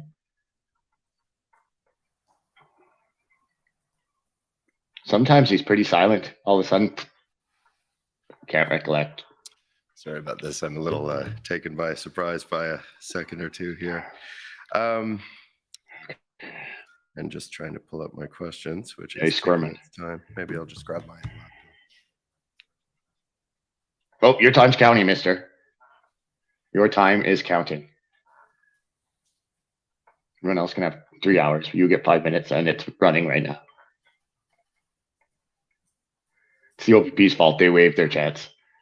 Blame it on the OPP. The blame game around here, so. Good afternoon, Superintendent Bernier. I'm Rob Kittredge, counsel for the Justice Center for Constitutional Freedoms. Police have common law powers to exclude the public from an area in which a police operation is underway. Is that correct? Yes. And those powers could have been used in the clearing of the protests in Ottawa, couldn't they? Yes. In fact, you planned on using those powers to clear the protests, and the federal emergency declaration did not significantly impact your planning. Is that right? I wouldn't exactly say that. What would you say? Very hard to know what it would have been like without it. Important takeaway there is that he had the power. Summary does say that, but I'll leave it. I'll leave that answer as is. You would have carried out the planned police operation, whether the government declared a public order emergency or not, though. Isn't that right? Correct. The planning and Correct. the concept of operation was already in place, and I didn't have any knowledge that an Emergencies Act was going to be put in place. And wasn't necessary for the plan. Counsel for Canada earlier on today put it Was to not you necessary. that, and I'm paraphrasing a bit, you This never is know huge. whether your use of a common law exclusion zone will hold up in court if it's challenged after the fact. Do you remember that question? Yes. If police proceeded as planned and relied on common law exclusion zone powers to clear the protest, the fact that those powers might have been challenged after the fact wouldn't change the fact that the protests had already been cleared, would it? That is correct. All right. So would you So there was agree that concern the maybe they'd be federal illegal emergency power to afterwards. create exclusion zones may have been helpful to police, but it was not necessary? Once again, I think it was beneficial. Beneficial. But not necessary. Correct. Thank you. Correct. There you go. Counsel for Canada showed you a Beneficial, letter but dated not necessary. February 17th, Correct. 2022 earlier on today, Clip it. which appeared to be a letter from OPP Commissioner Karik to tow truck drivers. You had never seen that This letter is before. It was devastating shown to for the you today, government. Is that right? Correct. You have no Devastating. direct knowledge of whether that letter was ever even sent to tow truck drivers, do you? Correct. And until you were shown the letter today, you didn't believe that the police had used the powers granted under the Emergencies Act to compel towing services. Isn't that right? Correct. Myself and my whole command table. Right. Boom. Your planning to clear the protests didn't rely on the emergency power to compel tow truck services, correct? That was my belief at the time. All right. So, and in yes, fact, tow trucks were already on their way to Ottawa as of February 13th, weren't they? That was the information that is provided through Inspector Springer from Kirk Richardson. Great. You So, yes. briefly mentioned when speaking to Counsel for That Canada means yes. that you personally saw tow trucks arriving in Canada. When did those tow trucks arrive? They're definitely well before the 17th, before our final day. Definitely before well going into before. to action, they were arriving. Right. Yeah, this is By huge. the time that Huge. February They already had police 17th decals letter on was them as sent, well. if it ever was sent, the tow trucks were already in Ottawa, weren't they? That would be my observation, because I would look at. So yes, yes, they were. The trucks out there. Right. Yeah, so yes. So You saw would you them. agree that the federal emergency power to compel towing services may have been helpful to police and maybe beneficial to police, but it wasn't necessary to enable police to clear the protests, was it? Yes. However, with a caveat Yes. that However, we there's were no having caveat. challenges. We were having a hard time That's up unfortunate. until that time on the 13th. So prior to the This is 13th, I unbelievable. would have said we could have used some help with that. But as things materialized on the 13th, I was satisfied that we were good. And you were satisfied that we were good. You're satisfied that the federal emergency power to compel tow trucks wasn't necessary. Correct. Thank you. Yes. Interim Chief Bell testified pretty emphatically, and I quote, "In the absence of the invocation of the Emergencies Act, the OPP, the OPS, the OPP, the RCMP, as part of a unified command, were going to clear the protests." Would you agree with that statement? Could you repeat that question again, please? In the absence of the invocation of the Emergencies Act, the OPS, the OPP, the RCMP, as part of a unified command, were going to clear the protests. Do you agree with that statement? Yes. Yes. Numerous other OPP and OPS witnesses have testified that Unbelievable. federal emergency powers may have been helpful to police it. in various ways, That's it. but they were not necessary. Would you agree with that? Yes. Thank you very much. Those are my questions. There we go. That's pure. Can't. Next call on. There's no confusion there. Zero confusion. Would have been helpful, but not necessary. The Emergencies Act wasn't Yes, necessary. definitely, Commissioner. The OPS, the RCMP, the OPP were all going in together as part of a unified command, regardless. They were going in. They did not need the Emergencies I'm Act. not That's sure it. if you can, Period. You can see me. Period. My name is Eva Krajewska. Dance around it all you want. That's the truth. Association. Yes, we can see you. Go ahead. Perfect. Thank you. That's incredible. Huge testimony. Huge. When you took over as event commander on February 10th. That's what I understand from your evidence today. He does not look comfortable now. And your task was to prepare an operational plan. Yes. And at that time, between February 10th and February 13th, when you were preparing the operational plan, was it your assessment that the OPS had the necessary legal tools and powers to execute that operational plan? Yes. And it was not your assessment that you required any additional legal tools or any additional legal powers? I would say they were beneficial. Again, beneficial, but not Say necessary. necessary, I would say no. There we go. And at no No, time prior to February 14th. just did you confirming it. Just communicate to confirming it any of your again. Superiors that you required additional legal tools or legal powers. That is correct. Okay, thank you. Never. Those are all my questions. Yeah, just confirmed exactly what we just found out. Like call on the National. Would have been Police helpful Federation. or would have been beneficial, but not necessary. Thank you, Mr. Commissioner. We have no questions for this. The requirement is that there be no other way. Next, the The fact that it was helpful but not necessary does not meet the threshold at all. Not even close.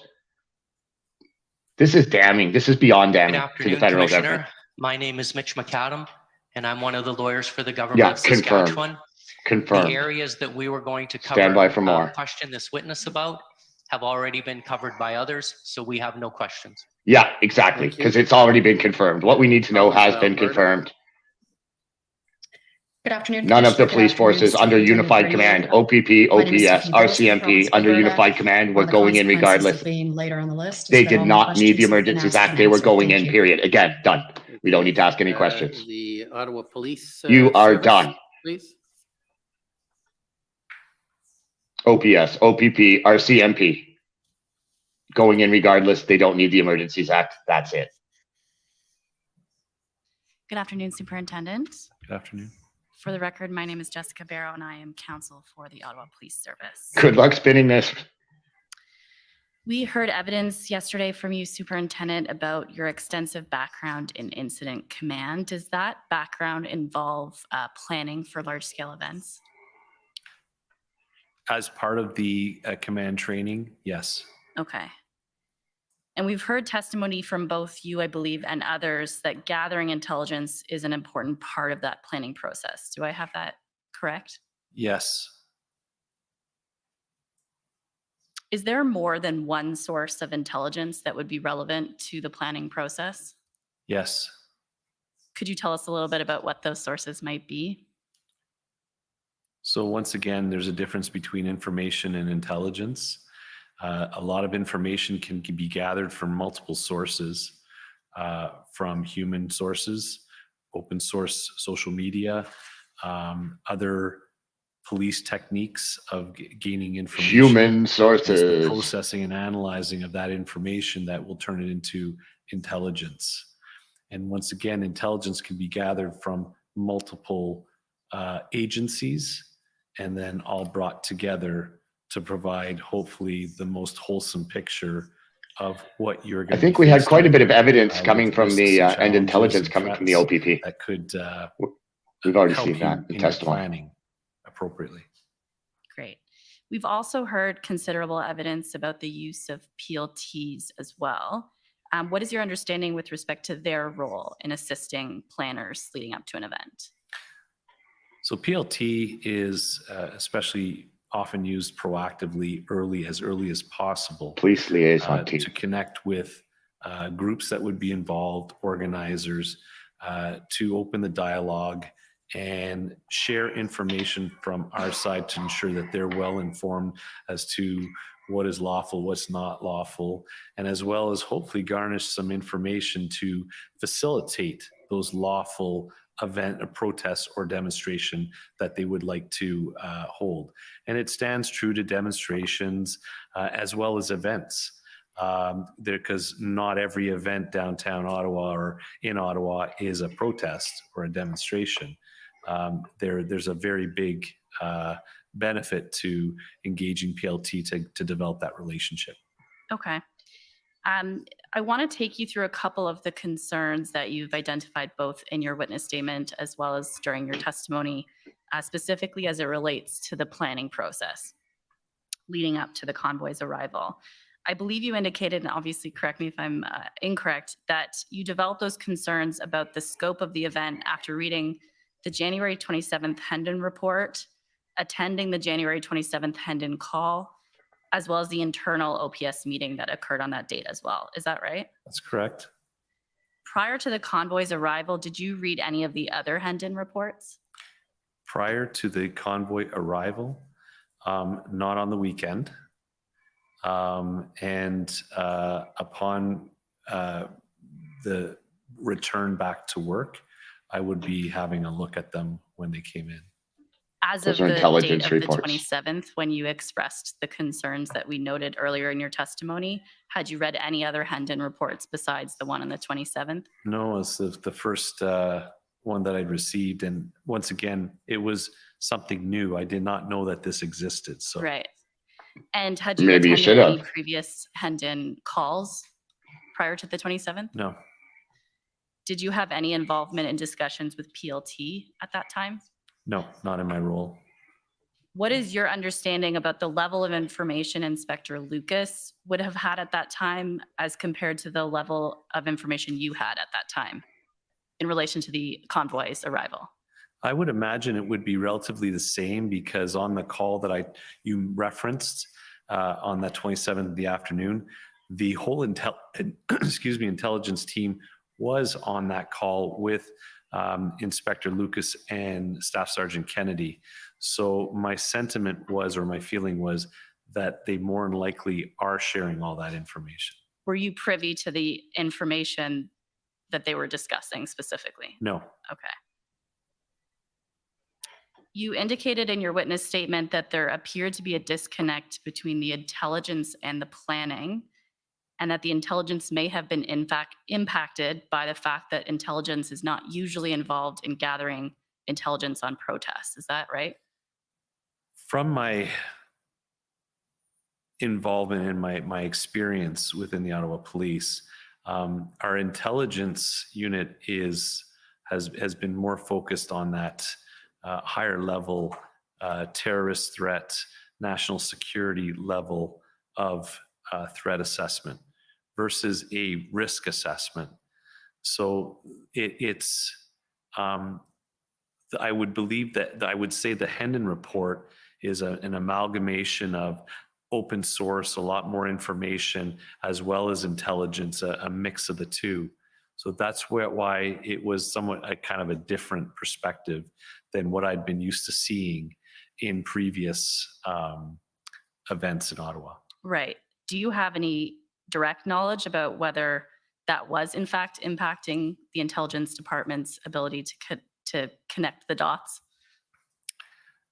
I don't know. Okay. In relation to your examination with former Chief Sloly's counsel, there was an issue as it relates to whether former Chief Sloly was issuing operational directions during your time as event commander. Do you remember that discussion? Yes. Okay. And I think the suggestion that was put to you was that you were free to voice any concerns you had around those operational directions to Chief Sloly, and that he would be receptive to that. Is that a fair assessment of that exchange? Yes. Okay. I just want to bring you to OPS 10443.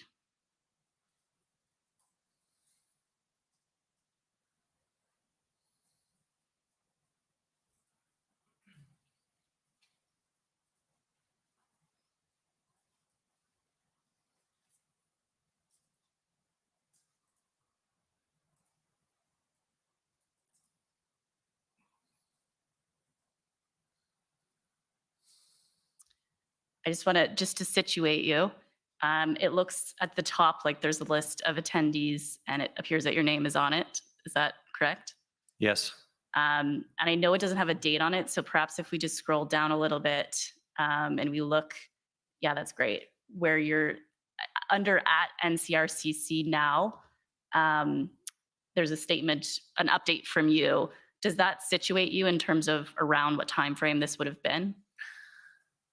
So I'm going to think this is around the 12th, 13th. So were you the event commander then at the time of this meeting? Based on what I'm reading here, the fact that I'm in progress of setting up a command table, I would be the event commander. Okay. Can we scroll please down to the bottom of page 2? That's perfect. Thank you. And just if we start under the first redaction, there's a question being posed by John Steinbachs about closing bridges. And then under it, you see Lucas is saying not going to close it right now. Do you remember this conversation? Yes. And do you remember what Lucas's plan was in relation to the closures that we're seeing being discussed here? So what it had to do is coming up with mitigation strategies because of the lawfulness of, at the time of closing down a bridge.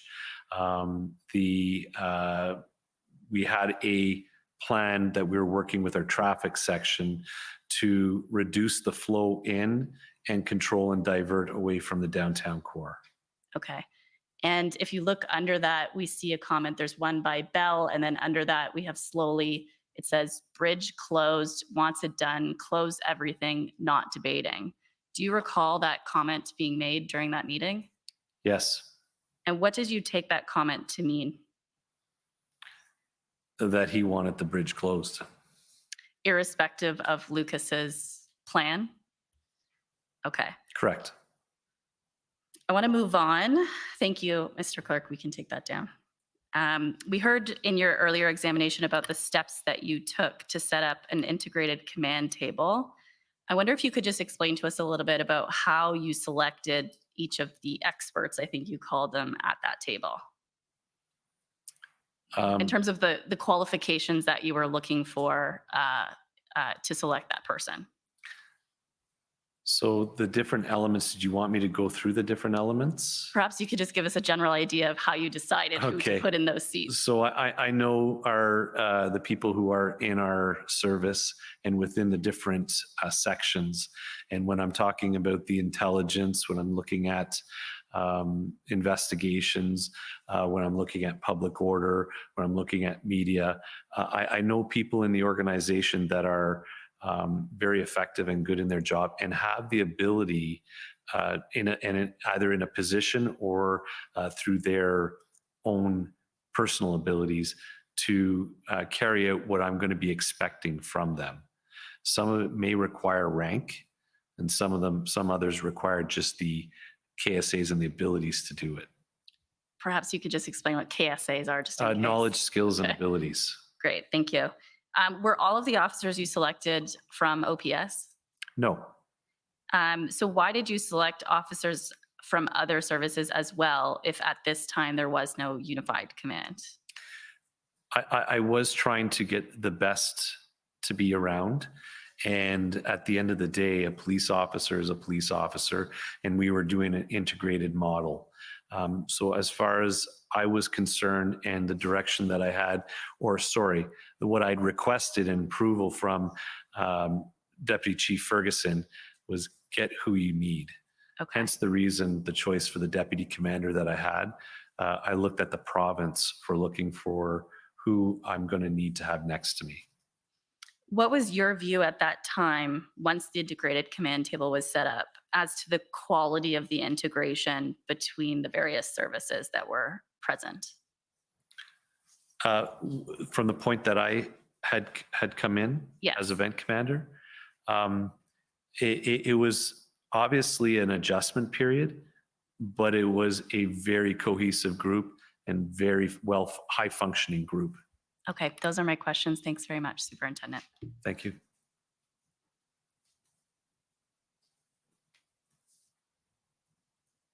Okay, any re-examination? I have a few, if I may. Okay, go ahead. Superintendent, my friend, counsel from the Acting for Canada asked you about the availability of tow trucks after you made the initial arrangement on or around the 13th of February. There's a document I want to show you and ask if you can tell us what it is. It's OPS 30-14453.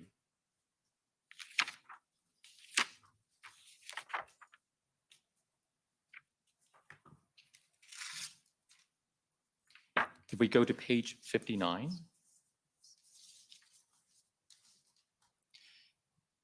So could you take a look at this document? And if we go First of all, if we go down to the bottom of the page, do you see 3 signatures? That is correct. Do you recognize these signatures? Yes. So we go back to the top of the page.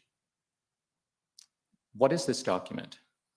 It's the concept of operation of the tow action, escort, and security and identification of vehicles. Is this one of the towing sub-plan to the main plan on the 17th? Yes. Now, if we go to page 65, please. So this appears to list some equipments. Can you tell us about this? Yes. Listed towing resource equipment, 12 heavy wreckers, ability to remove highway tractors, 2 tilt and load, ability to remove farm tractors, utility trailers, equipment materials, 2 highway tractors, bobtails. Can we go further down? Equipment prep truck contains equipment necessary for tow and recovery, 3 front end loaders. This will assist with the movement and positioning of trucks for tow, ability to assist with loader equipment and materials. And sorry, go ahead. No, sorry. What is your understanding of the availability of these equipments listed for the action starting on the 18th? We're ready to go. Now, did you understand those vehicles were drawn from the 34 vehicles that you told us about earlier? That was my understanding. This was all prepared with Kirk Richardson and our Ottawa Police traffic. All right. Now, in cross-examination by counsel for the former chief, Mr. Curry asked you why, aside from your verbal conversations with Inspector Lucas and Superintendent Drummond, that you did not take further steps to escalate your concerns about the bizarre disconnect. Remember being asked those questions? Is this having to do with the tow No, trucks? no, sorry. I'm moving on to a different topic. Okay, then So let me rephrase the question repeat. then, please. So I'm now asking you about questions put to you by counsel for the former chief. Mr. Curry asked you why, apart from your conversations with Inspector Lucas and Superintendent Drummond, you did not take further steps to escalate your concerns about the bizarre disconnect between the intelligence and planning. You recall being asked those questions? Yes. And you said, sorry, go ahead. And you said that you didn't have complete access to intelligence and you deferred to those who did have access and were assigned to respond. Correct. You also said that Deputies Ferguson and Bell were accountable to the former chief. Now, is that what you said? Is this when I was testifying with counsel from former Chief Sloly? That's right. So yes. So I want to ask you, in the context of responding to a major event, why did you think it was appropriate for officers who were not assigned specific duties to defer to those who were assigned? I'm not quite sure I understand what your question is. Could you? Okay, let me try again. I understand your response to Mr. Curry's question to be that you defer to those who were assigned specific duties to respond, those who had access to complete intelligence. Those are the sections that are responsible for doing those duties within the Ottawa Police. That did not fall within my purview at the time. So I believe in previous testimony, I may have spoken to this, that we have sections within the Ottawa Police that have the responsibility for these events. And I deferred to those sections, trusting that they have all the information, intelligence, and all the right people are in those sections for that. Thank you. Those are my questions. Okay, well, thank you. I just have a couple of short questions that. Oh, the commission has some questions. The commission. Some of it is just clarification. In response to questions of the Ottawa Police Service, you talked about the intelligence teams being more concerned about certain kinds of threats than other kinds of threats. I just want to make sure I've got that correct. It would probably be best articulated by an intelligence officer from the section, but traditionally our intelligence unit is at the higher level of matters that they would be looking into: national security, organized crime, threats of that nature, in the lines with ITAC and that type of thing.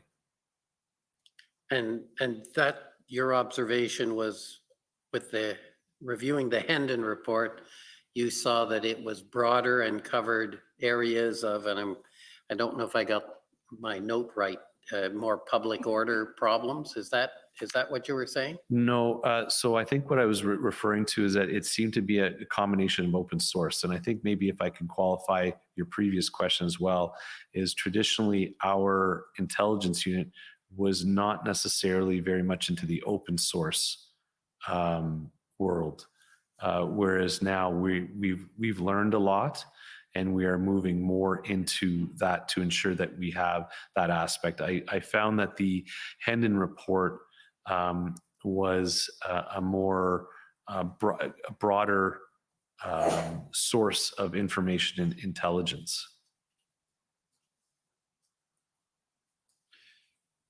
Okay, and then another question I had, this was an answer, I think, to the GCCF, and you were talking about, you were asked about whether a common law powers, it was in respect to the common law powers being less well defined, and even if a court found after the fact that you exceeded your powers, you still would have dealt with the occupation. Do you remember that answer? Yes, I do.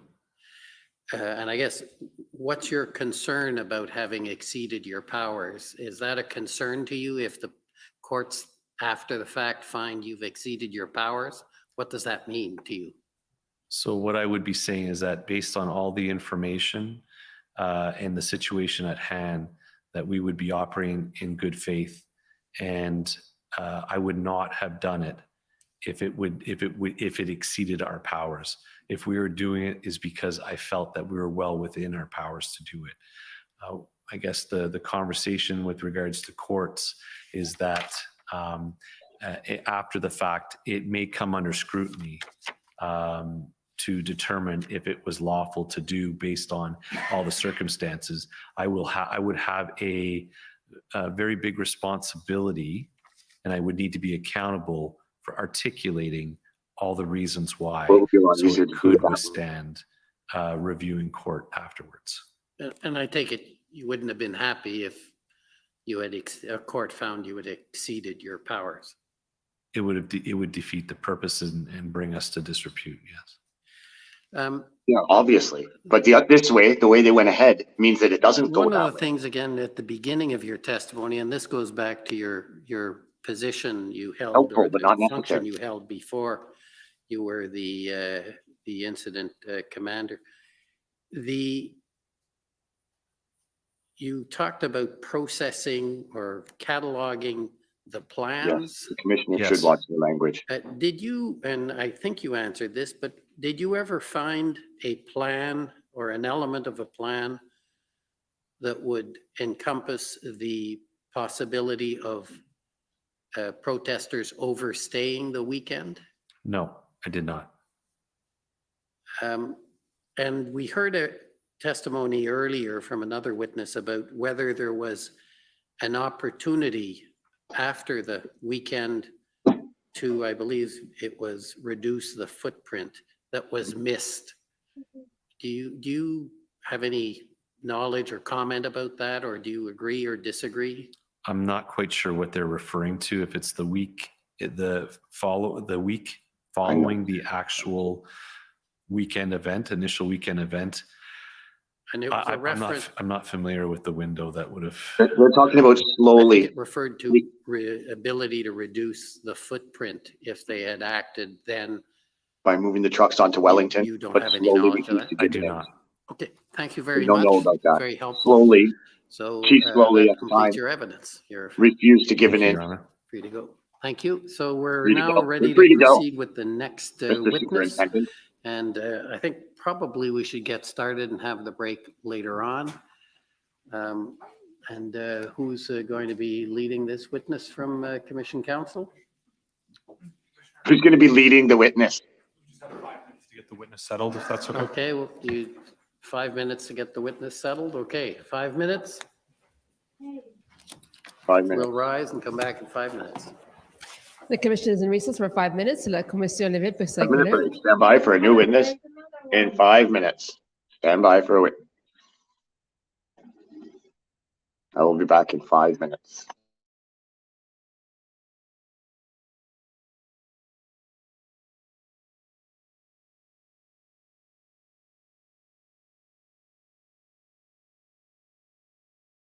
So you're going to hear evidence eventually from some of the protesters when they eventually testify that some of the ones that were arrested upon their release, they were essentially kidnapped by OPS officers, driven out of town in the middle of February winter by OPS officers, and left in various rural areas and parking lots outside of town with no shelter or resources.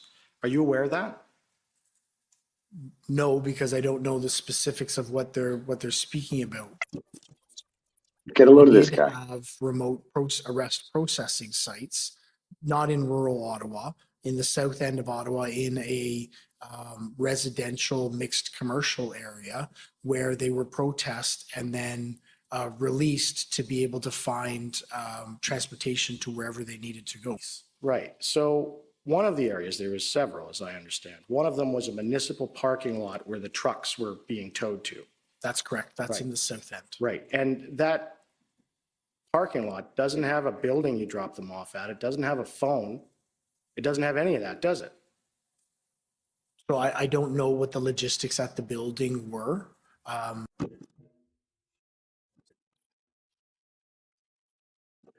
Released to be able to find transportation to wherever they needed to go. One of them was a municipal parking lot where the trucks were being towed to. That's correct. That's in the south end. Right. Unbelievable. And that Just happened to a lot of doesn't people. have a building you drop them off at. It Happened to doesn't have a veterans as well. phone. It doesn't have any of that, does it? So I don't know what the logistics at the building were. Bullshit!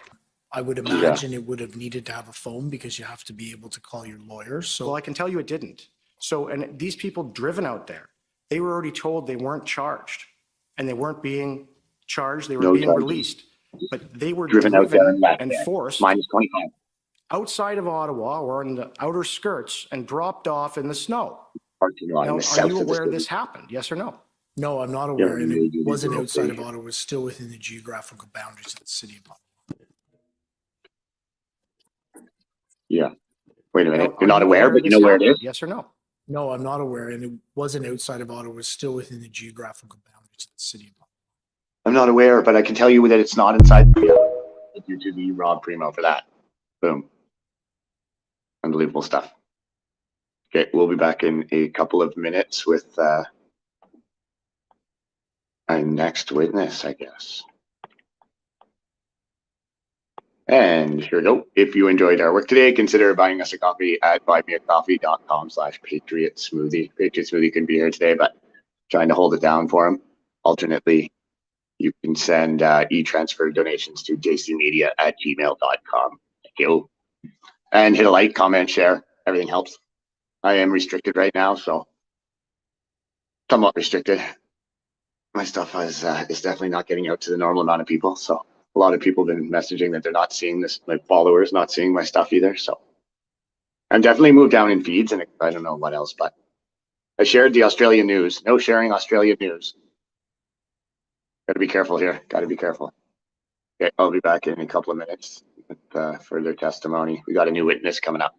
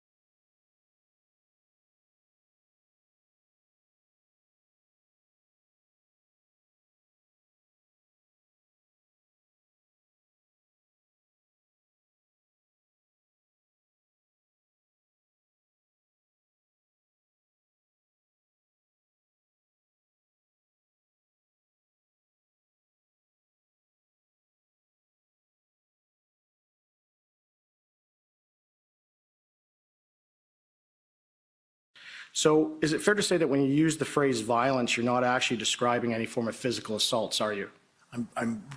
Well, physical assaults do contribute to what I'm describing. I was specifically describing the violence that our community felt as a result of the culmination of actions that the occupiers engaged in. So the violence that they felt, not actual violence, is that what you're saying? That is correct. Not the criminal code definition of violence, but the violence that they felt by having incessant horns blared. Right. And by having trucks run 24/7 a day. Right. By having people intimidate them and follow them, and by having people rip masks off their head, by feeling sheltered in their homes. Well, thank you. I understand what you mean. But you're not talking about violence under Order Section 2 allowed? of the CSIS Act, are you? No, I'm not. Thanks. The commission is reconvened. La commission reprend. All right, we are back with a new witness. The commission would like to call Superintendent Robert Drummond.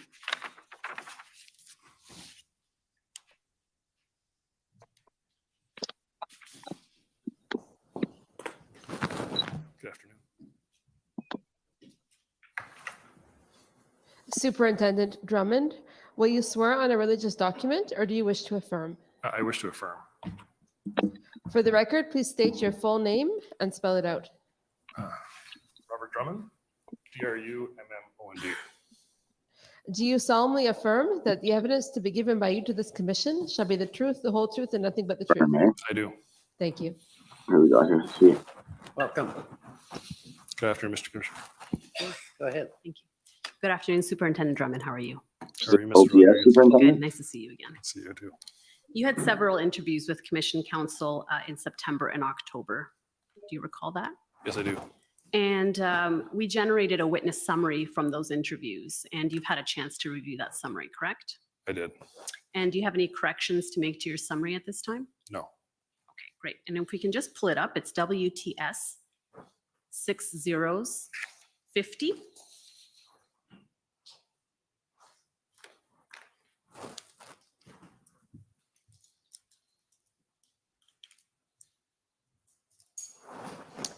And can you confirm that is your witness summary?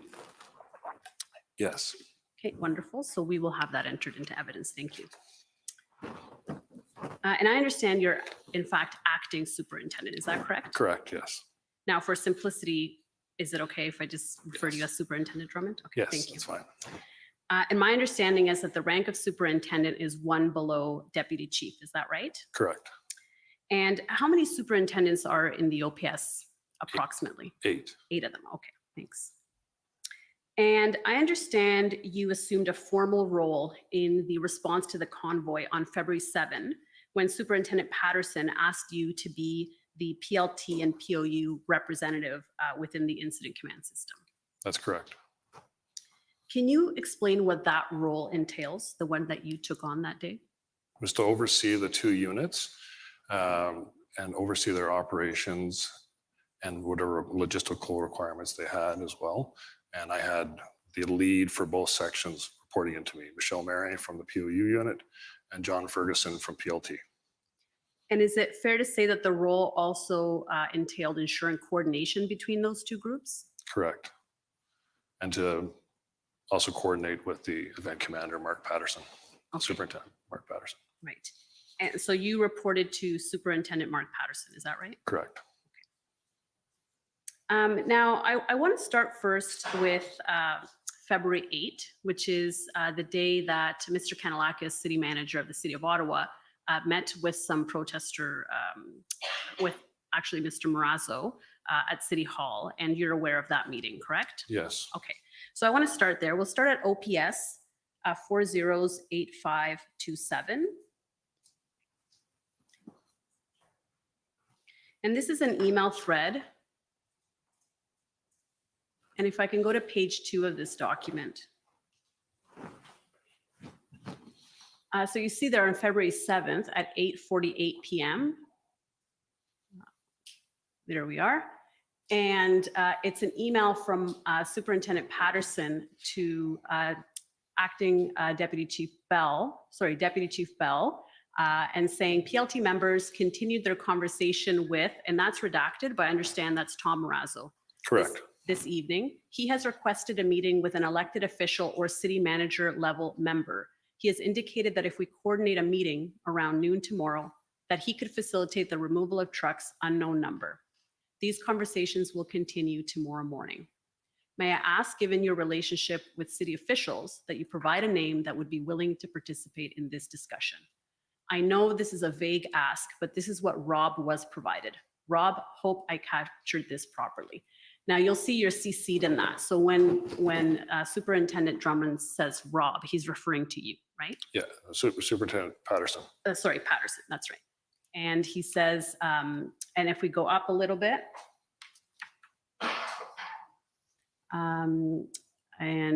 right, so then Deputy Chief Bell responds, I will contact the city first thing this morning to see if they will sit down with the group.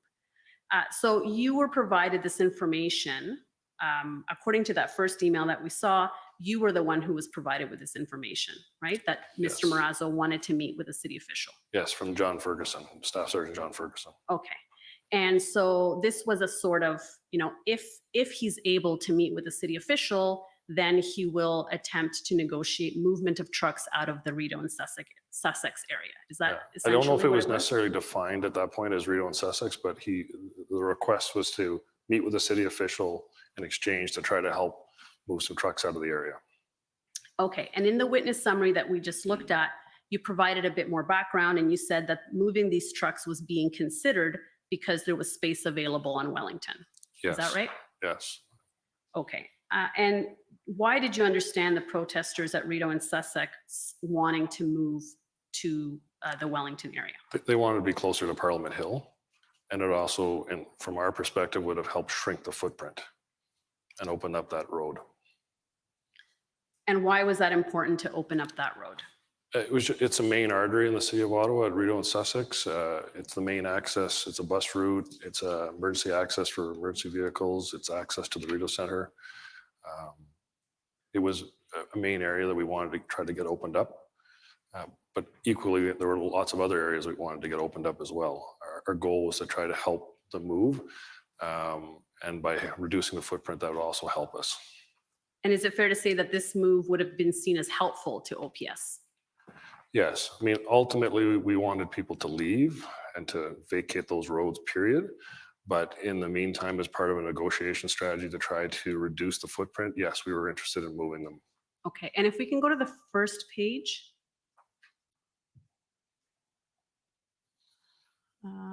Up more, please. Let's keep going up to the very top. Oh, I see. Do we know what they want to talk about, Mark? Okay, yeah. So there is another email in which you say that this was the ask and you're going to see if you can get a private meeting. Yes. So this was seen as being helpful to the PLT group that wanted to essentially clear that area, right? Yes, there's also a negotiating strategy and a good faith move to negotiate with them. And Mr. Kanellakis testified last week that when PLT attended City Hall for this meeting, which did eventually take place, that he was told by the PLT officers who were there with Mr. Marazzo that communications had broken down with protest leaders and that they weren't communicating anymore with the PLTs. And he said that this was a significant issue in their ability to continue to try to negotiate on the grounds in terms of the things that they needed to do, and that they had asked to meet with someone from the city as a show of good faith. Were you aware that communications between PLT and protest groups had broken down at this point in time? No, we were continuously communicating. They might have been referring to the group specifically at Rideau and Sussex. There were challenges with that group, but the PLT group still went daily to talk to them. Okay. And we talked to we talked to as many groups as we possibly could during that time period. Okay. But this was still seen as something positive for PLT to kind of build trust with the protest group. Okay, and I want to take you to Staff Sergeant John Ferguson's notes. And you were saying he was the head of the PLT at the time and he reported into you. Is that right? Correct. Okay, so if I can take you to OPS 3014568.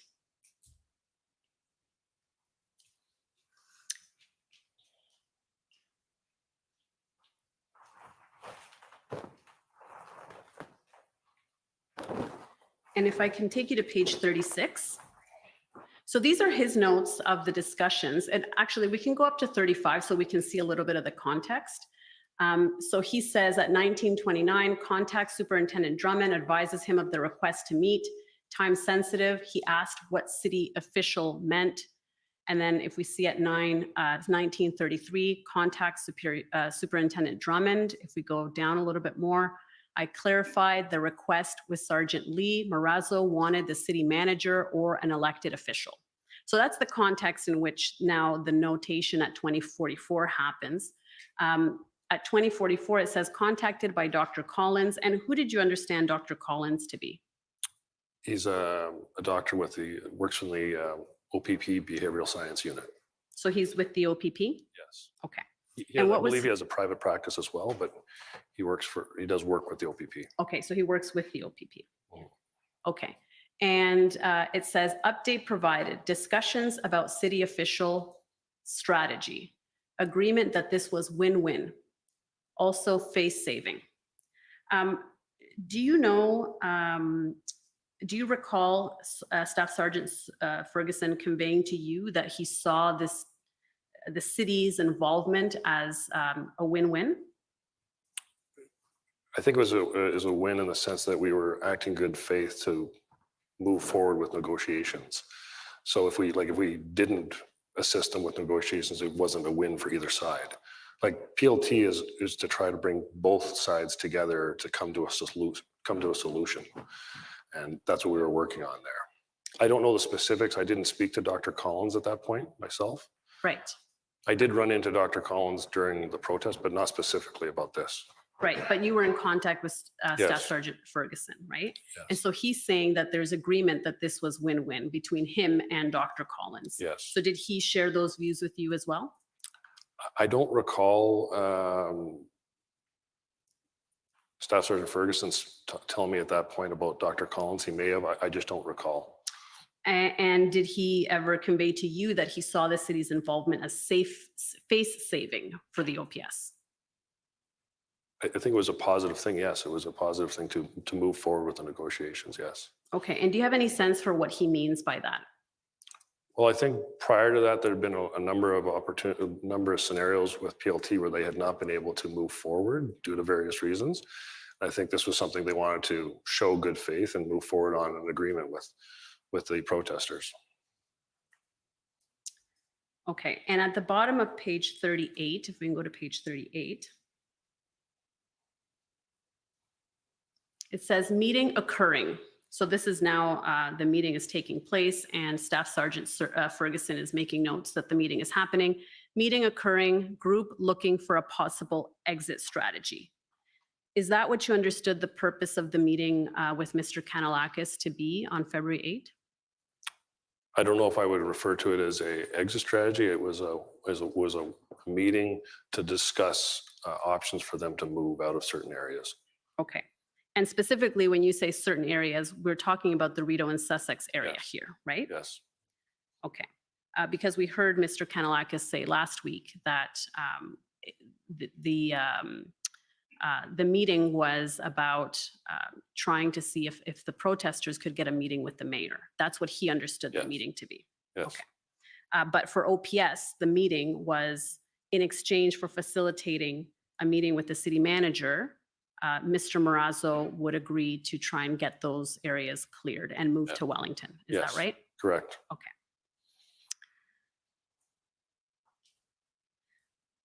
So the meeting did take place, and according to your witness summary, you indicate that on February 8, you and Superintendent Patterson had a call about these negotiations and that this was reported up to Deputy Chief Bell and possibly Acting Deputy Chief Ferguson. Correct. And in your witness statement, you also say that you do not recall whether at the time PPS was notified of these negotiations, although it may have been brought up at the NCRCC where the PPS had representation. Correct. I personally didn't contact PPS at that point, but we did have a PPS representative at the NCRCC. Okay, and did you receive any correspondence about any concerns that PPS might have had at this time, February 8, about moving vehicles to Wellington? The 8th, no. Later that week, yes. Okay, so well, maybe I can refresh your memory. If we can go to OPS 30, actually we're in the same doc, 14568, just on page 39. So Rito Sussex contacted by Sergeant Lee, Marazzo Kanalakis meeting complete. Marazzo to attend Rito Sussex to work on opening that intersection. Contacted Superintendent Drummond, updated re-meeting. Advised him that Marazzo was working on Rito Sussex. He asked if we were going to get other roadways, Wellington. I indicated that I understood the priority was Rito Sussex. Will, if city, promised anything. And then if we go to 1538, rather 1554, email received from Superintendent Drummond re PPS response to Wellington Street vehicle relocation plan. Do you see that there?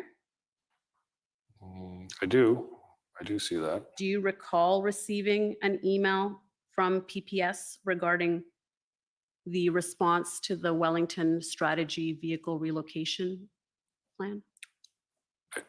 There were a lot of email during that time period. I don't remember that specific one, but if there is an email, I don't doubt it may have occurred. I just remember it being later with Superintendent Larry Brookson reaching out and speaking to us closer to the day that we did the moving, but there may have been an email at that point. Like I said, it may have come through the NCRCC and then come back by email. Okay. And Is there an email?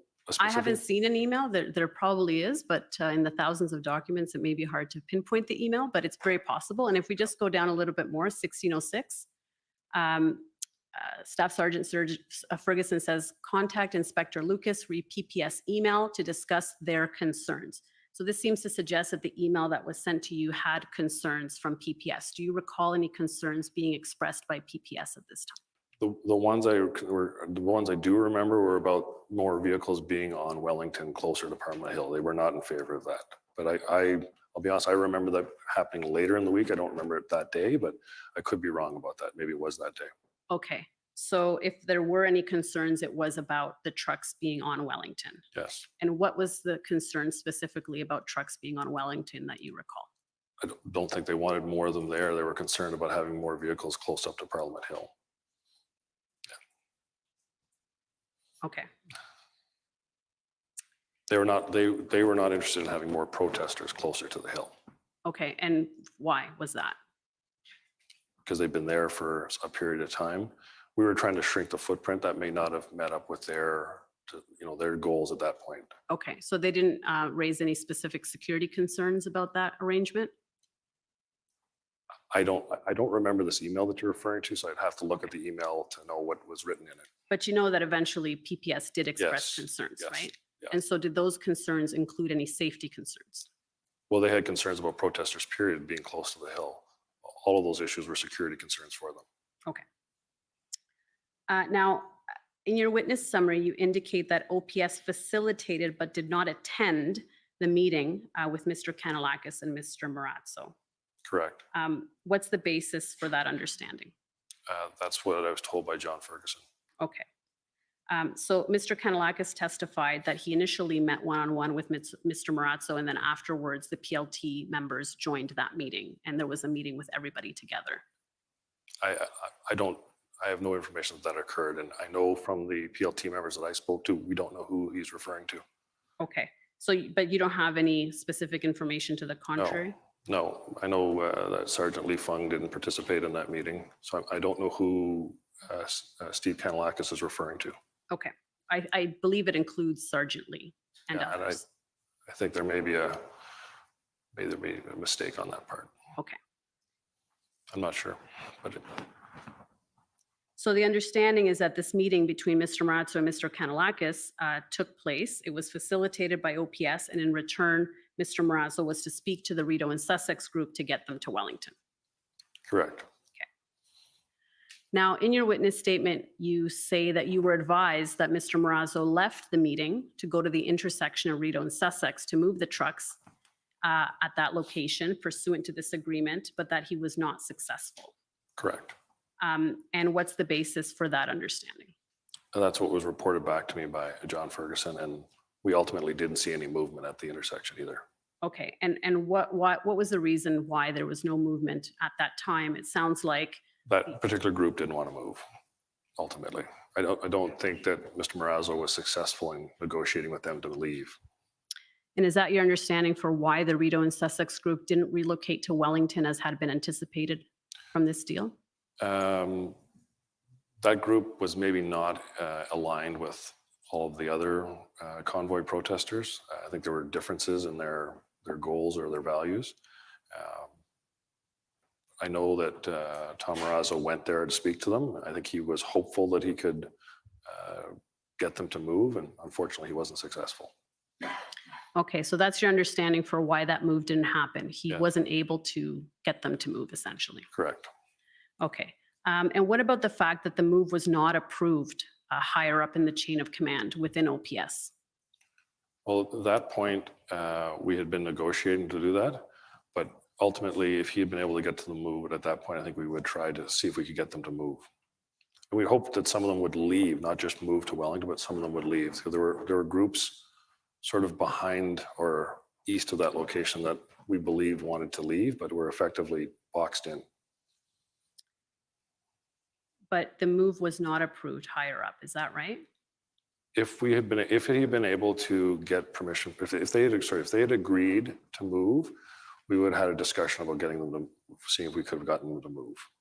Okay, but at that time there wasn't approval. Correct. Okay.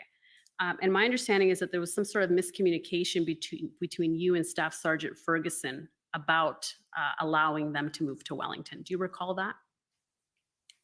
On that particular day? Yes. I think we felt that they could move, and then I followed up with command later, and they weren't in agreement. Okay. So we can stay on this document at page 40, just at the bottom. This might refresh your memory as well at 1739. And this is again Staff Sergeant Ferguson's notes. And he says, contact Superintendent Drummond, vehicle relocation to Wellington. He indicated that there had been a miscommunication. When I said clear Rideau Sussex, he was under the impression, and we can keep going, that they meant they were leaving. Correct. I described the impact of this on the relationship with organizers and our ability to continue to do our PLT job. He said that the plan to relocate the trucks to Wellington had not been approved. I asked if that was at the chief level. Believed so. Yes. So can you explain this discussion? What is the exchange happening here? That's John and I speaking about that move, and we had hoped that some people would leave on their own. That didn't pan out. And then ultimately, I believe I had a conversation at that point, and it wasn't approved for them to move further west. Further west. So when he says, when I said clear Rideau Sussex, he was under the impression that they meant they were leaving. Correct. So you didn't. That changed during that conversation. At the beginning, we had a conversation where I did believe that they were going to leave, but then ultimately I learned afterwards that it was about negotiating just moving up the street on Wellington. And then ultimately that didn't get approved. Okay. So I should have clarified that changed during that conversation. I see. So your understanding at the beginning was that if the meeting was facilitated with Mr. Kanalakis, the Rideau and Sussex group would leave. Is that right? In the beginning, yes, but then that changed. And then we didn't have approval for that. Okay. He says he described to you the impact of this on the relationship with organizers. Can you explain what he described to you there? Well, this is the ongoing PLT relationship with working with both sides, trying to come to a mutual agreement. And this was one of the areas where we were, I think this was also a communication gap as well about what was understood. And we were also hoping that people would leave, and that didn't occur. And there may have been a miscommunication with, between us and Tom Mraz about what we understood was happening. So when you explained the impact, I assume that means the negative impact that it Yes. would have had. Is that Yes. correct? Yes. And then you told him that the plan to relocate the trucks had not been approved. Yes. When did you seek that approval? I can't, I don't, I can have look at my notes if you'd like. Sure, you can look at your notes if that's helpful.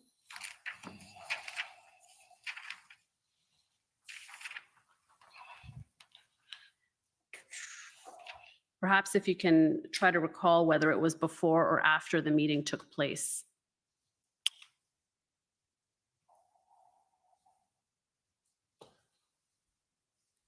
The meeting between Steve With Kanellakis Mr. and Yeah, that's right. Would you have sought approval to have them move to Wellington before that meeting or after the meeting? I think we were before it, I believe we thought they were going to leave. I think was maybe our understanding. And then afterwards, when it wasn't, I advised there wasn't approval to move. Okay, so sometime between the time that you were briefed on the outcome of the meeting, that it happened, that it was a successful meeting, and then the time when you're having this discussion now at 17:39 with Staff Sergeant Ferguson, you would have sought approval to have them move on to Wellington, because at this time now you understand that the quid pro quo, so to speak, is for them to move to Wellington. Is that right? Correct. I'm just looking at we're talking about the 1738 timeframe again? That's right.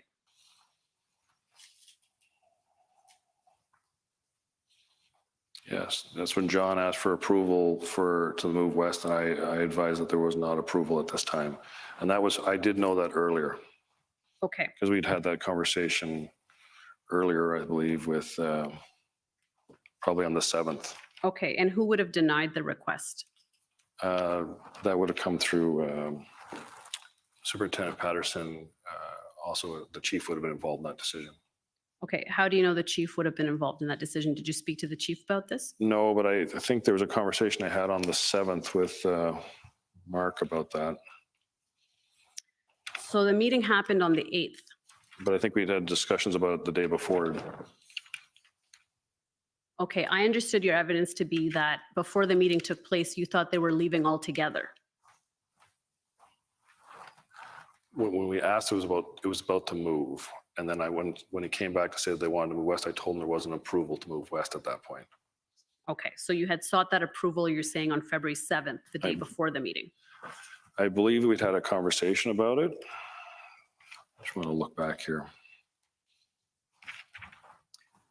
Mr. Commissioner, excuse me, I wonder if we could just confirm for the record that the notes Superintendent Drummond is referring to are his notes at OPS 30s14455 on the record? Yes. Thank you. Thank you. Okay, so maybe you can try to refresh your memory at a break. We'll keep going. Okay.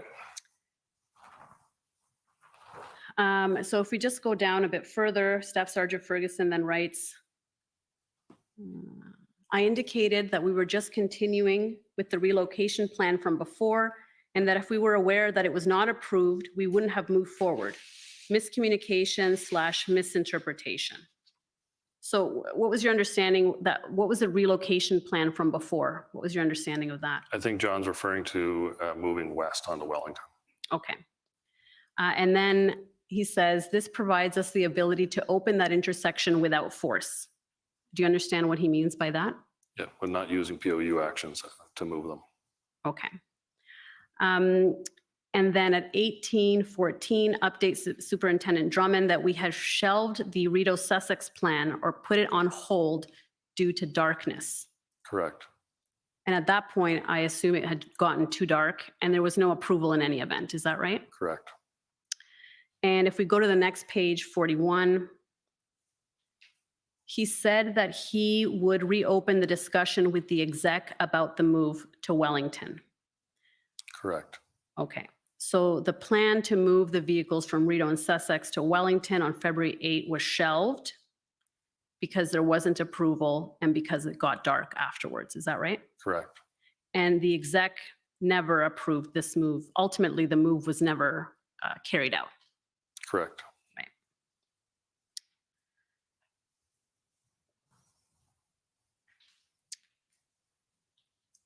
And if we can just go to page 43 here, I believe this is now the next morning at 11:07. Contacted by Sergeant Lee, and he was the PLT officer that had been involved in this meeting. Is that right? Correct. Yes. Rideau Sussex move, he advised that there was a loss of momentum after last night. And if we go to 11:50, contacted by Sergeant Lee, he now advises that the group at Rideau Sussex are no longer listening to Tom Marazzo after last night, and they have galvanized. Were you aware of this? I knew that Tom Marazzo wasn't having any further luck getting the move. I knew that much. And did you understand that that was because they weren't able to move the night that they wanted to move because there wasn't approval? Yes. Okay. But that was a common theme. Okay. So ultimately, the move to Wellington didn't happen. First, because that request wasn't approved, and my understanding is it was never approved, right? Correct. And then because Mr. Marazzo had lost maybe any good faith he would have had with that group after the move didn't take place. Is that right? Correct. Okay. Now, after that meeting on February 8, the PLT team and Staff Sergeant Ferguson briefed you that the city had discussed with Mr. Marazzo a meeting with the mayor in exchange for protesters moving trucks onto Wellington. Is that right? Sorry, say that question again. So after this meeting took place with Mr. Kanalakis and Mr. Marazzo on that date, February 8, the PLT team and Staff Sergeant Ferguson would have reported back to you about what happened in that meeting, right? Except they weren't present in the meeting. Mr. Kanalakis testified that they were. I mean, he was there, so. My information is they weren't. So there seems to be a gap there. Right, but you would agree with me that the person at the meeting would be in a best position to say who was in attendance, correct? Did Steve Kanalakis say which officers they were? He said it was Sergeant Lee and other PLT officers. He didn't know all of their names. Unfortunately, you'd have to ask someone who was in the meeting because the information I received from John Ferguson is that there were no OPS members present in the meeting. Okay, so did PLT or Staff Sergeant Ferguson debrief you after the meeting about the content of the meeting? No, because they told me that they didn't know because they weren't present. Okay, fair enough. So I want to turn now to the deal with the protesters that was made later on by the mayor, the letters exchange with Tamara Leach. You recall those events, right? Yes. Okay, so we're moving forward a little bit in time. And my understanding is that you learned through an executive briefing on February 13 that the city had been negotiating with a group of protesters. Is that right? Correct. Okay. And what did you understand at that time the deal to be? That the city had negotiated with the protesters to move vehicles out of the residential areas on the streets that ran north-south on Wellington, that went to Wellington, and to move vehicles to Wellington, and then hopefully any ones that didn't move would leave the area. Okay, so your understanding was the trucks are going to leave the residential areas and move on to Wellington, is that right? Correct. Okay. And if we go to OPS 30-14455, these are your notes. And at page 43,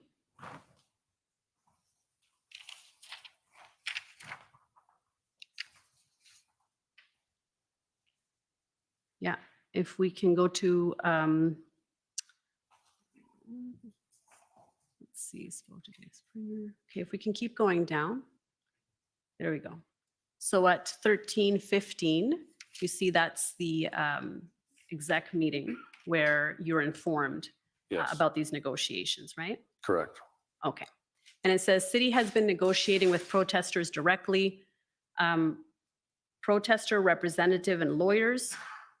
Remove of all trucks south of Wellington involved, and SJAM will no longer keep staging area, Coventry and other staging areas.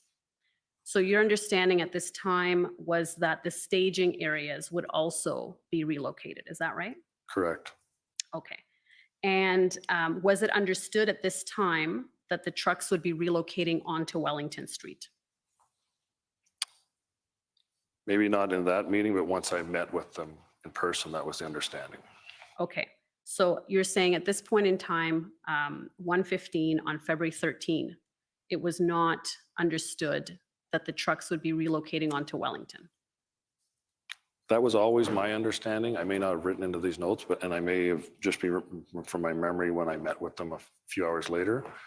But certainly when I went to the meeting with them in person, with the city, with Kim Ayat and Steve Kanalakis, it was about consolidating vehicles onto Wellington. Okay, so at this meeting, what would have been the discussion? They're going to leave the residential areas, and where are they going? Well, I may not have made a note of it, but my understanding had always been that they were going on to Wellington. Okay. And I'm going to take you to Acting Superintendent Bernier's scribe notes at OPS 30-10635. And these are his notes of the same meeting. So sometimes when we see different people's notes, we get a clear picture of what was said in the meeting, because everybody seems to think different things are important to write down. So it can be sometimes a helpful tool. If we can go to page 11.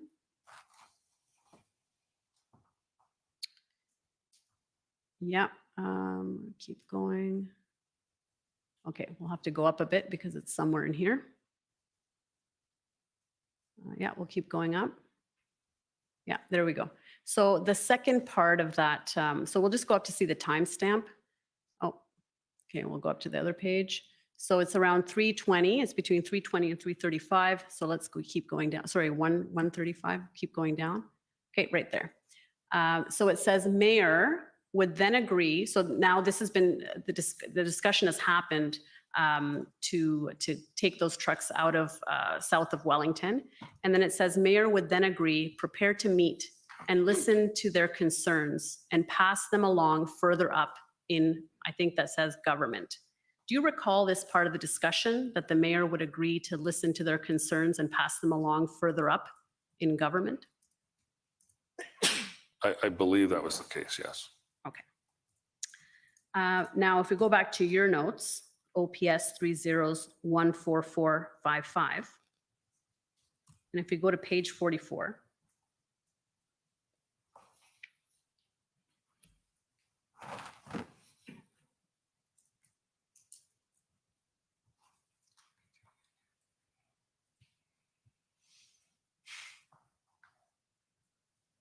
okay, and if we go down, okay, we'll keep going down a bit. Oh, okay, we'll keep going up, I guess. Oh, sorry, page 44. We're at 34, 44. Yeah, that's better. Yeah, so see that fourth dash down? There may be some groups that don't move. Rideau, Sussex. Yes. And then it says chief requests. And there are, if we go down a little bit, 4, 5, keep going down. Let's see. Yeah, we got 5 points there. So what was your understanding then about the Rideau and Sussex group being part of this negotiation, being part of the deal to leave? Just on my way back home. At this point? Yes. Hope everything's going well. We'll get on top of it. I just made that there may be some groups that don't move, because we'd already dealt with Rideau and Sussex a number of times, and they hadn't moved before. And was it your understanding that in accordance with the negotiation, all of the staging areas, including Rideau and Sussex, had to be cleared? Yeah, I believe the city was hoping to get Rideau Sussex as part of that agreement. Okay. And then we see the chief has indicated some requests. And what was he saying here with respect to the negotiations? What were his concerns at this time? He wanted to know what the impact would be, like how many if this happened, would it free up more resources for us? Would that, like, because we had a lot of officers, going through those areas, working, controlling those road access. Would that shrink the footprint? How many things would that free up? Can we plan to deal with the groups that don't move? And Rideau Sussex was one of those groups that we were concerned about. And we need a traffic plan to facilitate that. And we want to protect the neighborhoods that once we do move trucks out of them, we don't want them to come back in. And Superintendent Bernier today testified that he generally did not have concerns and that it would accelerate his plan to have this deal go through, but that he was concerned. He privately told Inspector Springer that he was concerned that this could be a ruse to get more trucks onto Wellington. Do you recall any concerns being raised at this meeting? I mean, I think we didn't know how this would work out. I mean, we knew that the convoy groups were fractured, and would they all move if they agreed or not? I think that was something we've seen, and we'd certainly seen the Rideau Sussex group had been very difficult to deal with. So, yes, I think there was some concerns whether they would all cooperate, right? And whether it would work out the way we had hoped. So in your witness statement, you say that Acting Superintendent Bernier expressed concerns about the city negotiating an agreement separate from OPS. Correct. But if we see the notes in the meeting, he says he has no concerns. He adopted that today in his evidence with the caveat that he had this side discussion with Inspector Springer. But it sounds like in the meeting itself, he did not express concerns. But you indicate that he expressed concerns. So did he express them privately to you outside of this meeting? It might have been outside the meeting, but I thought it was in the room. I think we're still at, I still think we're at. This is the 1:15 exec demo meeting on the 13th. I think we're out at TPOF at the NCRCC. Yeah. He did express some concerns to me. I thought it was in the meeting. Okay, and what were those concerns? Just that we didn't know whether all the groups would cooperate. And we knew for certain that the Rideau Sussex group was a difficult group to deal with. In your witness statement, you says that he had concerns about city negotiating separate from OPS. What can you tell me specifically about that? Well, that they were negotiating and we didn't know it. Now, to be fair, Superintendent Bernier weren't aware, but I've since learned that members of the executive had been speaking with the city. Okay. And did you share any concerns about the city negotiating separately from OPS at this time when you learned about it on the 13th? Well, it would be ideal that we would know while we were doing planning and police operations that was in the works, but we weren't aware. But I mean, ultimately, the goal was to try to shrink the footprint. So if it was something that would assist us, we were interested in pursuing it, but there were some risks attached to it if not all the groups agreed. Okay, so generally you were positive and supportive of it, even though you saw some risk. Is that fair? Well, we were interested in doing anything that would help shrink the footprint and reduce some of the pressure on a lot of the residential areas. I mean, not every one of those scenarios was ideal. Right.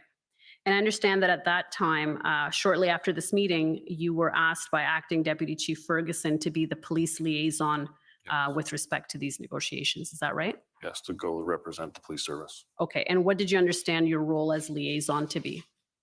To speak to the city to find out what the arrangement was, attend the meeting ultimately, and then report back any concerns that I found.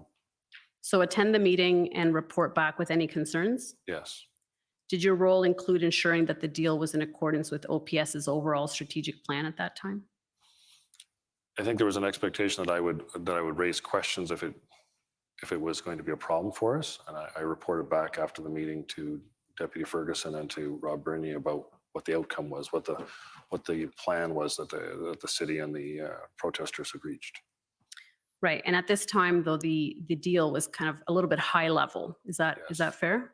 Yes. So at this time, 2 letters had been exchanged, I believe, at 3 p.m. on that day, on the 13th. It was made public. Yes. And so you were also there to assist with the details. Is that right? Yeah, we wanted to ensure public safety and wanted to see what the logistics of doing what they proposed. Like you said, it was, the letters were very high level. I wanted to know sort of the nuts and bolts about, okay, how do you want to do this? What is your plan? Okay. Now, were you aware that at the time the integrated planning group were working on a plan? Yes. Okay. And so were you asked to ensure that whatever deal was finally struck would fit within that plan?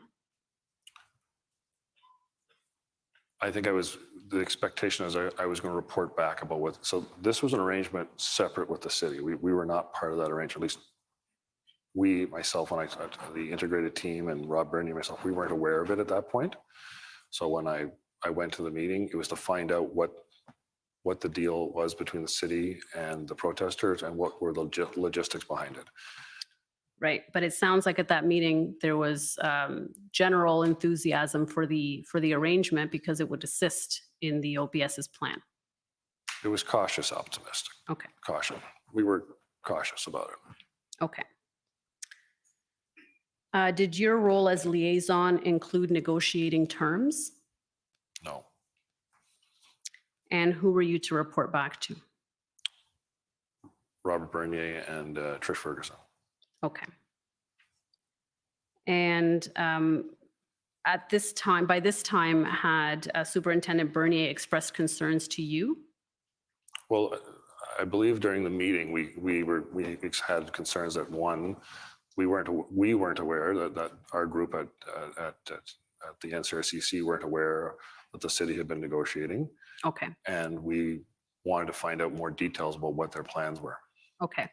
And I understand that after you informed Staff Sergeant Ferguson and OPP PLT Giselle Walker about the letters, and Yes. you sent those letters to them so that they Yes. would have awareness. Yes.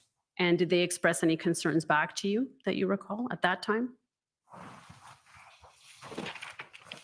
I believe they did.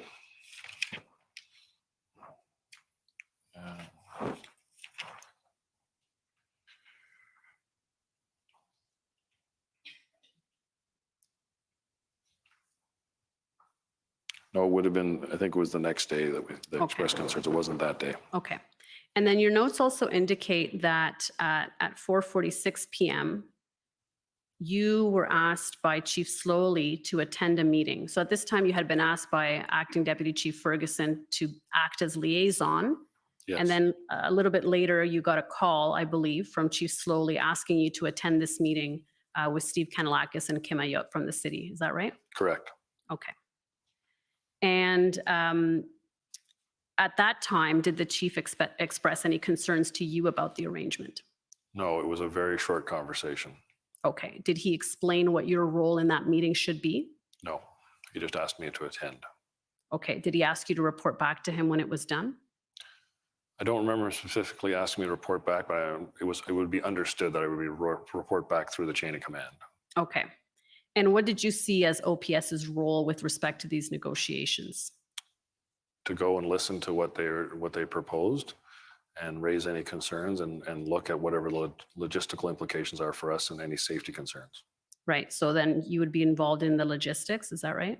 Well, the safety part of it, if we were going to have to, ultimately there would be some form of a traffic plan to make that happen.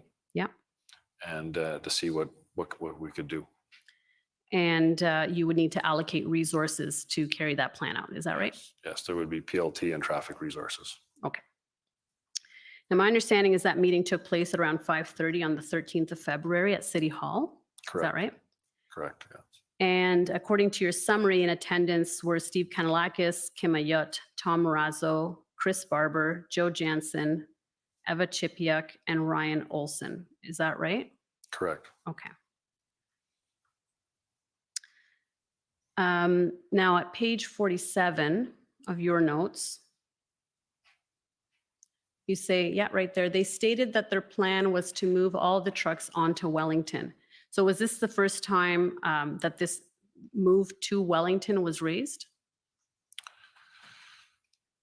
I realize that's the first time it's in my notes, but that was my understanding the whole time. Right. And was this because the letters talk about leaving the residential areas and maintaining only onto Wellington Yes. Street? Okay, so based on the letters, it was your understanding that they would be relocating? Okay.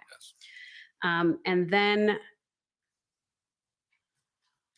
if we, I they can say- help you there. My writing's not the best. Sorry? I can help you if you have a, I can help you. I think I got it. Group explained that they didn't control the Coventry location, that Yes, that was controlled by Mike Clark. Is that right? correct. They didn't feel that they had any control there. They also didn't control Rideau Sussex Group, Farfada. You see that? Correct, yes. Okay.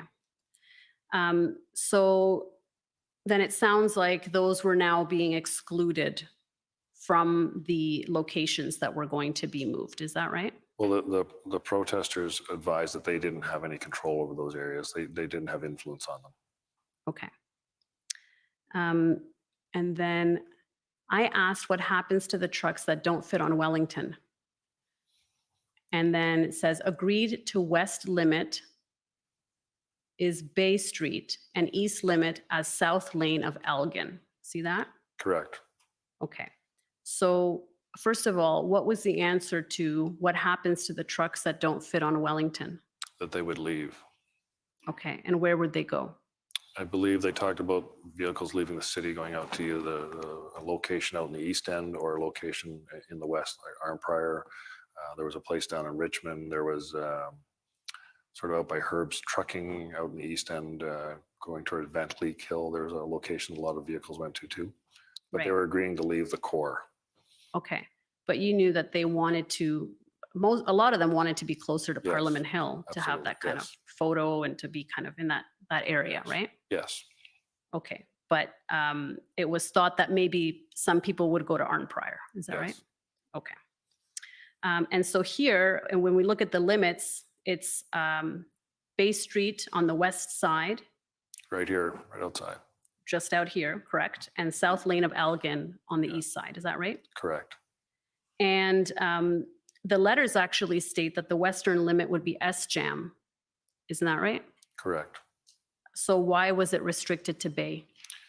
We, in the room, when we had a discussion, I think we looked at a map and we had a discussion about going to Bay, so it would open up more lanes west of that location. Particularly the having the whole intersection of S-Jam with trucks in it created other issues.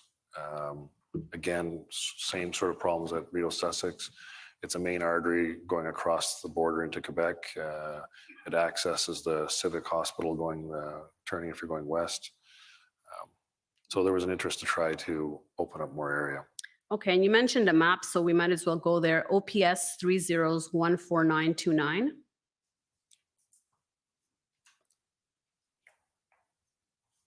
And I believe this might be the map that you're referring to. If we can zoom out a bit. Yeah, okay, let's maybe zoom in a little bit now. Yeah, okay, so does that map look familiar? Yes, it does. And is this the map that you took to the meeting with you? I believe Kimayut had the maps there. Okay. I think there were maps on the table, if I remember. I don't quote me on that. Okay. I don't remember bringing maps. I think the maps were there on the table. Okay, and if we look closely at the map, we can see there's some markings in pen at around Bay Street and Elgin. Do you see that? I do. And who made those markings? That was the map that I was referring to. That was Okay. my map in the room. Okay, so you made the markings? Yes, I did. Okay. And if you can go back to your notes, OPS 3014455. And we're at page 47.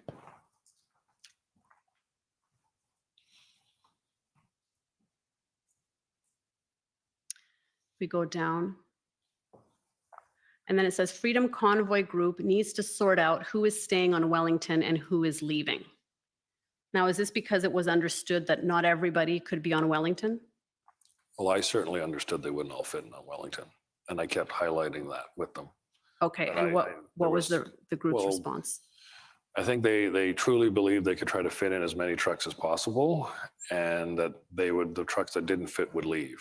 But I wanted to get sort of a clear response about how that was going to work. And you said that your understanding was that some people wanted to leave but were blocked in by Yes. other trucks. Can you explain that?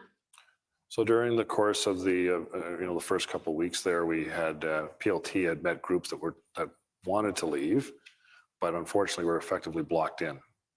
And some of them felt intimidated that they couldn't leave. And we'd seen some of that activity particularly at Rideau, Sussex. There were groups that were blocked in. I can think of, there were groups that I think had come from the Maritimes that were sort of trapped in there and they wanted to get out and they couldn't get past the group that was holding the intersection. Okay. And then in your witness statement, you said that protest organizers wanted to be allowed to bring in more fuel to keep trucks running. And I believe there is some notations to that effect in your notes as well. According to you, you would not agree with this. No. Can you explain what they were looking to do? I think, if memory serves, they asked about bringing a slip tank, which is a tank that you put into the back of a pickup truck. They talked about how that would be safer than bringing small, like 25-liter cans up. And I told them I would not agree. Like I wasn't in a position to agree to bring any more fuel up. Okay. So you were putting some constraints on this deal, it sounds like. Yes. Okay. Well, there was fuel was a safety concern. Right. I mean, yes, they obviously they needed fuel to keep trucks running and stay warm, but fuel, there's a lot of rules around how fuel is handled, and we always had safety concerns about whether a fire would start or someone would get hurt with fuel. Right. So we were very cautious about allowing people to use fuel. We want fuel in a very controlled environment. Right. And then even though the letters said that the western limit on Wellington would be SJAM, you indicated that no, it was going to be Bay, right? Was that a safety issue as well, or what was that? It was more about trying to keep that lower intersection open. And when I asked them, I said, look, that intersection's a problem for us. Okay. Can we move back a block or two? And I believe Steve Kanalakis shared that. I think they understood when I brought it up that, ideally we would like to not have that intersection blocked as well. Okay, so you're doing sorting out some of the details and negotiating some of the nuances of this deal. Is that fair? Okay. On page 49,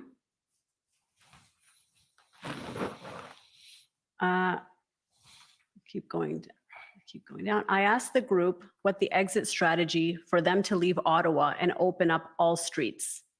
And then it says meeting with federal government. They have been ignored by federal government and Prime Minister. So what was that discussion? Well, I asked them, yes, you're going to move to Wellington, but what's the end? What's the strategy? What is your plan after that? I mean, I had been with them in the room for a couple of hours. We'd eaten some pizza.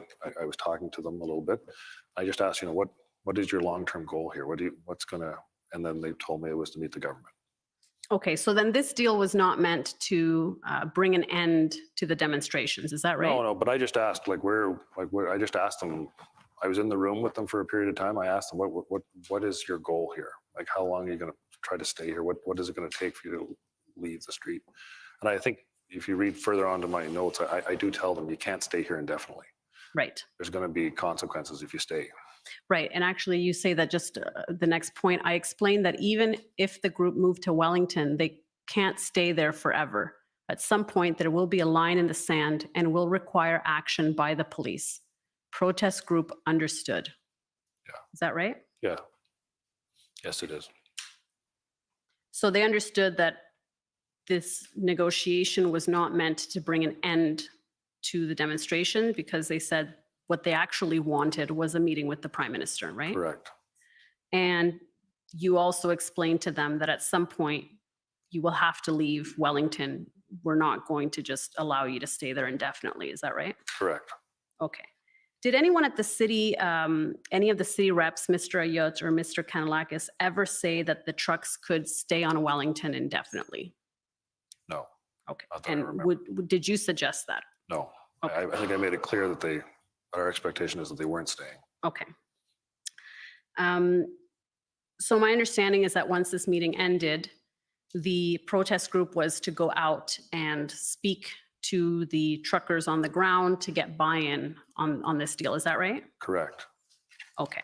And what's your understanding of those discussions? Were they successful? Was there resistance? Was there acceptance? Do you have a sense for? There was some resistance. We learned in the morning that not all the groups had agreed, that there were groups that weren't moving.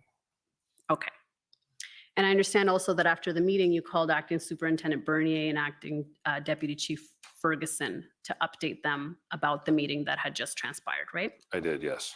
Okay. And what was their response at that time? I briefed them on what had occurred. We had more discussions later that night. They were cautious. Same thing as, let's see what they can do. Can they really do this? I don't remember there being any, I explained what the concerns were and that they couldn't all fit onto Wellington. And I also had concerns about whether would the trucks actually leave? Because we already knew that there was fractures within those groups. Right. So you think that your understanding was that some groups would nevertheless stay. Is that right? Well, we already knew about, the Coventry Road situation, and they were upfront with us to tell us that, they didn't have influence over Coventry Road. They didn't have influence over Sussex and Rideau, and we suspected there would be other areas that they wouldn't necessarily have. But we were interested in seeing if it would help shrink the footprint. And now Chief Sloly had been the one to ask you to attend this meeting. Did you also report back to him? No, I reported to Trish Ferguson and Rob Bernier. I was following the chain of command, and I expected that Deputy Ferguson would have then notified the chief. Okay. Now we expect Chief Sloly to say that he did not know at the time that trucks would be moving into the red zone. Rather, he thought they would go to areas south of Wellington, go home, or to areas outside of the city. What's your response to that? I read the letters and I went to the meeting. It was pretty clear to me what the arrangement was, that they were going to stack vehicles up onto Wellington and then try to clear the residential streets from the balance. And we also expect him to say that he was not aware that any trucks moved onto Wellington in front of Parliament, and that would have been contrary to his understanding of the negotiations.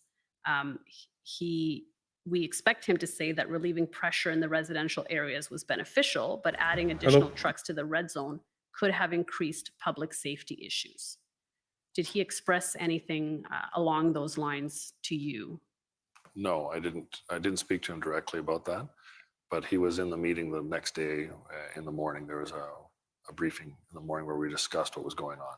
Okay, and so is it your understanding then that he would have understood that that was the arrangement? I believe so. I don't know how you would have. That was my understanding. I think it was pretty clear from the letters, and I think it was pretty clear from what I reported back up through the chain of command what we were doing, and then the next morning it physically was happening. Okay, and he said that moving trucks to Wellington could, or we expect him to say, could increase public safety issues. Did you share in any of those concerns? Well, it was lesser of two evils. Yes, more vehicles on Wellington would create a problem later, but we were trying to relieve pressure on the residential areas and try to reduce the footprint. Now, earlier we saw that the Parliamentary Protective Service on February 8, when they learned about a possible move from Rideau and Sussex to Wellington, had expressed some concerns. At this time, did you indicate to anyone that we should notify PPS, or did you notify Mr. Brookson at PPS? I didn't directly know, but I would have expected that he had a representative at the NCRCC that would have been advised. Okay.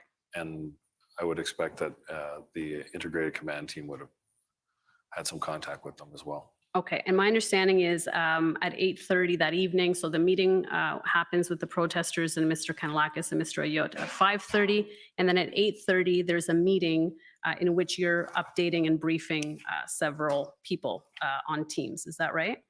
Correct. Okay. So I wanted to. Is this a good time to take? It is a perfect time. Yes, thank you. So we'll take a 15-minute break, give you a chance to stand up and move around, and we'll come back in 15 minutes. Thank you. The commission is in recess for 15 minutes. La commission est levée pour 15 minutes.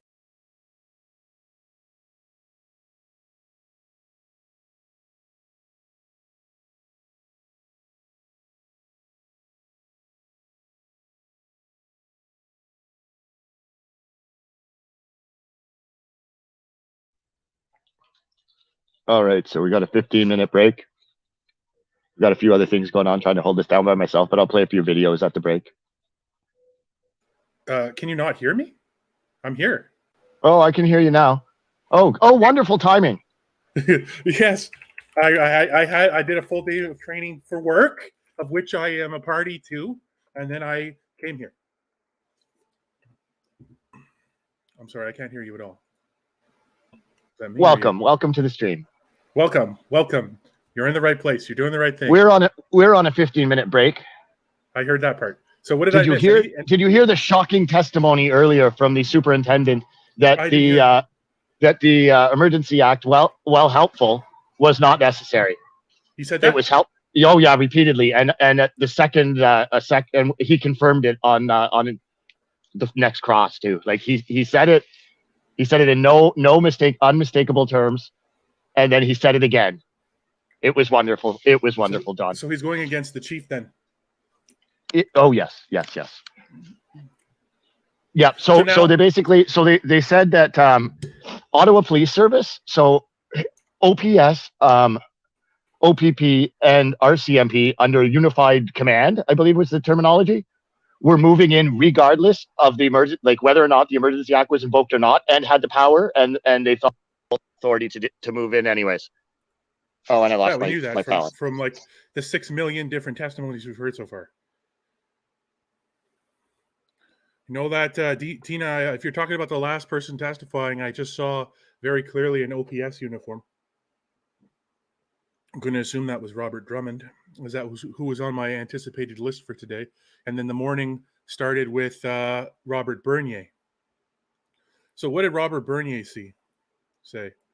That's what I want to know. And so OPS, my notes are all messed up here. They're not working properly. None of this is working properly. And we have Robert Drummond.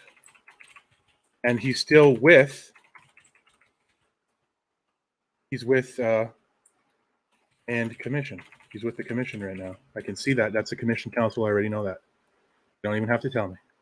But I missed Robert Bernier. What did our friend Robert Bernier have to say about everything? Anything interesting? I'm not really seeing any of the highlights anywhere. I do see that some of the opposition have taken themselves off the internet. Could that be because of this? I'm not sure. Can you hear me now? I'm back, I think. So the morning guy is the one who said that? Robert Bernier said moving in. What did Drummond say so far? Who did he say that to? Who did Bernier say that he was moving in? Adjust my audio. Yeah, I had to switch phones here. Hold on. Who did Drummond say that he was to? So it was. I believe it was. It was not. It wasn't a friendly. I don't think. It might have been City of Ottawa, perhaps. I have to look back. It was a long morning. Let's see if any of the news have reported it. Nope, nothing. It's all Ford. Yeah. Okay. So that's important. Okay, there it goes. The CBC's reporting it, but he's not sure it was necessary.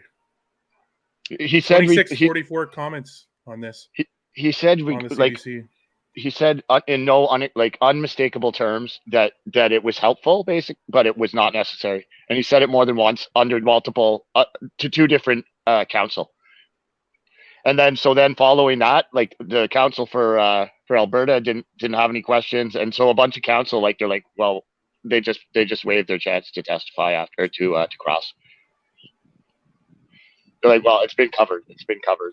So it's really important, guys, that we contact our Canadian senators and stop them from passing this abomination in third reading. And the thing about it is, yeah, they say it's going to legislate CanCom on the internet. How they're going to do that? Force YouTube, Facebook, everywhere to have an X amount of CanCom shown to Canadian users. So they're what does that? How do they define that?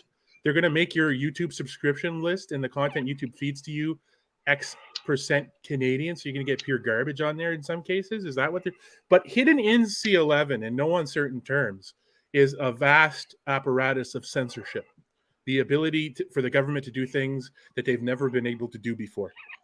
to control the conversation like they've never been able to take things that aren't fighting words, that aren't hate, literally to remove dissenting opinions from the internet. Anything that they don't agree with.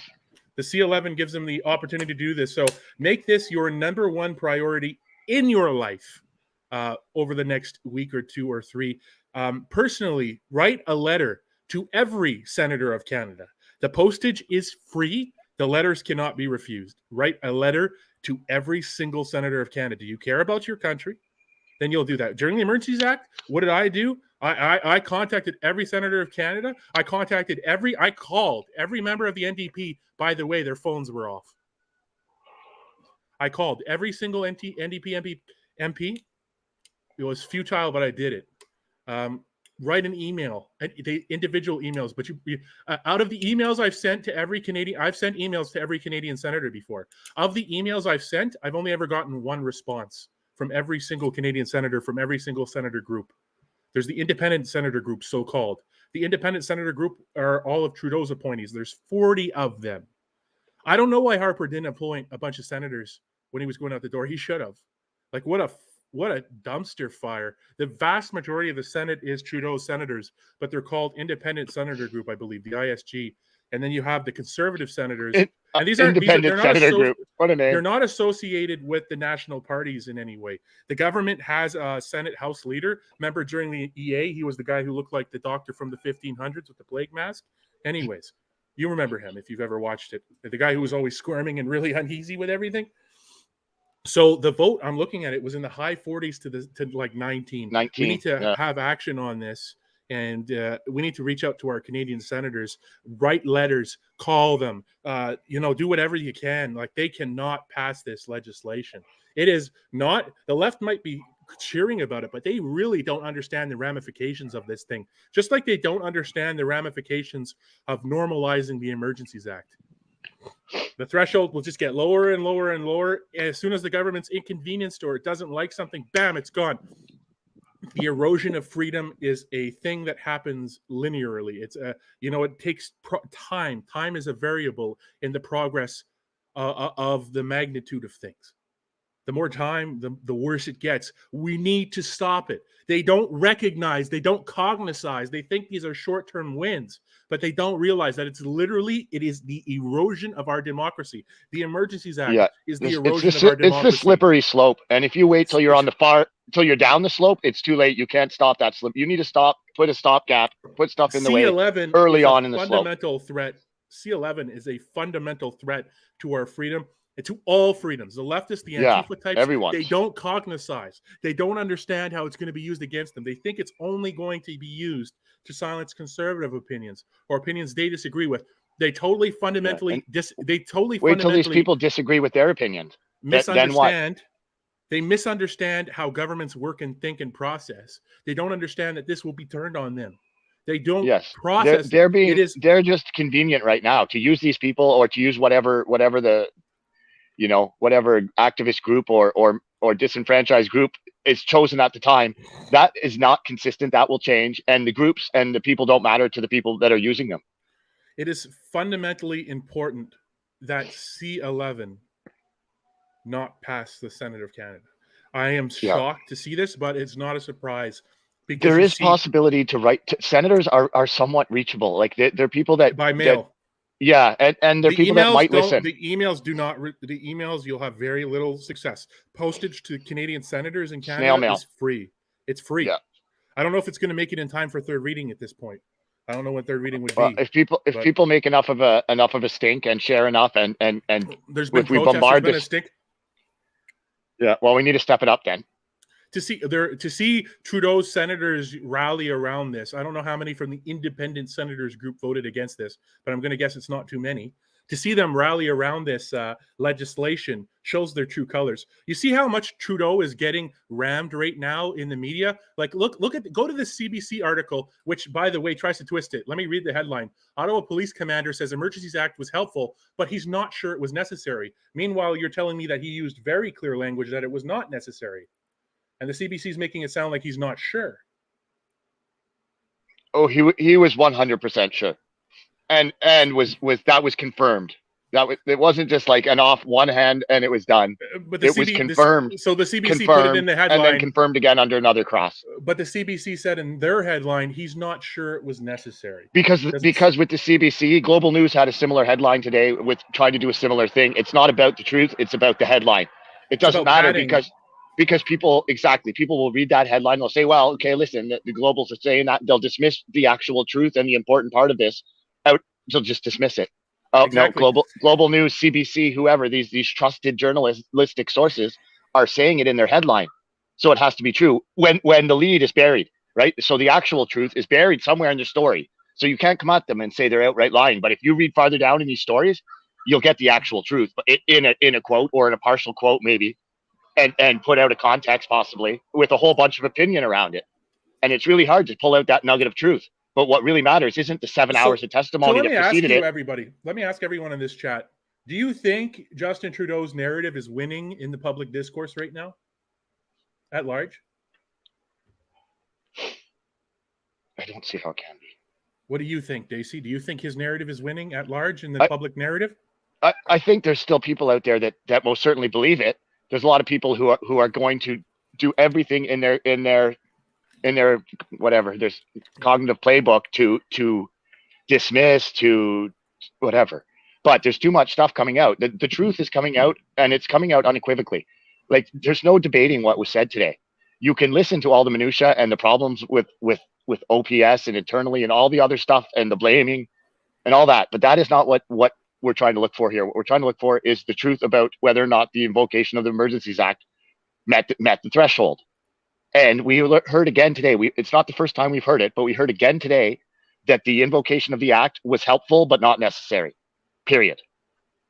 We also heard again about tow trucks. There was 34 or 37 tow trucks that had been acquired by the OPP and were on their way or in Ottawa. And we heard testimony that the superintendent saw them with his own eyes. They even had police badging on it to hide the companies and protect them. And all those powers were already in hands of police without the Emergencies Act. They did not need the invocation of the Emergencies Act. They could have used the declaration of emergency in Ottawa. Police, through common law, have all kinds of authority. If there's a police operation, they can even seal off areas of specific areas. So all of that action would have been considered a police action and would have given them more rights to do so. There was also some talk that was interesting about their concern was whether or not they would be challenged for acting the way they did. So Ottawa Police, if they acted under common law, would be subject to challenge. And there was concern that about the legality of what they might be doing and whether or not it would be challenged. Whereas under the Emergencies Act, they weren't going to be subject to that same type of challenge. They would have been acting under that authority and following those orders. So whether it puts them in an inconvenient spot of having to be accountable for their actions, but it doesn't make the act necessary. It doesn't at all. The justification for the act has a very high threshold.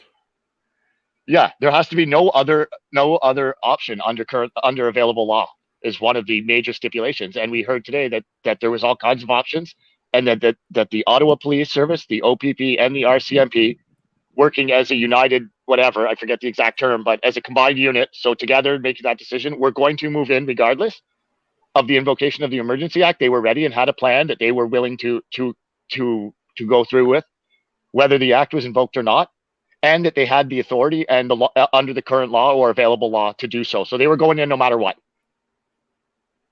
That's huge. I mean, that's damning evidence.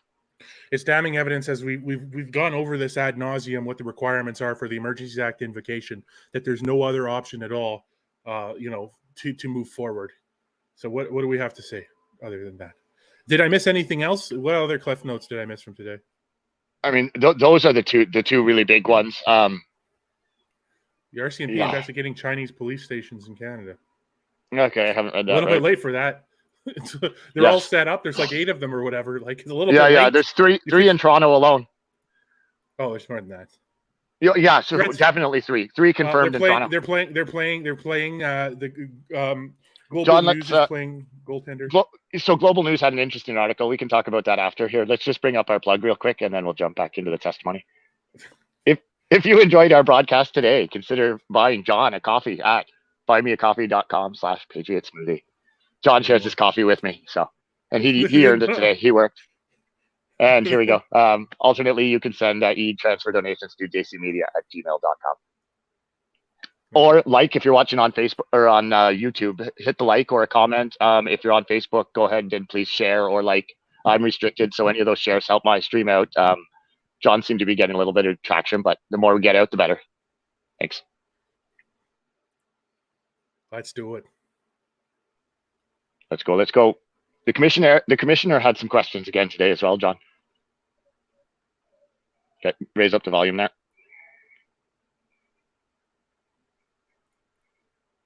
We started. Now, I understand on Monday morning there was a bit of confusion about what the deal was going to be and what OPS's role would be. Is that fair? I understood it myself, but there may have been some confusion with some other groups, yes. Okay. And so, and to your understanding, what was the confusion or the misunderstanding there? I think one of the confusion was whether it was a 24-hour arrangement or a 72-hour arrangement. Okay, and so that concern or that misunderstanding or confusion, that was brought up the morning of February 14th? No, the 15th. On the 15th. Okay, so let's go to February 14th. Okay. 13th in the evening, we know that the meeting with that you attended took place. And the following Monday, February 14, was when the movement of the trucks, according to this deal, was going to start. My understanding is that on that morning, there was a bit of unclarity about what the deal was. In fact, the trucks didn't start moving until about 1 p.m., Yeah. right? Not all the groups understood the arrangement. And they were, I believe that different convoy representatives were going around trying to get different groups to agree and understand what was going on. And I think there were some groups that weren't in agreement. It was one of the problems.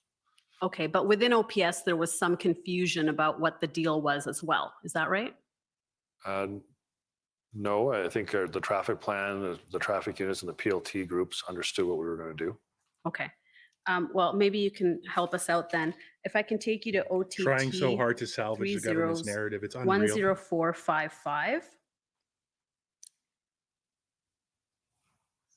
And you probably haven't seen this before. This is chat. The last superintendent was very careful with the way he danced around things. About what's but when it going really on, came down to it, you on have the to admit the ground. truth when asked. Can we see that in native form? It might be easier. There we go. Thank you. And if we can go to page 22. And if we go to, let me see here. Okay, so we see there Todd Piper. Do you know who he is? I'm familiar with the name. I can't put a face to him right now. Okay, but he was. He works for the city. He worked for the city, and he was on NCRCC. Correct. Right. And so he's giving an update here to other city officials and EOC representatives. And he says, "Good morning, all. Here's the latest. Work beginning on the deal negotiated between the mayor and the Freedom Convoy president to move trucks from residential neighborhoods to Wellington and SJAM. A confusion unfolded into the evening over whether the deal was on. And here, Mr. Piper is describing what you were referring to, some confusion within the protest groups about whether the deal was on or not on. Is that right? Correct. Okay. And if we go further down, he says these conflicting directions are likely to hinder progress and cooperation by those trucks aligned with the official Freedom Convoy group, not to mention the challenges in dealing with the numerous independent splinter groups. And then at the bottom, he says no specific details have been shared with us by OPS, traffic management at this point, but they have confirmed that once the vehicles start to move, side streets and exits will be fully blocked to prevent vehicles from deviating from their planned route. And then at 9:26 there, he says, correction, OPS has shared their draft plan, still not formally approved by their commander, with city staff here at the NCRCC. Their focus this morning is on getting vehicles to leave the core, not on repositioning trucks along Wellington and SJAM as originally thought. Keep going down. The draft plan appears to focus largely on diverting vehicles eastbound on Laurier Avenue West to Nicholas and then to the eastbound off-ramp. Once all willing vehicles have left, the PLT will then work with the organizers at a later time to reposition the remaining vehicles along Wellington and SJAM as part of a separate phase or operation. But this is a bit different from what you had discussed with the protesters the night before. Isn't that right? Yeah, I'm not sure, like, I wasn't in that room, like I don't know if you may not be familiar with the NCRCC, but there's multiple rooms. I'm assuming he's in one of the main rooms with there, but that is not my understanding how things went. We had delays in the morning with getting contact with Chris Barber and the PLTs connecting with him about getting some of the trucks moving. I know that was a delay in the morning. I know we did want to set up options for people to just leave, and that's maybe what he's referring to. But ultimately, we started moving trucks. It did take a number of hours to get that done, but the main impediment was that there were a number of groups who didn't seem to be on board, and the protesters were still dealing with them. Okay.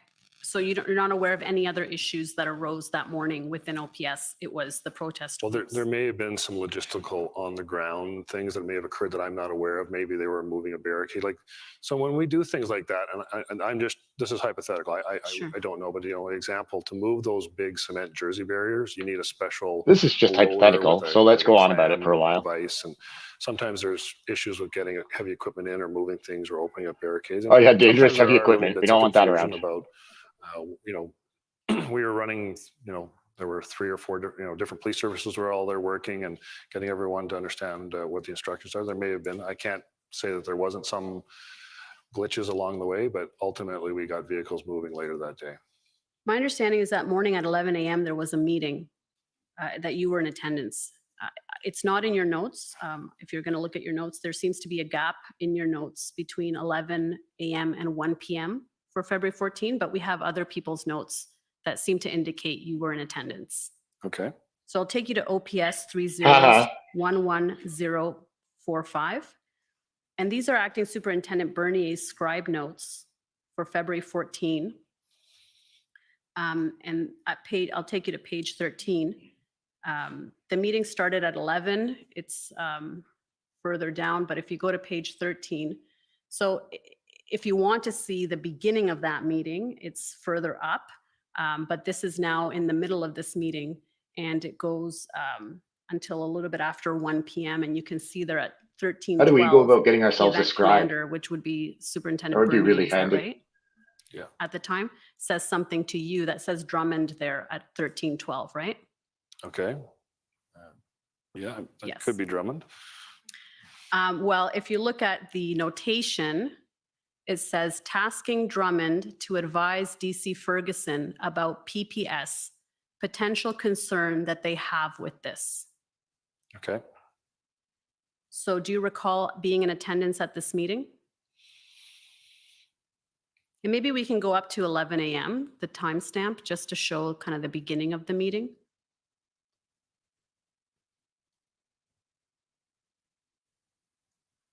Seems like it was a long meeting. A lot happened there. Okay, yeah. So if we go up a little bit more, so there's an end of meeting at 10:25, and then there is a meeting starting at 10:50, and it kind of goes on from there. It looks like Giselle Walker is there, the event commander, if we go down. And then more people are seen there in that meeting. You can go down, please. Does this refresh your memory about this meeting at around 11 a.m. on February 14?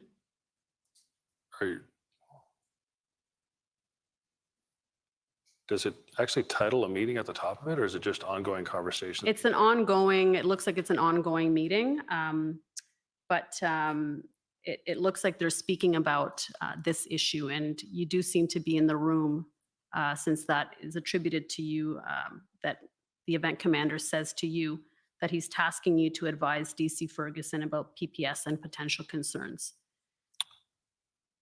I don't have notes of it being a meeting, so it may have been an ongoing conversation in the room. I don't have a recollection of that. Okay, so you don't recall being asked by the event commander to advise the deputy chief about potential concerns that PPS would have with the move?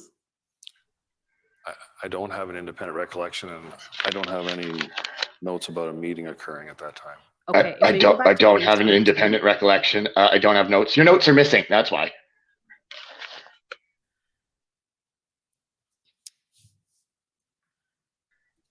This guy's dry, but he's getting me fired up right now. It looks like they're making arrangements there. And if you go down to 1327, right there, it says, it looks like you're saying to the event commander, Prime Minister is considering an emergency act. You see that? Okay. Yes, I see that. Okay. So this was something that Listen would to have his tone been of voice. discussed Okay. in- He sounds with the nervous. What's next?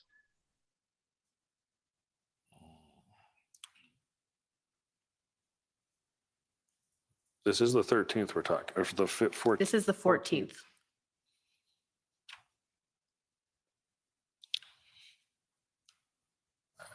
If you don't recall. No, and I think you've seen a pattern with my notes about meetings, so I'm not sure that this is a meeting. I'm wondering if this is just being captured with the scribe and Rob Bernier. Well, there's certainly discussions that seem to be happening, correct? Correct. Okay.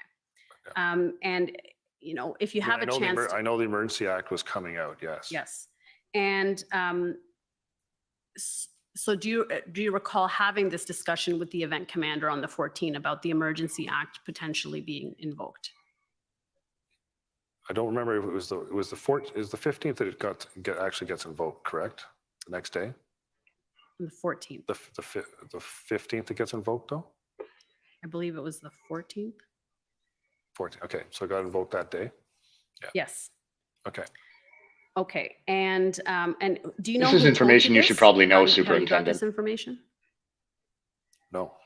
Okay. It'd be funny if it wasn't so sad. And so did that indicate that there was likely some significant POU action that would be commencing shortly thereafter? Is that what you understood from this?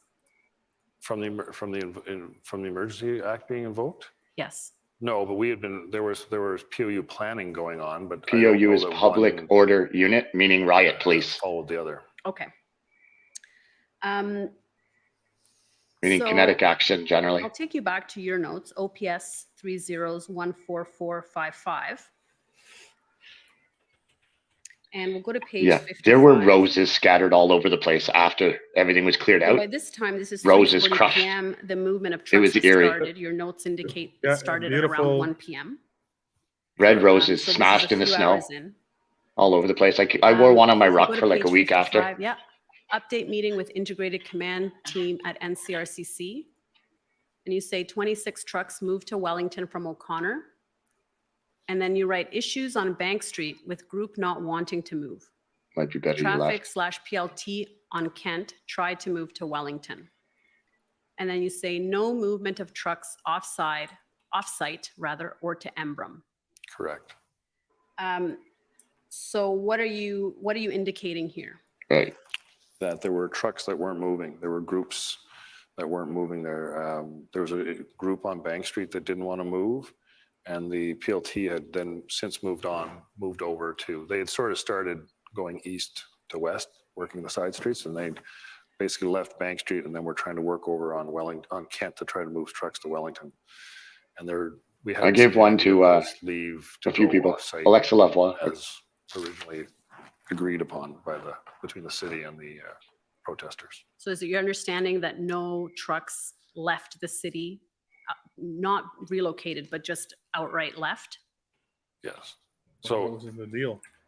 there would be vehicles Yeah, from a weekend to a When they Monday, found that there'd out, be a bit of they were not you'd see willing an ebb to and make flow. that deal anymore. They We wouldn't saw okay certainly the more deal vehicles to coming move in to on the Wellington. weekend than there were on the weekday. So They there were would okay be with the the deal, natural perhaps, Monday of vehicles where they leaving. left the We city, didn't but see when a it became marked aware, they departure of became aware that it was vehicles only leaving to move to the Wellington, that residential changed. streets They as could we not get hoped approval from for the that. arrangement between the city and the protesters. Okay. And if we go further down, looking for POU options on areas outside of Wellington. Why not on Wellington? We just moved vehicles there. We would felt that we would have to give them notice that we were going to be doing POU options. Okay, so there were POU options being considered at that time. Yes, there always were POU options being considered. Okay, and so now you're Yeah, saying before that the POU Emergency Act, options those are were being going to be, considered, and they were options outside prior. of Wellington, right? prior and without the Emergency Act. At that point. Right, and that was because, Well, as you Brian, say, that's you had really just lucky for the Prime relocated them. Minister because he ever So you guilty. couldn't then just. Oh, take goodness, them. yes. Trudeau needs to resign. But I had made it Trudeau clear to them cannot, that in good government, going to continue to Wellington be the was Prime not a Minister of long term. Canada. So That's how not good long government. could they That's stay not there good without government. POU He's action? broken the standards of good government. He couldn't give doesn't them have the a moral timeline. authority to lead our country. I- He needs I- to yeah. resign. Give them notice. Take and a page ultimately from the we UK did and give resign. them notice. Okay. But certainly on the 14th, you didn't feel, or Brian, I don't know if you've been the call watching that you these had, trials or this- not, this but I've meeting, spent at least it wasn't felt that at that time 70 hours POU watching these, action and I could can tell you take place from a on very certain didn't have enough perspective, with resources all to the do that at evidence that weighed point. so far from all the various policing experts, And that the if we go Emergencies to Act the next page, was 56, not necessary, and not a single one of them have at said that it's at 5 necessary. p.m. there, exec None of them. demo update. So here's I'm another sorry about. update. I'm sorry your And, worldview may be we smashed know there, from Brian, and other I people's understand notes that Chief that's a Sloly difficult was in thing to attendance, process. Deputy But Chief you need to Bell come to was in terms with where we attendance, are as a Acting Deputy country. Chief Ferguson Our Prime was Minister in broke the law. Our attendance. Prime Minister had no Attendance, justification for Superintendent invoking the Bernier, act. Inspector Lucas. And there's not a single I person who believe said that he did. Superintendent Patterson was also in attendance. Not a single based on the person at chief's these notes of commissions this have meeting. said No. Does that that they sound They in fact sided have with said the Trudeau's opposite. commission. Sounds correct, yes. Okay. They've said They- unequivocally the Now, if we go to the middle opposite. of that page, You They know, said today it was helpful says- but not necessary.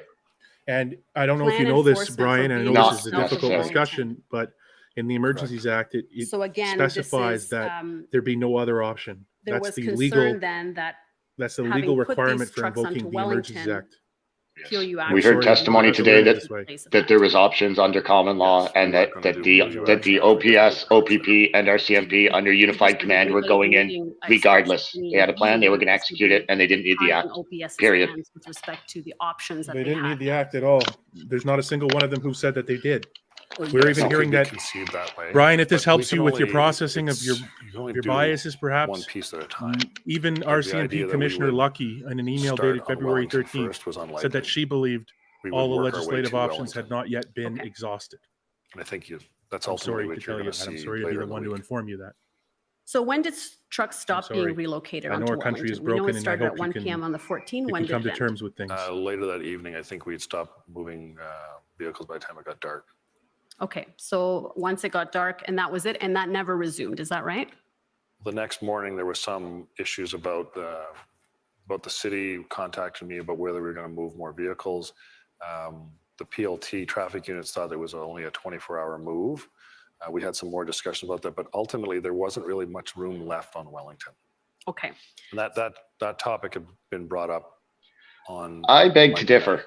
that We've we seen were video running to out of indicate room that on there was Wellington. a lot of room on Okay, Wellington. and A lot of room. I'll take you to the chief's notes of this meeting, OPS 30s14566. And we'll go to page 9.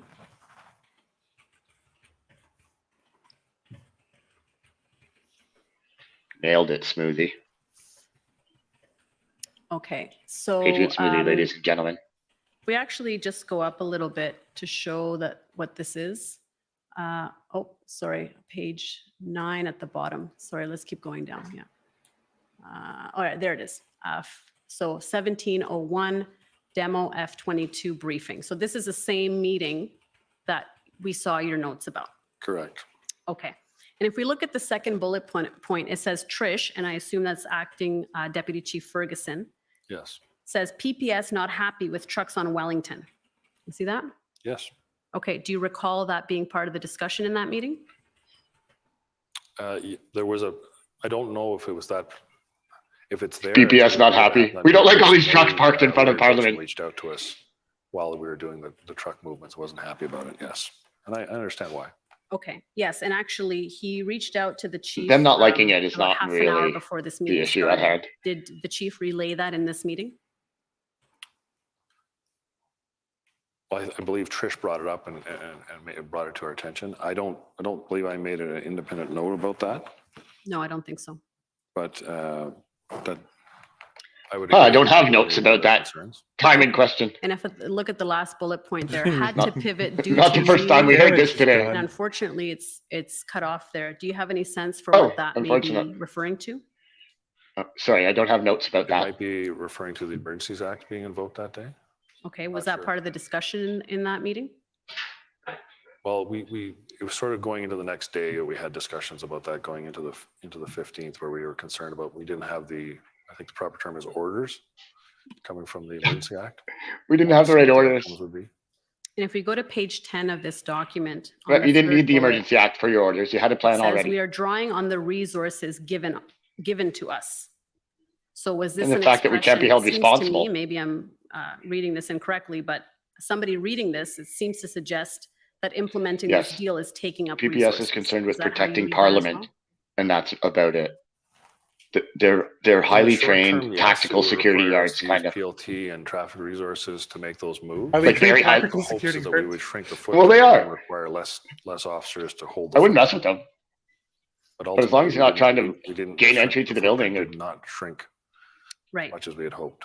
And the next bullet says, we need some significant legal advice regarding the mayor's position that they can be Yeah, on it's not. Wellington. So anything outside Parliament gates is not Now, this PPS wasn't just the jurisdiction. mayor's position, was it? Therein lies some of the problem here. Overlapping jurisdictions are an issue in That's how Ottawa. it's written. Right. But you would agree with me that OPS seemed to support this plan and certainly gave a lot of resources to make that happen, right?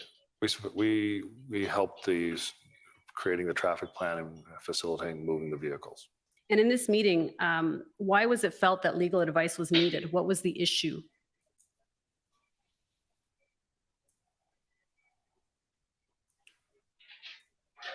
We sought Dead legal advice on silence. a lot of topics during that time period. Yeah, I'm noticing these awkward pauses too. Yeah, listen, the whole crowd laughed. Like, Daily event, to be quite honest. it's pretty funny, guys. So I don't know what, I mean, I understand we would be looking for advice on that topic.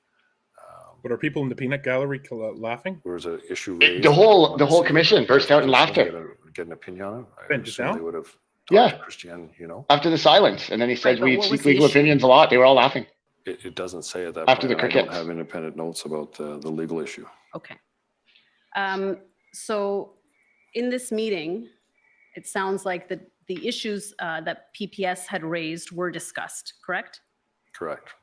And did the chief indicate at all that he had a call with Steve Kanalakis right before this meeting? And it's in these notes, but I won't take you to it, where he told Steve Kanalakis that it was over.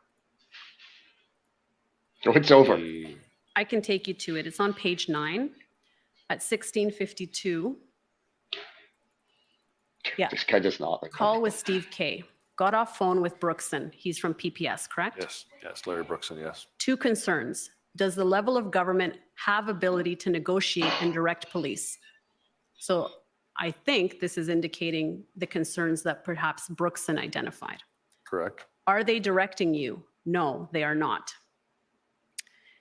And then it says, we weren't involved in negotiation. We don't have a say in it, but it fits in our plan. The devil is in the details. How many trucks? How close are they going to be? If you want to be involved, you should have been briefed. I briefed our people and RCMP. And if you go just to they have more discussion about it. I don't think he is going to throw a crowbar into this, but he wants to be at the table.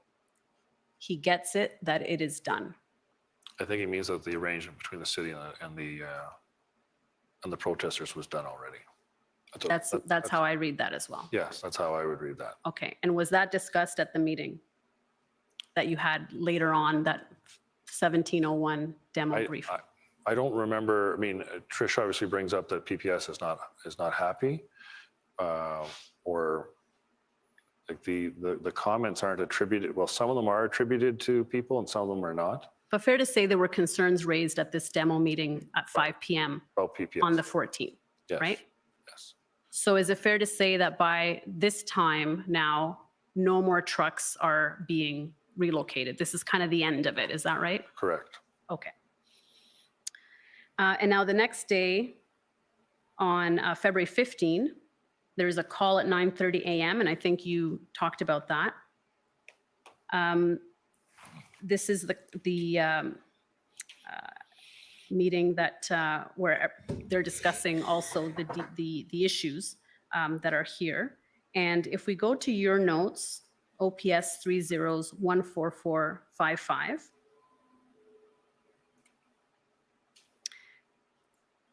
And we go to the 12 p.m. mark. There's a meeting on 9:30. Then there's another meeting at noon with the integrated command table. Correct. And it's page 59. Okay, let's keep going down. Let's keep going to 12. There it is. Meeting with integrated command table. And it lists people that are there, representatives from the RCMP, OPP, and OPS, correct? Correct. And some of the members of the integrated command table, the integrated planning group rather, Inspector Springer is there too, right? Correct. Dave Radu is an RCMP officer. Okay, perfect. And if we go to the next page, page 60, and the last bullet point there. So now these are discussions that are being had. If we go down. Okay. So if we go up a little bit more, just to the one before to get some context, PLT need to clarify what OPS is doing with the providing safe movement of trucks to Wellington as per the city agreement with Protester Freedom Convoy, not facilitating. Agreement is with city, only to provide safe movement. Correct. And then it says, problem is the change with Emergency Act and not orders yet. Moving trucks to area that we may want to do enforcement on later. Can you explain that note? Well, that obviously, that was an issue we faced the whole time is, ultimately it goes into the conversation I had with them at the meeting on the 13th that they couldn't stay there forever, that the police would at some point be coming to deal with that issue if they didn't want to leave. And we brought up the same issue there, that we were concerned about what the orders were going to be from the Emergency Act, and would we be then going there at some point to enforce them? And with order, you mean the regulations that would come with the invocation of the act, is that right? Correct, yes. I know I refer to it as orders, but regulations might be the proper term.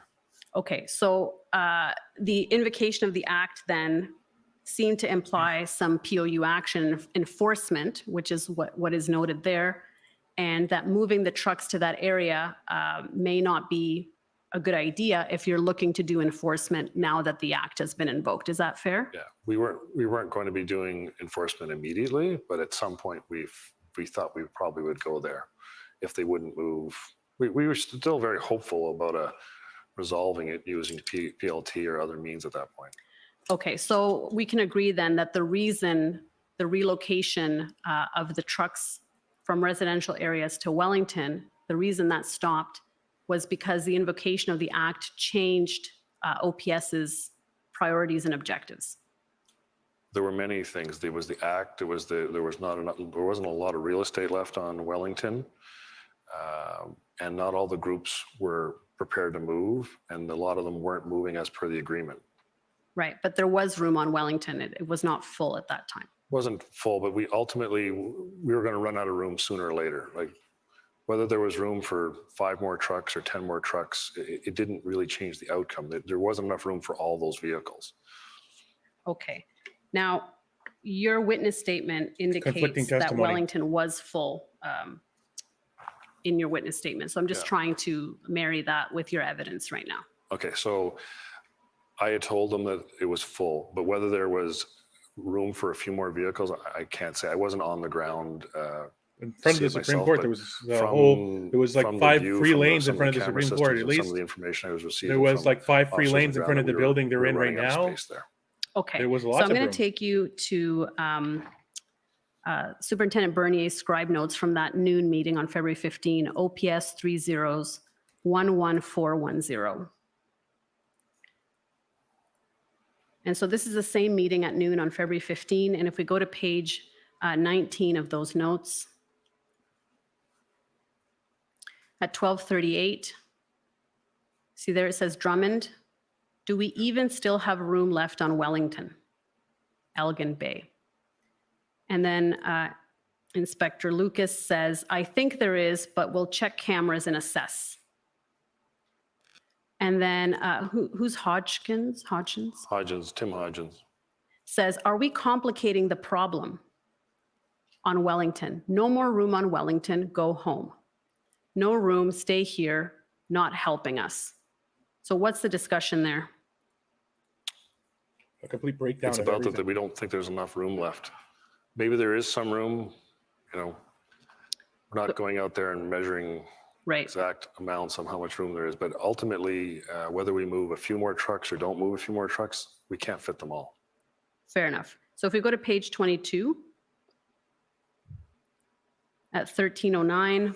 Wellington was empty. At the bottom from there. the edge of Lucas Confederation reports Square back gaps on to Wellington. Rideau, basically. And he Well, indicates and empty where the gaps from are. the west side. From See Bay that? to to the So, provincial bridge there. From Kent, really. Really, The area in front of the Supreme Court, right down past the commission here. trigger for stopping the relocations was not that Wellington was full. You would agree with me on that? It was one of the factors. No. Okay, but we can see there that it was not full. Contradicting testimony. We have contradicting testimony. Okay. So OPS stopped made a decision on the 14 in the evening to stop facilitating that deal, correct? It would have been on the 15th.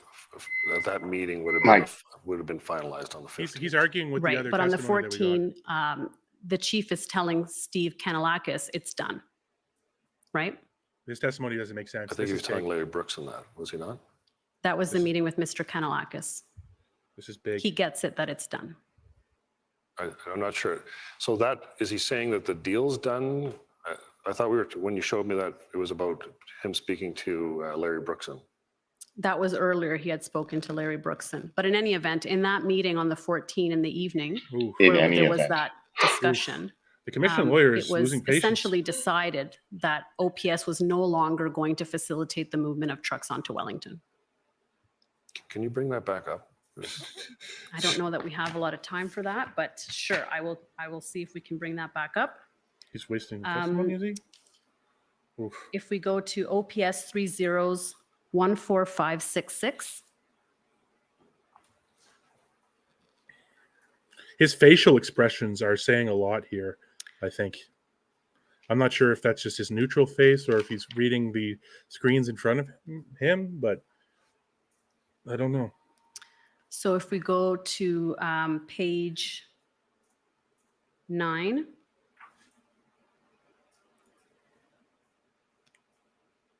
Okay, so call with Steve K at 1652 if we go down.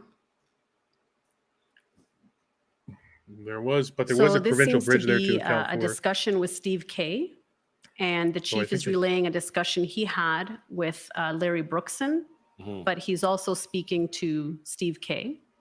Correct.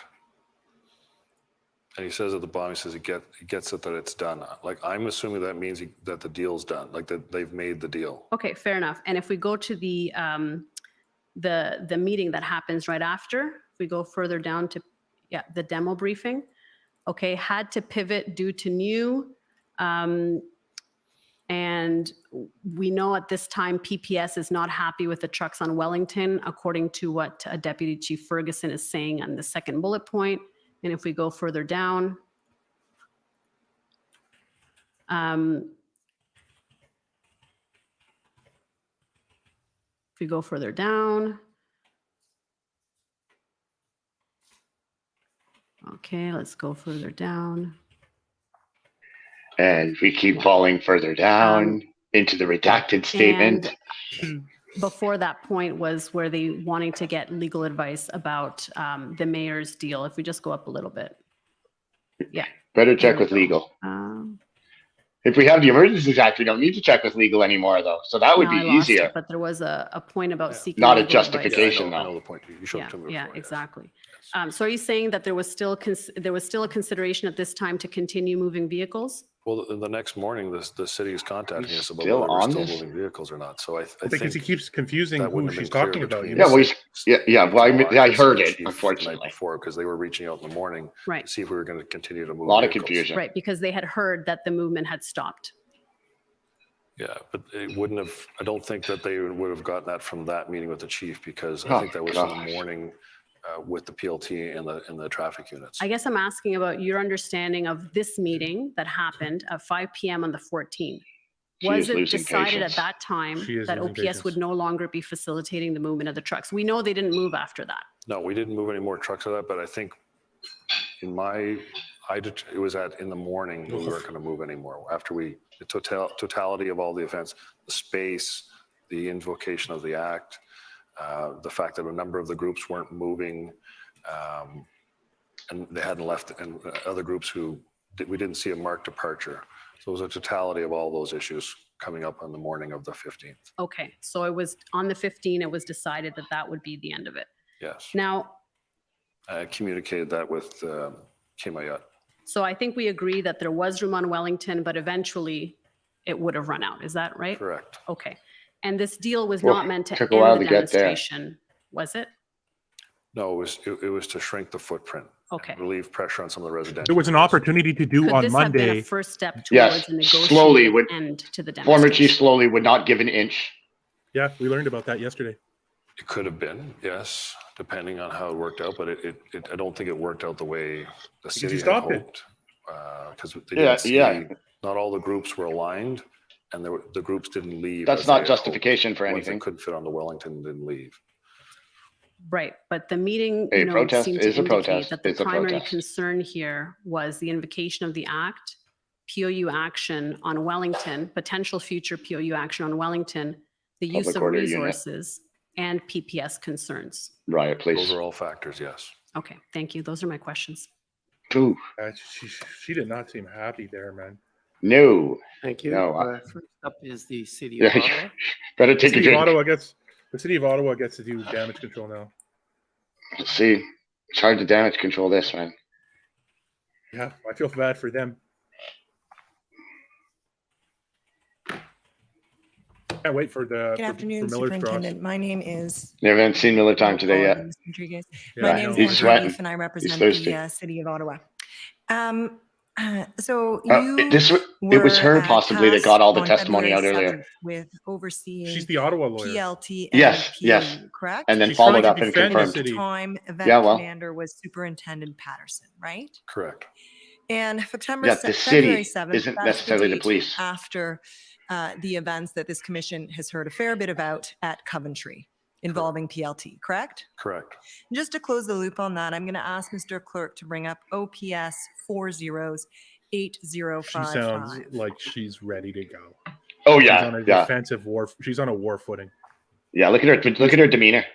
Look at her She's on a face. war- I might need that a bit bigger. She's got some work to do. Stand by to Then get some, can we scroll everyone. down, please? She's Mr. the Clerk, all way to Ottawa. She's the bottom. counselor for the city of Ottawa. She's here to Perfect. defend Right there. him and the This things is an he's email saying. from Yep. Peter To make him look McKenna. I better. That's her apologize, I don't job. know his rank. No, wait. Peter's Just wait. our Her staff job. sergeant. Staff Sergeant McKenna That's a to lawyer for the Inspector city. Lucas, dated February Her job is 6th, to right? protect the city. Correct. Yeah, the city and the And police Here, don't always Staff see eye to Sergeant eye. McKenna is explaining what occurred at Coventry, right? Correct. And in the second paragraph from the bottom, he says, oh, not second, it was the second. Third paragraph from the bottom, he says, PLT have made incredible headway, but they now feel absolutely betrayed. Work needs to be done to reassure them and explain were what betrayed. happened. These members are chosen as they have a high level of emotional intelligence that goes along with a very determined work ethic, and goes on to say what pride they take in their work. Staff Sergeant McKenna continues, what has happened is an incredible blow to them and the program's future, and provides more details. He even refers to an individual explaining that they're ashamed to wear this uniform right now. Now, this was the day before you took over responsibility, but I take it you were aware of this. I was aware of it the next day, yes. Right. And so it's fair to say that by February 8th, while PLT may have been communicating with the protesters, certainly there had been a breakdown in trust. At that location, yes. At that location, And no, we've it's heard across some the evidence that country. it may have affected other locations. Is that fair? It may have. Right. Yeah, this is the betrayal Now, of the you've police explained liaison that teams, I PLT believe was they're talking working about. with the group or Because discussing there with was the rogue group at the elements of the Rito OPS Sussex that were like intersection arrest, Yes. arrest. to move Which from would have that ramifications intersection across. onto Which it did. Wellington, correct? Yeah. Correct. And we can take this down, Mr. Clerk, thank you. And it's my understanding that the goal was to move 38 trucks from the Rito Sussex intersection to Wellington, correct? That's how many trucks were there. We had hopes that some would leave. But Okay. some of them might not all want to go up the, move on the road. Let me put it differently. We're dealing with 38 trucks at that intersection. Is that fair? Fair. Okay. Now, I just want to get the sequence here with the request for approval and the involvement of PPS. So I'm going to turn up your notes, and that's OPS 14455. I apologize. OPS 14455.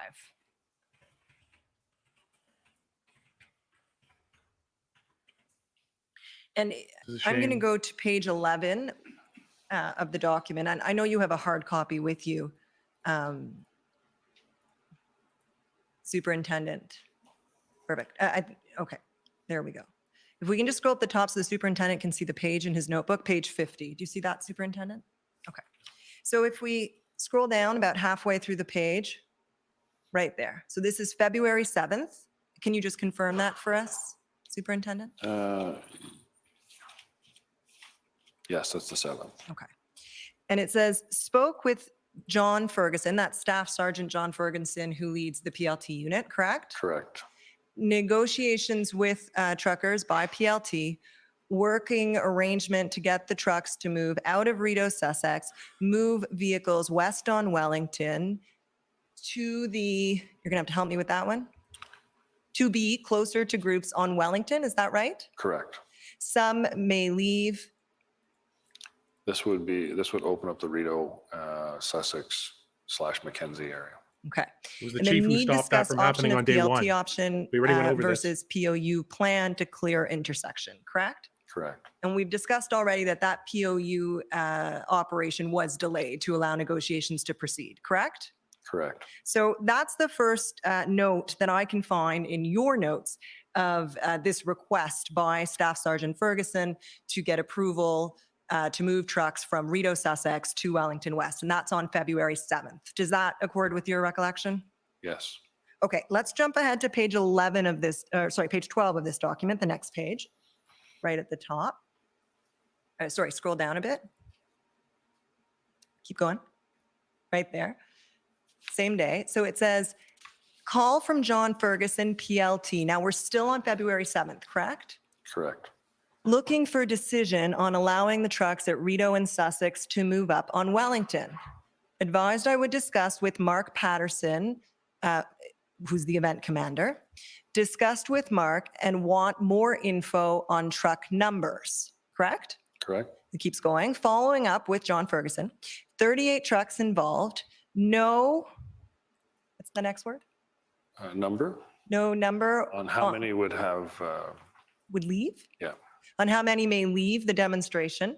Think they can all fit on Wellington and may be able to open access to Elgin. We'll discuss with Mark Patterson, right? So this is all occurring on the 7th. Let's scroll to the next page, page 13. Still on the 7th. Call from John Ferguson, PLT, asking to get a meeting with city manager, elected official. We've talked about this. And that was the meeting that occurred involving Steve Kanalakis on the 8th, correct? Correct. And if you scroll down, thank you, Mr. Clerk, keep going. Little higher. Stop right there. Thank you. It says, on the PLT request, are you with me, Superintendent? Do you see that? Yes. On the PLT request to move trucks from Rito Sussex to Wellington, need to notify and discuss with PPS for impacts on Senate. Do you see that? Yes. So that's all occurring on February 7th, correct? Correct. Now, I can't put the document to you now because I did not seek leave, but I can tell you that on Tuesday, which it was yesterday, Inspector Lucas testified that PPS agreed, albeit begrudgingly, he said, to the additional trucks moving on to Wellington, provided certain conditions were met. So that approval was obtained, according to Inspector Lucas, from PPS on February 8th. Okay, were you aware of that at the time? I don't remember that at that point, but I obviously have notes about that. I don't remember the feedback from Russ Lucas, but it sounds right. Okay, I couldn't find that in your notes, just so you're aware. And the reason that's relevant is I'm going to jump ahead to page 31 of your notes. And if you see, it's page 70 of your notebook. And I'm just going to ask you to confirm that that's February 10th. I believe it's 5 pages earlier for you to confirm the date, Superintendent.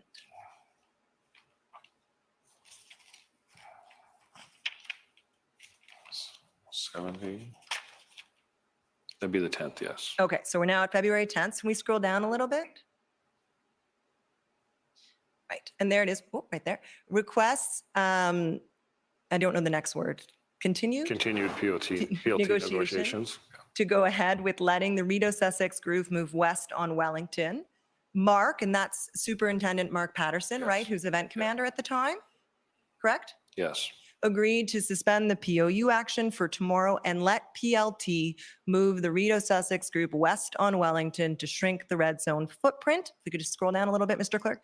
Spoken with John Ferguson, head of OPS PLT, authorized PLT to move the Rideau Sussex protester west on Wellington to shrink footprint to get the intersection open up, approved. So on February 10th, then you got the approval from Event Commander Superintendent Patterson to allow the trucks at Rideau Sussex, up to 38 of them, to move on Wellington West, correct? Correct. And it's reasonable to assume, and indeed we heard from Inspector Lucas, that PPS agreed to that beforehand, correct? Correct. Okay. And last question. I don't want to get back into the reasons. You've given evidence about the reasons why the movement of trucks stops. The only question I have for you in that respect is this one. When you finally told the city, and I believe it was Mr. Ayotte, who's the general manager of Emergency and Protective Services, when you finally told him that the movement of trucks was stopping and you explained why, he understood? I believe so. Yeah. And there was no pushback from him at that point? No. Thank you very much. Those are my questions. Thank you. Next are the convoy organizers. Oh, here we go. Miller time. Guys, let's get a Miller time in the chat. Is it Miller time? Wait. Oh, we're moving ahead. Wait. I'm trying to hear. Sloly, please. Oh, Okay, Chief Sloly Council. No, they just gave up. I didn't hear what they were saying. Oh. I'll pay more attention next time. Well, I couldn't hear them over you. No, no Miller time. Good evening. They yielded their I'm time. Rebecca Jones, and I'm counsel to former Chief. Well, we have covered the important stuff. Nice to meet you too. The invocation was not necessary. My interest with my few minutes with you this evening is just to deal with a few issues particular to my client. So I want to confirm some of the evidence that we heard this morning from Superintendent Bernier and confirm your agreement with that evidence. Okay. Superintendent Bernier testified that Chief Sloly had a role to play in managing the Freedom Convoy. And you agree with that? Correct. He did. And he has ultimate oversight over the police. He does. And his role with respect to the convoy would be seen as a strategic role. Correct.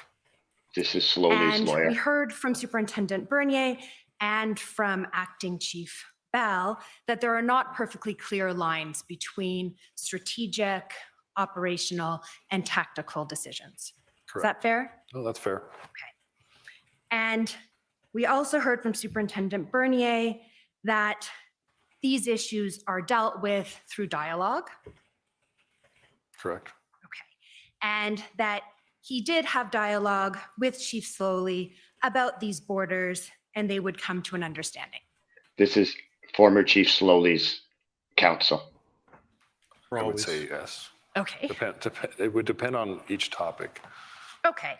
Well, his evidence was when he was acting as the event commander, he would have these discussions. He would tell the chief what he was thinking, and that he had the operation under control, and the chief would accept that. Okay. I wasn't privy to those meetings, but. Okay, no reason to disagree with that. Okay. Okay. Rideau and Sussex, I'm going to touch on just very briefly. My friend for the city of Ottawa did a very good job clarifying the timeline. My only interest is with respect to some evidence in your statement about approval for moving vehicles onto Wellington. Correct. Okay. And the approval you were not sure whether you had on February 8th would have been the approval of the event commander, Superintendent Patterson, correct? Correct. But there were periods where he was getting direction from the chief there as well. Okay. So, and when you give that evidence, you never spoke to the chief about that, right? No, but Superintendent Patterson made it clear that the direction was coming from the chief. Okay.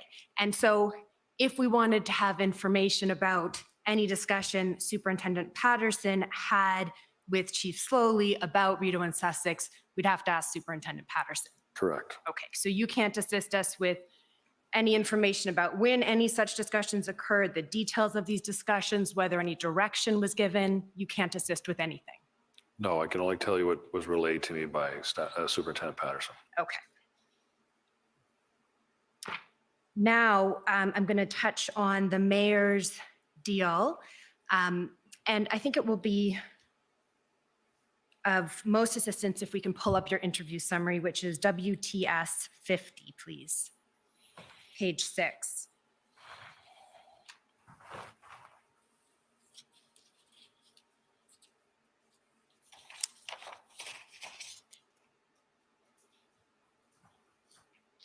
And Superintendent Drummond, you see the first paragraph under the city's deal with protesters.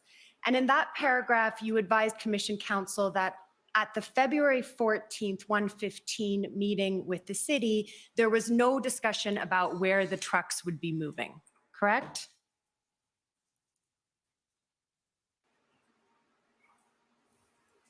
At that meeting, no. Okay, I don't have it in my notes. right. And if you don't have it in your notes, you can't say that it occurred. No, but the letters made it clear that they were going to be going on to Wellington. Okay, so your interpretation of, and you're talking about the mayor's letter? Yes. Okay, your interpretation of the mayor's letter is that it made it clear. This isn't the that lawyers for trucks were the gonna move on to truckers, Wellington. Kennedy. This is the lawyers for But Chief you have Sloly. no other information to assist the commissioner with respect to Chief Sloly's understanding. Is that fair? I can't speak to Chief Sloly's understanding, but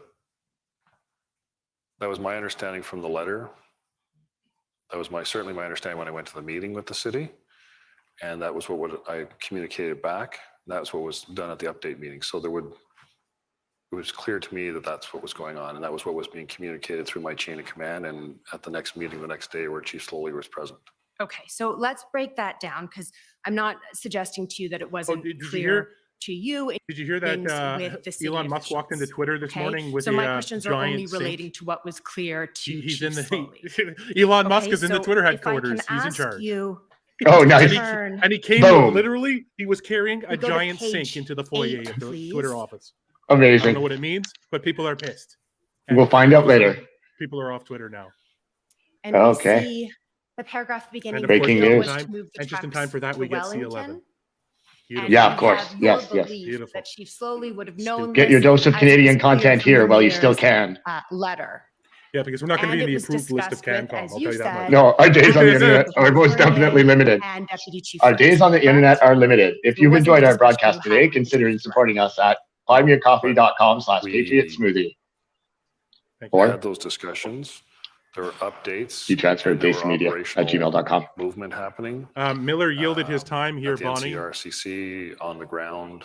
On the video, so you Miller can see it on the, yielded his time is what just happened. Right, they were camera before systems that were Sloly, and set up. they decided You're they saying didn't want once to the trucks Oh, were we hit the moving. 8-hour limit on the Okay. Facebook So stream. we're not I at fucked the up. 1 trucks second. moving Oh, shit. yet. And then you see We have the a next stage 5 paragraph at emergency. Stage 5 9:30 emergency. a.m. on Over. February Stage 5 14th. emergency. You provided an update at this meeting. I can't hear you, Daisy. And Chief I'm Sloly done was for the day present, now, I guess. Correct.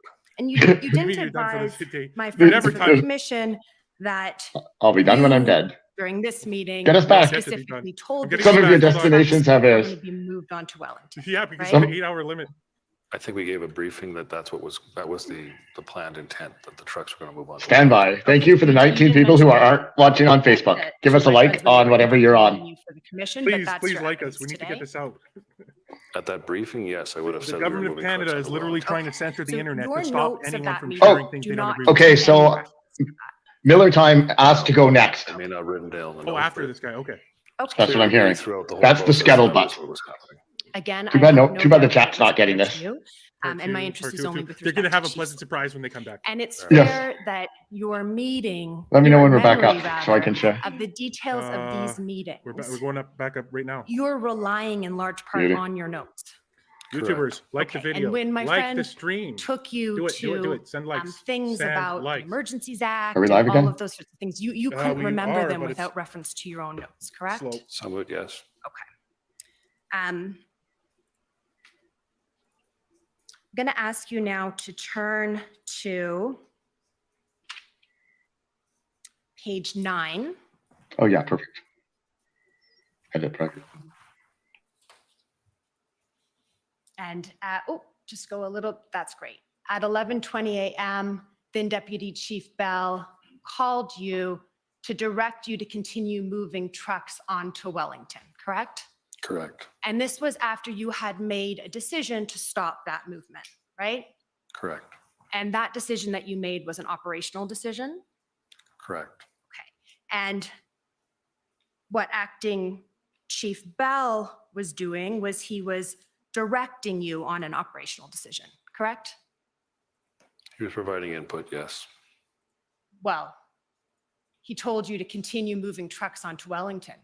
Well, Superintendent. And is it fair to say that for Deputy Chief Bell, now Acting Chief Bell, we can assume that there was a larger context he was operating under when he gave you that operational direction? I would agree. Okay.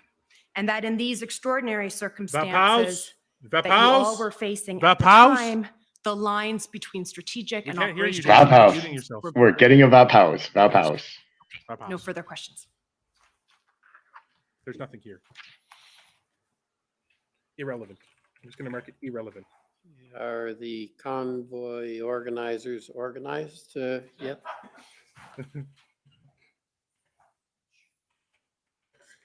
I don't know if Miller's here today. Or is it Vander Bergenstein fired? Bathsheba Van Vandenberg or whatever has testified before. Who's this? Oh, okay, they're letting the Coalition. coalition go. Thank you, Commissioner. It's Paul Champ for the Ottawa Coalition of Residents and Businesses. I haven't seen him in a couple of days. Superintendent Drummond, I can't recall if we crossed paths. Yes, we have. Yes, we have. Apologize. It's all good. Too many OPS files. Few questions, Superintendent. First of all, Tom Marazzo, did you know him prior to the convoy demonstration? No, I did not. Or we know that there was a recently retired RCMP officer, Danny Bulford, who was involved in the Freedom Convoy organized. Did you know him at all? No, I did not. And did you know of any retired police officers who were participating in the protests? No. There was a concern at times, was it not, Superintendent, that some police information or police operational information was being leaked to protesters? Isn't that so? Yes, we had some concerns. And It was not There based was in reality. non-retired members that were. Pardon me? There were members that were not retired. Right. Yeah, there's a concern that there's some active members or current members might be sharing information with the protesters. Yes. Fortunately, though, there was no operational compromise, we don't think, or is that right? Yeah, true. There was some concern that possibly an operational plan around the potential plan to clear Rideau Sussex might have been leaked. Is that right? There were some concerns about information flowing out of the organization, yes. And was there any investigations into that by the Ottawa Police Service to find out if any officers did in fact leak information? I believe there was. There was one member that I was aware of, and we shut down his access to his corporate accounts. But I don't know what came of that investigation. It just at the time, as a precaution, we shut down. He wasn't currently working. He was on leave of absence. Right. At the time, you were worried about the operation, what you're trying to do, discipline issues could deal with later. You guys were facing challenges on every level at that time. Yes, we were. Just a couple questions about the negotiations and the mayor's deal. Oh, wait, hold on a sec here. No, you know what? I'm not going to ask any questions on that. Just want to ask you some questions about the conditions on the ground in downtown Ottawa at that time, Superintendent. One thing we had heard about a fuel truck had parked in the Rideau Centre parking lot. You would agree with me, Superintendent, that would be very dangerous? No. Yes. Steve Kay said the opposite. Heard evidence and seen Steve Kay said the opposite. Big hay bales piled around downtown, and also open fires and so forth. Those were dangerous, was it not? Yes. Steve Kay said the opposite. Many propane tanks, large numbers of propane tanks up together, as well as large numbers of jerry cans. That was very dangerous. Yes. And in addition to the hay bales and the propane tanks and the open fires and the jerry cans, in the evenings, there were fireworks going off very close to and binging off of apartment buildings. You were aware of that? Yes. And that was very dangerous? Yes. He sounds embarrassed and shameful. Superintendent, the convoy protesters were free. That's not a good to cop. do all of this downtown. He looks that way to me too. Because at the time, Ottawa Police Service. Yeah, he looks absolutely dejected. In the beginning, certainly we had a resource problem. He just contradicted Steve Kalinakis' Kalinakis' those kinds of activities were going on right until the final operation, correct? There was some efforts around the jerry cans. There were efforts on all fronts. I mean, I went out on the Officer, street on foot. his and notes was involved in some are so enforcement, sporadic, and he's particularly all over the place. with a fireworks situation. But they were difficult scenarios because there were large crowds, and there were officer safety issues when we did some of that enforcement work. And you would agree with me, Superintendent, we are all very fortunate here in Ottawa that no one was seriously harmed or even killed, including the protesters themselves, because of these dangerous activities. Yes, there could have been injuries. Some were pretty seriously hurt. Some protesters. And so that's Paul Champ questioning. He's famous. The Ottawa Police couldn't. And the person being questioned is Robert Drummond, Superintendent Ottawa Police Service. Paul Champ represents the Citizen Coalition, the people suing the convoy for hundreds of millions.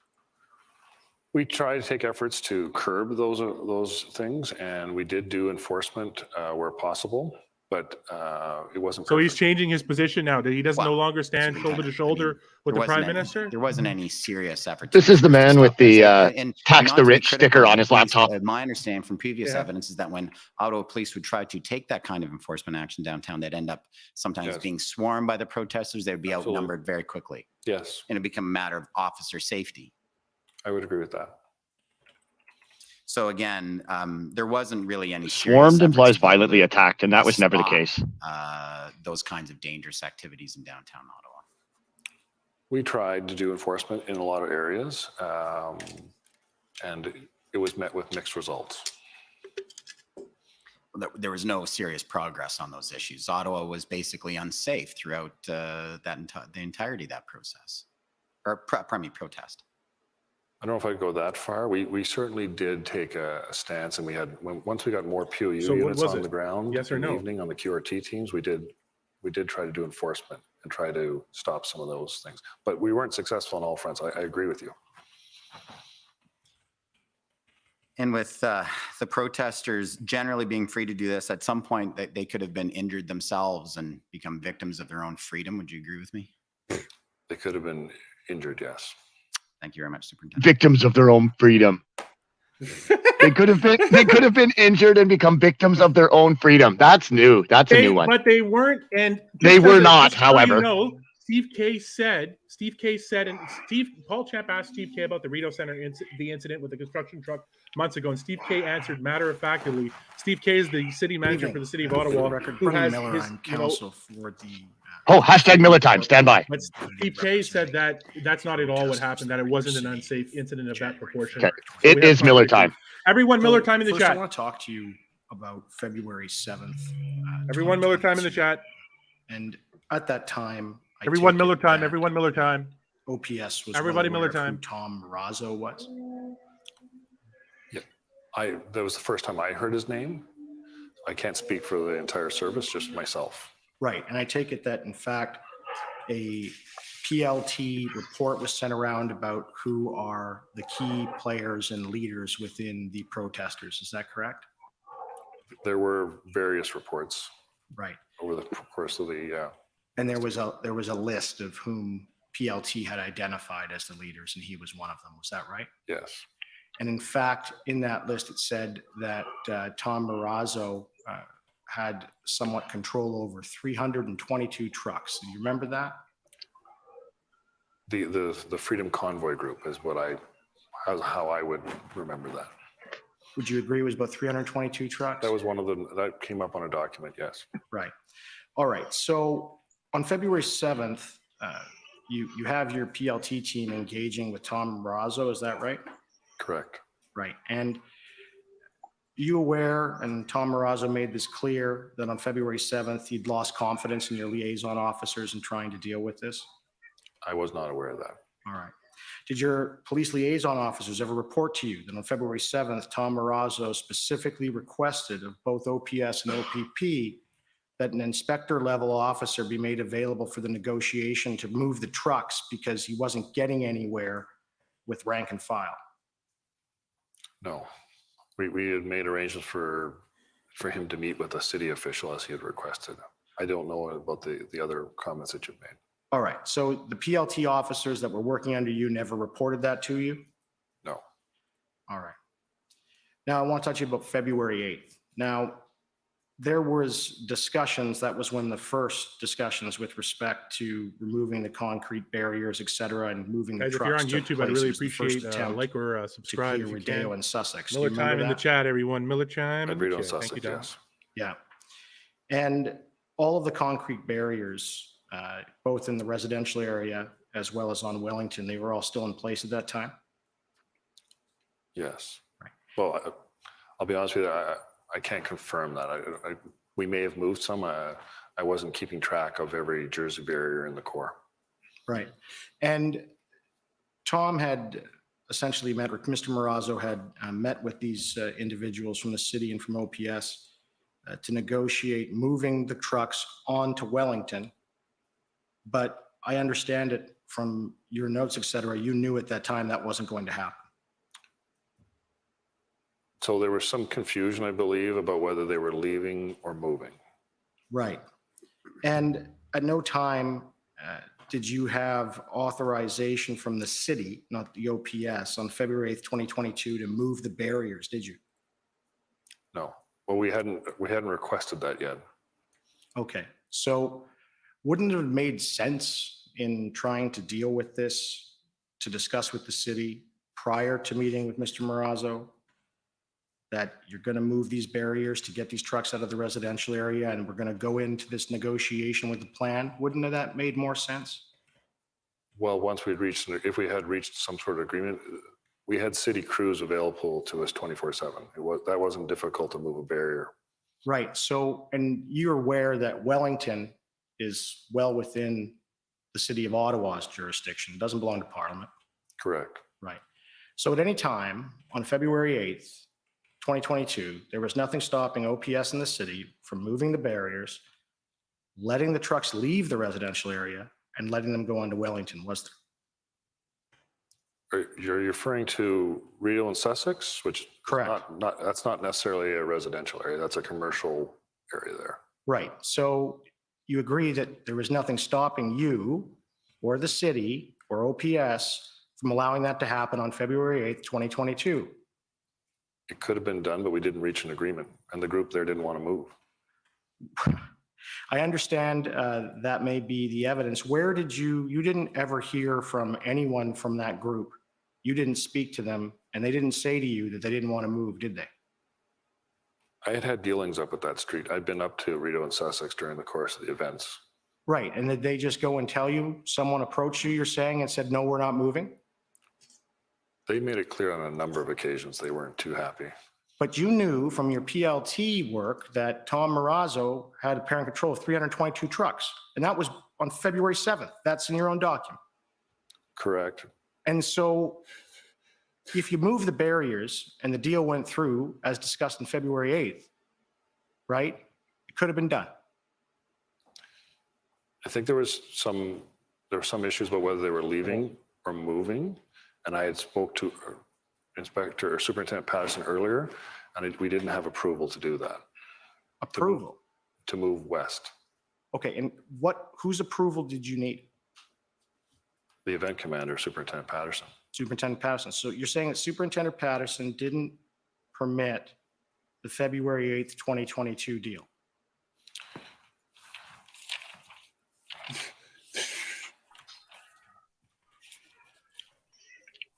Give me a few minutes to consult my notes, So figure it out. So around 1738, I have notes about that when I talked to John Ferguson, that I had talked earlier to Mark Patterson, and we didn't, and the chief was involved, and we didn't have approval to move west at that point. Okay, and you said you didn't have approval. Whose approval again? Was it The event Patterson? commander. The event commander. The event commander. So you're saying that Patterson's approval was required in order to move the barriers? Correct. All right.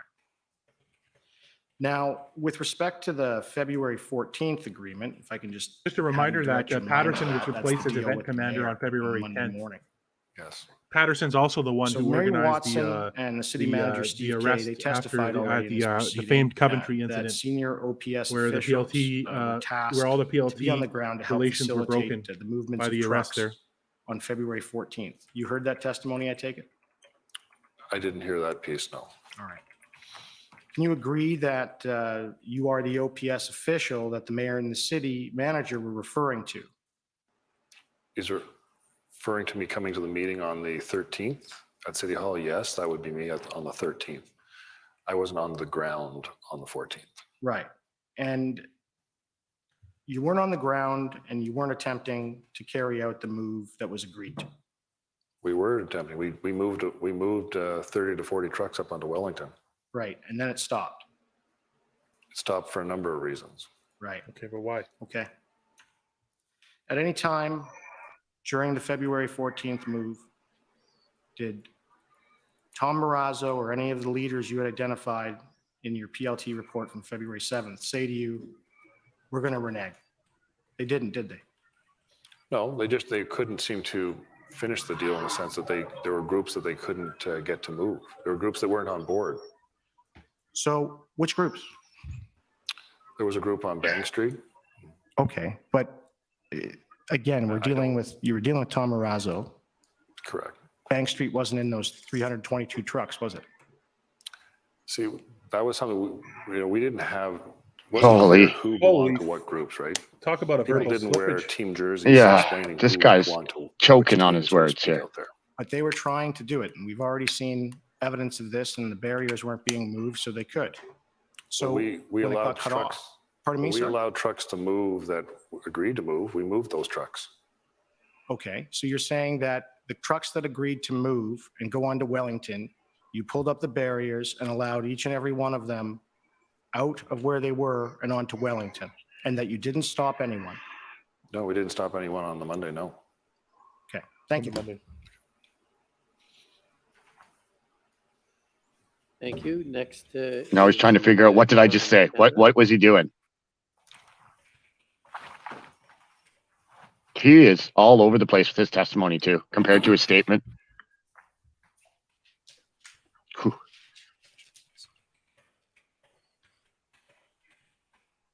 But he gave lots of nuggets to Mr. Paul Champ. You know, with Paul Champ, he was yes. Good afternoon, Superintendent Drummond. So, I mean, I don't Commissioner. know. Good afternoon. My name is Andrew Gibbs, and I'm part of the council team representing the Government of Canada. Oh. Here we go. You've already answered many of the questions that I had prepared for you today, so I'll focus in my examination on just a couple of areas. I'll use my time for that. First of all, we heard earlier this week from Interim Chief Bell, who has also testified that this demonstration was exceptionally challenging for our Oh, man, PLT members. the from government of perspective Canada that there lawyer were is so joking many too. different people and so many different organizations and so many different groups. Do you agree with that Doesn't assessment? invoke the Emergencies Act. Oh, he's going to And in agree with fact, everything here. I think he estimated the number at 8 to 10 It's different very groups challenging. representing Very 50 to challenging. 100 political agendas. Does that sound like a fair estimate? I'd have a hard time putting a number on it, but there were a lot of different groups here. And he in fact said that those leaders, organizers, and groups changed on a regular basis. And Because many it was of them had grassroots. different agendas. People were here for all their own He reasons. concluded by saying, there probably could not have been a more complex and challenging environment for our PLT members to work in. Would you agree with that? I would agree with that. Thank you. For the record, those references are to the transcript WTS 8 at page 97, line 13 to 21, and page 194, lines 4 to 8. So there were a large number of factions involved. Correct. And we've heard in your testimony today that there was a group at Rideau and Sussex. Yes, And I believe you said they were very difficult to deal with. they were. The documents refer to Farfada. Yes. Are you familiar with Farfada? I wasn't up until then. That was the group that was there. I don't have a lot of detail about their background or their beliefs or goals. Are they subject of attention of the police force for criminal activity? During the events on the actions on days, yes. When we were dealing with them on the 18th, yes. Thank you. There was a group known as the East Convoy. Is that correct? Are you referring to the group that was out of Coventry Road? No, there was another group at Coventry Road, and I believe they were led by Mike Clark. Yes, that's the name that was provided to me as well. And that's also referred to, the Coventry Road is also referred to as RCTG. Jetform Park, yes. And Jetform Park. The East Convoy Group, I believe, was the one that put forward a request for a meeting with the Governor General Simons, the Prime Minister, and the Senate Speaker George Furry. Do you recall that? I remember that was in an email, yes. Then you have the Freedom Convoy Group, which was led by Tom Marazzo and Chris Barber. Correct. You met with them as part of the deal with the city. Yes. Was Tamara Leach Yes. at that meeting? No. Yes. Was Pat King at that meeting? No. So did the Freedom Convoy Group, they told you that they don't have control over the Rideau Sussex group during that meeting? Correct. And they told you they don't have control over the Coventry group? Correct. And it was unclear who else they would be able to control, but that they would try. Correct. Some serious name dropping going on In the here. end, the deal falls apart. If more other. Correct. And there are references in the documents to Ms. Leach on Twitter, apparently stepping away or trying to clarify that you're not leaving, they're just moving to Wellington. I'm not familiar with her tweets, to be honest. Okay, that's fair. Were you aware that there was a separate video posted by another organizer? You're on the YouTube, suggesting that this agreement was a lie? In fact, if half of the if letters many were of a you lie and could that it go was to fake. YouTube, that'd be very appreciated. Again, I'm not familiar with that, but that doesn't surprise me that that would have occurred. Okay, if we can turn to document OPP 403427. And this is an OPP operational intelligence report. And it's dated February 14th.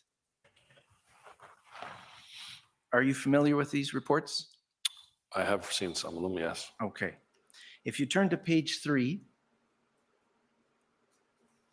it states that the organizer blacked out, posted a video on the 13th of February 2022. The following is a summary. The letter is spreading around that trucks will move is a lie. Blacked out advised the truckers that no one leaves. It is part of the counter protest shit.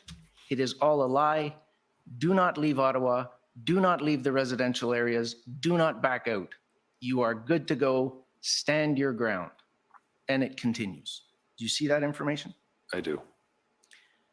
So would you agree with me then that this video being posted by an organizer suggests that there was no coalescence or agreement amongst the list of organizers that my friend Mr. Miller mentioned to you a few moments ago? I would agree that there was some dissension amongst the groups. Dissension amongst the groups. And so in fact, thank you, Mr. Quick. Oh my God. How long is the GOC going to get with Your this? witness statements mentions that the protest leadership clearly had not achieved the consensus they claimed they were going to have. Correct. Anything, So in none fact, of this there was justifies no the Emergencies core Act group of organizers at all. PLT was just doing what it could with whoever would talk to them. That's a really We big tried to identify inference. the larger really- groups when possible. That's a really big didn't always leap of pan out logic as we there. had hoped. It doesn't pan out. So There was definitely some fracture. The groups were very fractured and had different views on things. And is it fair to say that part of the challenge in moving all of the trucks was that everybody wanted to go downtown onto Wellington? Yes. And A lot we'd of- heard there were potentially 322 trucks from one of the organizers? Yes. Well, cars, trucks, everything. Ultimately, I believe most of Thanks. the. Thank you. Going to I would YouTube. say If a couple of you could go to YouTube, that, that'd be people good. who came from out west, Find us on I the same suspect vein. that they would Leave a have liked thumbs to up. had a chance to be on Wellington. If a couple of you Facebookers would go over, Yes. that'd be good for us. And there was no room for everybody on Wellington. Thanks, Lou. Correct. And so did it become a safety issue with them all trying to come down to Wellington? Yes, we had to do a traffic plan to divert some of them. And you stated that there was no movement of trucks off-site. We didn't see a noticeable move. Some may have moved. Like the problem is we don't have a system in place where we're like marking a truck and saying this is truck 105, this is 110, things like that. So vehicles come and go, and it's hard for us to keep track of every vehicle. And there was a group on Bank Street who refused to move. Correct. And that was a new group that developed that day. Yes. I believe they were already there. They weren't new that day. They just didn't move. They weren't identified to you perhaps as an organizer or as someone with influence A who could separate- prevent people from leaving. Yes. Thank you. So is it fair to say, and you'd mentioned earlier, that this was a very challenging protest to manage? And that I believe you said there were weekend surges. Yes. So the groups were fluid. Very fluid. And there were various camps just outside of Ottawa Yes. where people would go and then come back. Yes. And you didn't really have a line of sight of what was happening in all of those camps? We had some information. There were different, OPP were keeping an eye on some of the ones that are outside the city of Ottawa, Arnprior, the one in the East End. Okay. They were sharing intelligence on that. And so the situation was fluid, Yes. it was volatile, It was at times, yes. and it was unpredictable. Yes. And you'd mentioned that there were some current serving police officers that were in and supportive of the protesters. They didn't know that. He Yes, testified they didn't know that. All right. Oh, you're talking about the one I'd like woman to who gave turn then $50? to Some What a of joke. the, another issue on the nature of the protest. What a joke. And so This is again, nothing. turning to Still Interim Chief not Bell, he justification. testified that over the weekend of February 11, 12, 13, so this is going into the third weekend now in Ottawa, Yes. he had extreme concerns for the safety of our members, for the safety of our community based on volatility and escalation of violence, indirect confrontational interactions with our members. The situation at this point was becoming exceptionally more volatile, and you could see it escalate almost on an hour-by-hour basis. Would you You're agree making with this that? sound like an apocalyptic. Yes, it was volatile. Thank you. Yes, Now, it was just a thank couple you. of quick Thank you. I'll get a documents. job. I'll get Have to to be keep my very job quick. for the Your night. time Thank is you up. so much. Okay. Your job thank is you. up. I would like to just refer you in particular to ask you if Thank you, Trudeau. were you Give me aware $5 of for the elements for of $5 that foot long there were tonight. Thank you elements so of much. right-wing extremism involved in this protest? Yes, I read that in the Hendon reports. And in fact, in you were sent a report that had been prepared by the Institute for Strategic Dialogue. It was sent to Chief Sloly, and you were copied on that. And the report was called An Online Environmental Scan of Right-Wing Extremism. And in particular, they had done a draft intelligence report on the convoy in Canada, in Ottawa. Is that correct? I know the document you're That's referring not a to. police yes. source. So for the record, that's Yeah, and the OPP testified that there was not, it wasn't a bunch of right-wing extremists. I believe the Hendon reports would back that up. Just trying to reach with a pliable witness for Yeah. sound bites, but they're not getting And in any. Really. particular, it's all I would just contradictory ask you testimony, about the or last but nothing that page necessitates the report. invocation of the act. It doesn't at all. No, not in the least.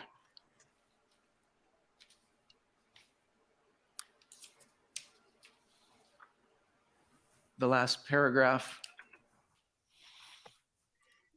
So the government lawyer is bringing up right-wing extremism, I would recommend to the commission to read the entire report. providing no evidence of There such are stuff. comments and posts online stating that organizing and planning for a proposed DC convoy, that's Washington, DC, is beginning to cement. Taking into account the events in Ottawa, the anger and hostility driving much of the campaign, the protest movement's acceptance and support of conspiracies and misinformation, and implicit and explicit links to extremist groups, which are identified in this is a report from a think tank or something. Report. This isn't There from are an some intelligence glaring agency. comparisons No, to the Capitol insurrection in fact, on January 6th, there 2021. isn't that the OPS January 6th. specifically said that it had nothing to do with it at the time. This is contrary to OPP testimony as well. Everything. Let's see how deeply this guy buries himself. This is, I mean, I see the comments that are made there. This is a private company. It's not a recognized intelligence group that we would have dealt with It back is. then. It is not a recognized intelligence That group. company had sent information to us. I think they were looking for us to get involved in their product. They're trying to sell them something. Were you concerned of the similarities? No. Well, I mean, there were people who made comments between us and what had happened in the U.S. state capitol. There were similarities to what occurred. I mean, we didn't have the same storming of the hill type that the Americans had. We had, vehicles camped out on roadways. So there were differences. We didn't have the same, very big difference. Level We didn't have a storming of anything. We didn't have the same level of violence that had occurred down. We had zero violence except from police. We're missing. We know that now. Exactly. We know that now. It was a risk that was on your mind at the time. Yes. Thank you. Those are my questions. But that doesn't establish anything. Next is the OPP. It doesn't. Tried to peddle intel from some and think tank. JCCF. The OPP yielded their time. ACCF, here they come. Let's go. Unreal though, eh? Yeah, what they won't try. What lengths they won't go to Good keep their afternoon. narrative intact. Good evening. My name's Hatem Good Kir. evening, that's I'm right. representative for the Justice Center for Constitutional Freedoms. Did you have the opportunity to hear Superintendent Morris's evidence given to this commission? I saw parts of it. I watched some of the video. I was away last week. Are you aware that's that convenient. Superintendent Morris indicated that he had no indication that there was a national security threat posed by the protest? I don't recall that. No. Was that the? Oh, okay. I didn't see all of his evidence. Do you have any reason to doubt the intelligence that Superintendent Morris had received? No, I don't. And just to confirm, you were just showed an intelligence report from a private company. Are you aware of any of the potential information that went into forming that report? No, I don't. I'm not familiar with that company. I had seen that email, and I think we maybe had a presentation from them earlier in the year through Chief Sloly. But I think they're a U.S.-based company. Oh, American influence. Wrong way, though.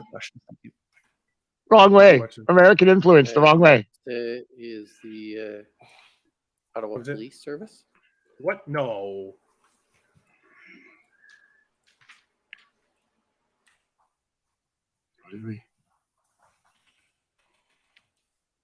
Oh, here they go. Good evening, Superintendent. Let me For the quote record, my name is Super- Jessica Barrow, and I'm counsel for the Ottawa Police Service. Mr. Commissioner, I just want to ask for permission to replay a video that played earlier today with Superintendent Bernier in cross-examination. It only became relevant as a result of his cross-examination. And so though it's not on the list of materials I intended to bring Superintendent Drummond to, I would appreciate leave to do that with this witness. In the circumstances, I don't see a problem unless any council points anything out. So seeing none, sure, go ahead. Thank you. The number for that is HRF 1560.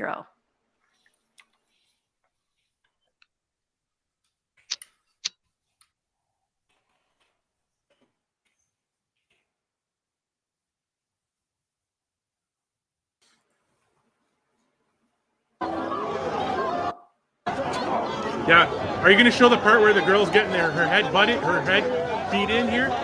Show that part. Are they going to show it? Are they going to show it? Because we know what happens next year. That's a girl. That's a young girl. That is a young girl right there. Are they going to show the part where she gets her head smashed in with the rifle? Are they going to show it? Superintendent Drummond, have you seen this video? You're not going to show it. You're not going to show Are it. you able to tell You're us telling based on what me! you're seeing here where this Show video it! was taken? Show the next part. Rideau and Sussex. We're looking southbound here. That's the Westin Hotel on the left. Before I continue the video, can you give us some context as to, we've heard already about the group of protesters that were located there, but can you give us some additional context about the type of behavior that was seen throughout the protest at this location? They were very anti-government, anti-authority. Farfata was one of the groups that was there. Show the rifle to the head. We had If they don't want to show it, I have it queued up. calls for service there to try to deal with But they're not going to show it again, of even course. I'll be right back. problems within the groups. I'll show it. With each other. I think you've heard today that the Freedom Convoy. It's already ready to go.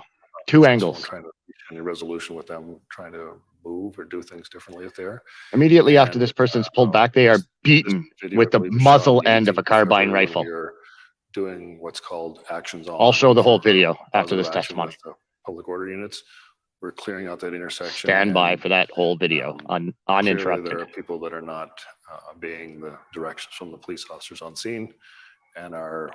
Those people are screaming, "No violence, no violence," as Right, one of perhaps the we could police just continue grabs the them. This is what they refer to as snatch and grab. Watch this. Watch this. Really listen to O'Connell playing as they beat this guy in. That's the audio on scene. That's not added. That's there. Thank you. Thanks for showing that. What do you observe happening there? That is actual audio. There's, What does he say? The fellow with the backpack. You That's can a see woman. that the- That's a at the woman. beginning, No, I believe it's That's a man. I woman.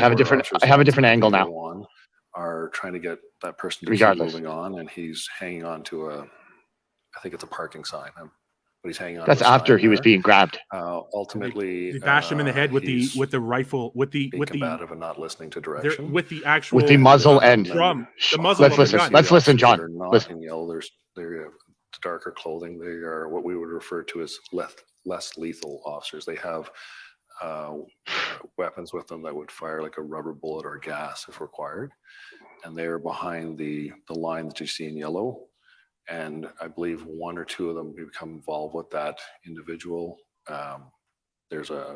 You can't see enough because You can see the beating with the carbine rifle. The muzzle of the carbine rifle. What they did to Caesar? That could be lethal. That could be lethal. Yeah, beating someone over the head in the skull with a pointed metal. Or the abdomen. The abdomen. The amount of force coming out of the muzzle of that rifle, if it's being smashed down, a butt end could kill you. A muzzle is far more force on a smaller area. He delivers strikes with the tip of the R1 gun. There. To get him to release.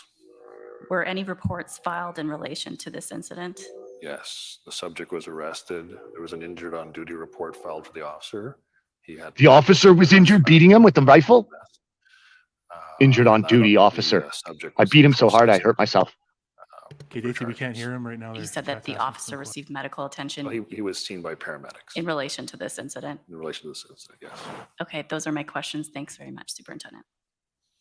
Okay, well, that didn't prove Thank you. anything. That just Any, showed how rough the re-examination? arrests were. And he was seen by paramedics in relation to this. Of course he was. He just had his head smashed in. My God. I can't wait for the rest of these videos to come to light, and I hope they play them all. because there's a lot of them. There's a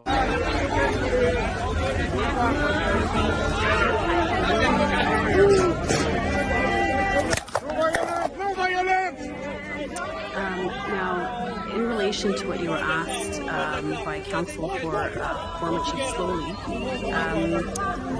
you indicated that your reason for believing that Chief Sloly knew that the deal was to move trucks onto Wellington, that the move actually happened, was the letters exchanged between the mayor and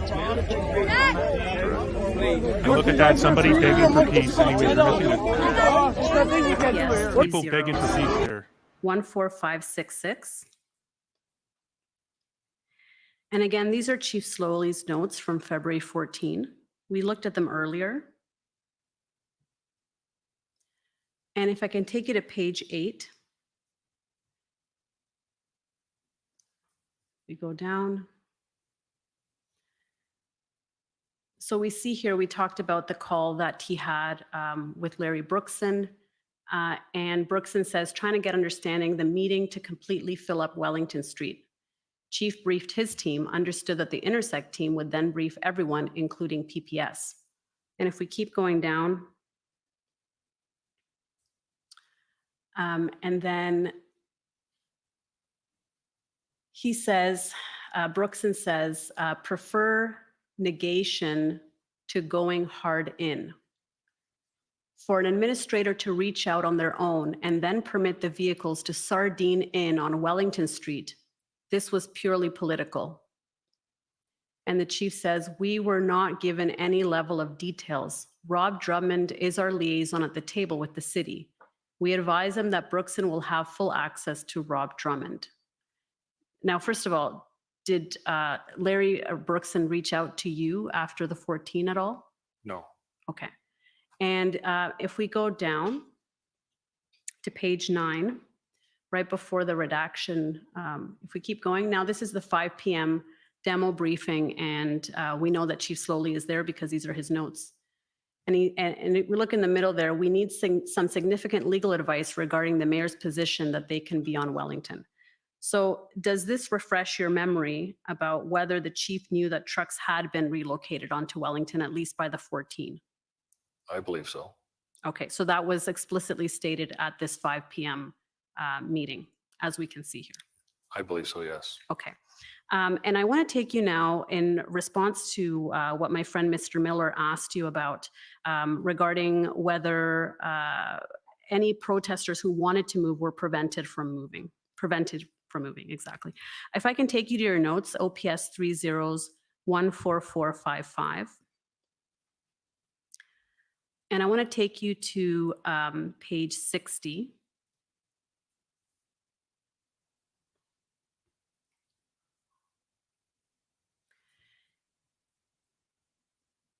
And so this is the meeting where the issues are being discussed on the 15th. It's the noon meeting on February 15 with all of the people that we had indicated. And if we go actually to page 62, and then we're going to go back to page 60. So at 1329, after the meeting, you say, I called Trish Ferguson and notified her of the integrated command table's position on the truck movement to Wellington and the reason why to stop. And you have 4 kind of bullet points there. PLT position, advice from Dave Springer, PPS issues and concerns. And then lastly, Emergency Act, no orders yet, but is concern may contravene. See that? Yes. Okay, so you will agree with me that it doesn't say in any of those 4 points that the reason to stop is Wellington is full, correct? Correct. And it doesn't say there that the reason to stop is because protesters no longer want to move, right? Correct. We had discussed this before, though. Like, I realize it's not in those bullet points, but yes, I agree it's not on the bullet points. Right. Well, that's not a notation that you made in any of your notes, right? There's no notation in your notes that protest groups are no longer moving. There's not one more truck that wants to move, right? Correct. Okay. I want to take you now to OPS 14455.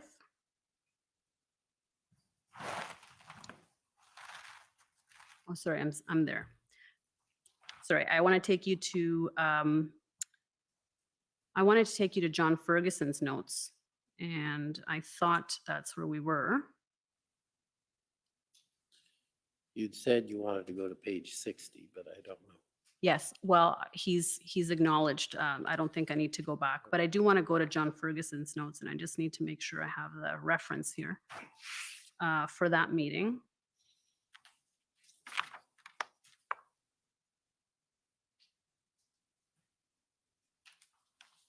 I had taken you there earlier, so I'm just going to find the reference in my notes. Council, if it helps, I think it's 14568.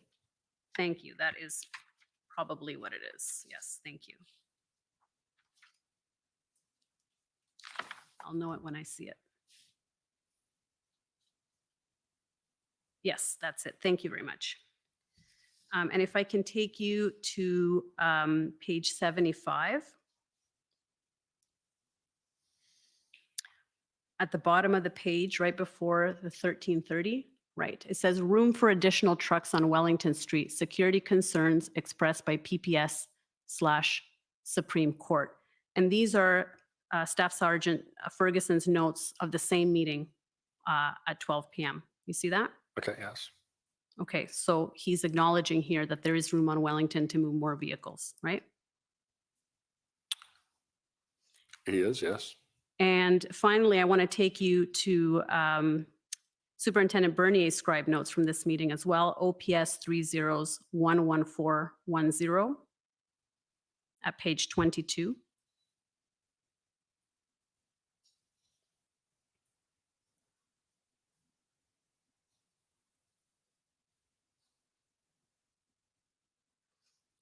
At 13:05, the event commander, Superintendent Bernier, says, deal was, I think that may be bartered before the PM declared Emergency Measure Act. And see, there's an arrow, will no longer support agreement.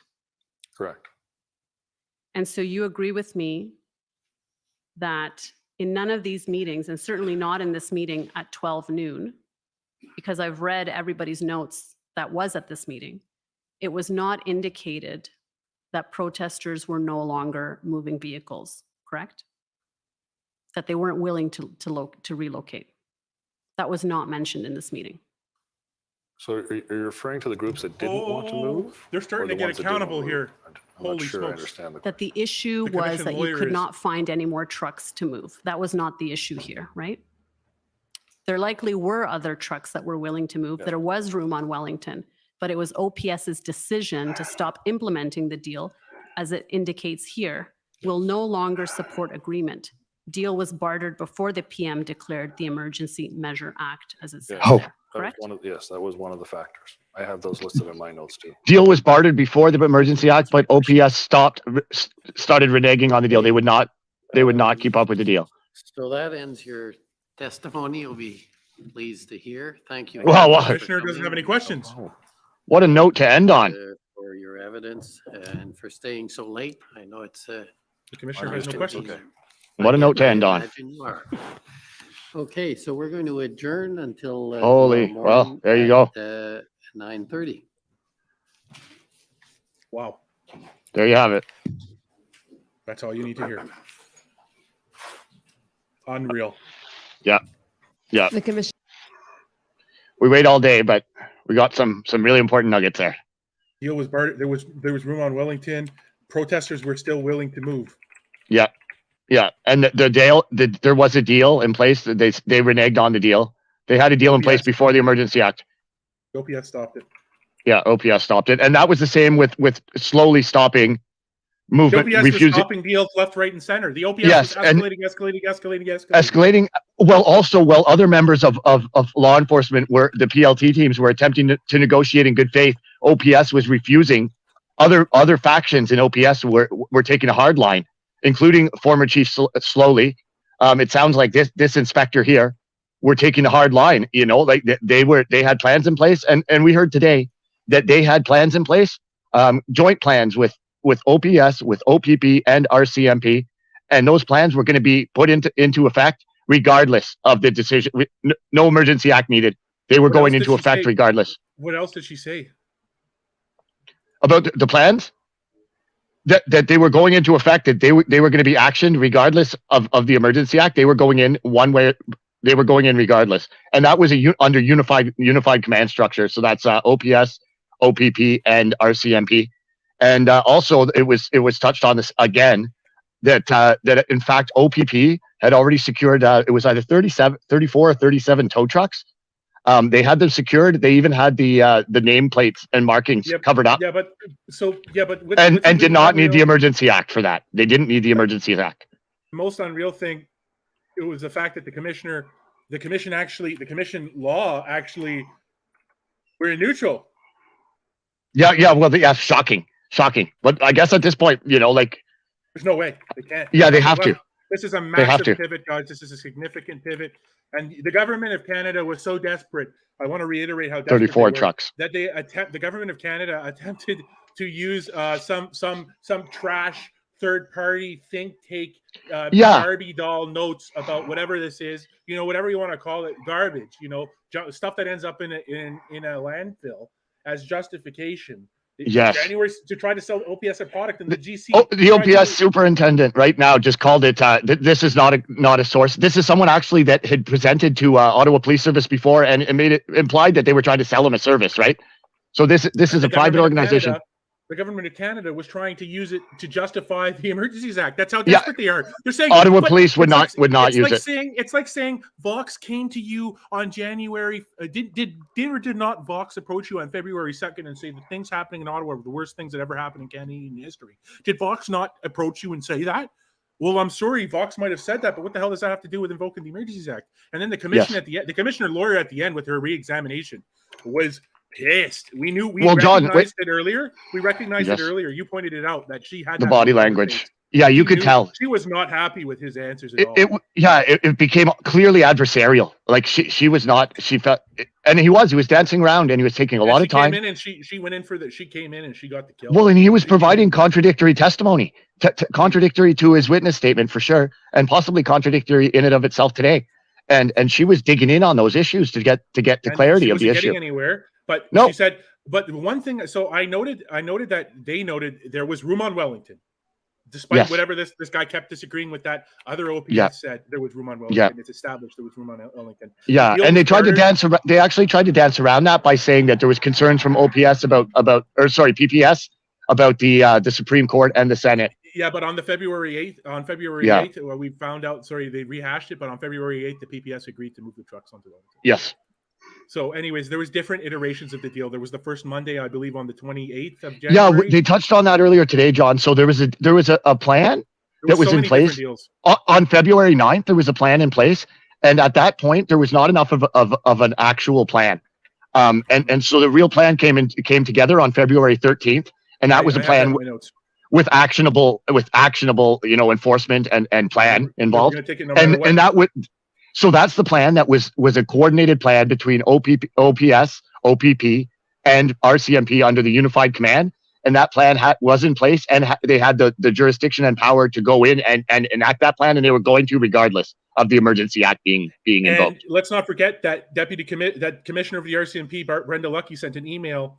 She sent an email on the 13th of February to somebody saying that they hadn't exhausted all their options yet, but there were still legislative tools, which just qualifies the Emergencies Act. And the options weren't exhausted if OPS is deciding not to end negotiations or to renege on negotiations that are going on. That means there are options clearly on the table there. So guys, if you enjoyed the work today, please consider sending us a bit of money at buymeacoffee.com/patriotsmoothie. That's greatly appreciated. Or you could send e-transfers to daceymedia@gmail.com. Thanks, Stacey. Yeah. What else? I think that's good. I mean, that's a crazy day, long day. We'll be back and we'll have synopsis and more to talk about tomorrow. So today, like I said, the one thing I wanted to touch on real quick is that the commission lawyer chased RD, which was big. There was room on Wellington. The deal was bartered before the EA, but OPS stopped the deal. OPS notes didn't mention. So that's what I'm trying to figure out. Protesters were still willing to move.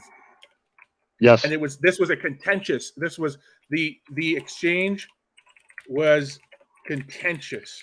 There was people, and so there was OPS is making excuses that, oh, the barricades weren't moved. There was things, but so there was people in OPS that perhaps were negotiating in good faith when there was other factions inside OPS who were dead set against any. Well, we know Chief Sloly, for one, former Chief Sloly, was dead set against giving an inch, I believe was the quote. Don't give them an inch. So how many opportunities? So we learned. So there was tactical plans, the February 9th plan, the February 13th plan, et cetera, et cetera. But there were negotiating plans. The first Monday after the first weekend, they had as we learned yesterday, they had the opportunity to end this, to compress it all onto Wellington. And to shrink the footprint is they bring that up a lot.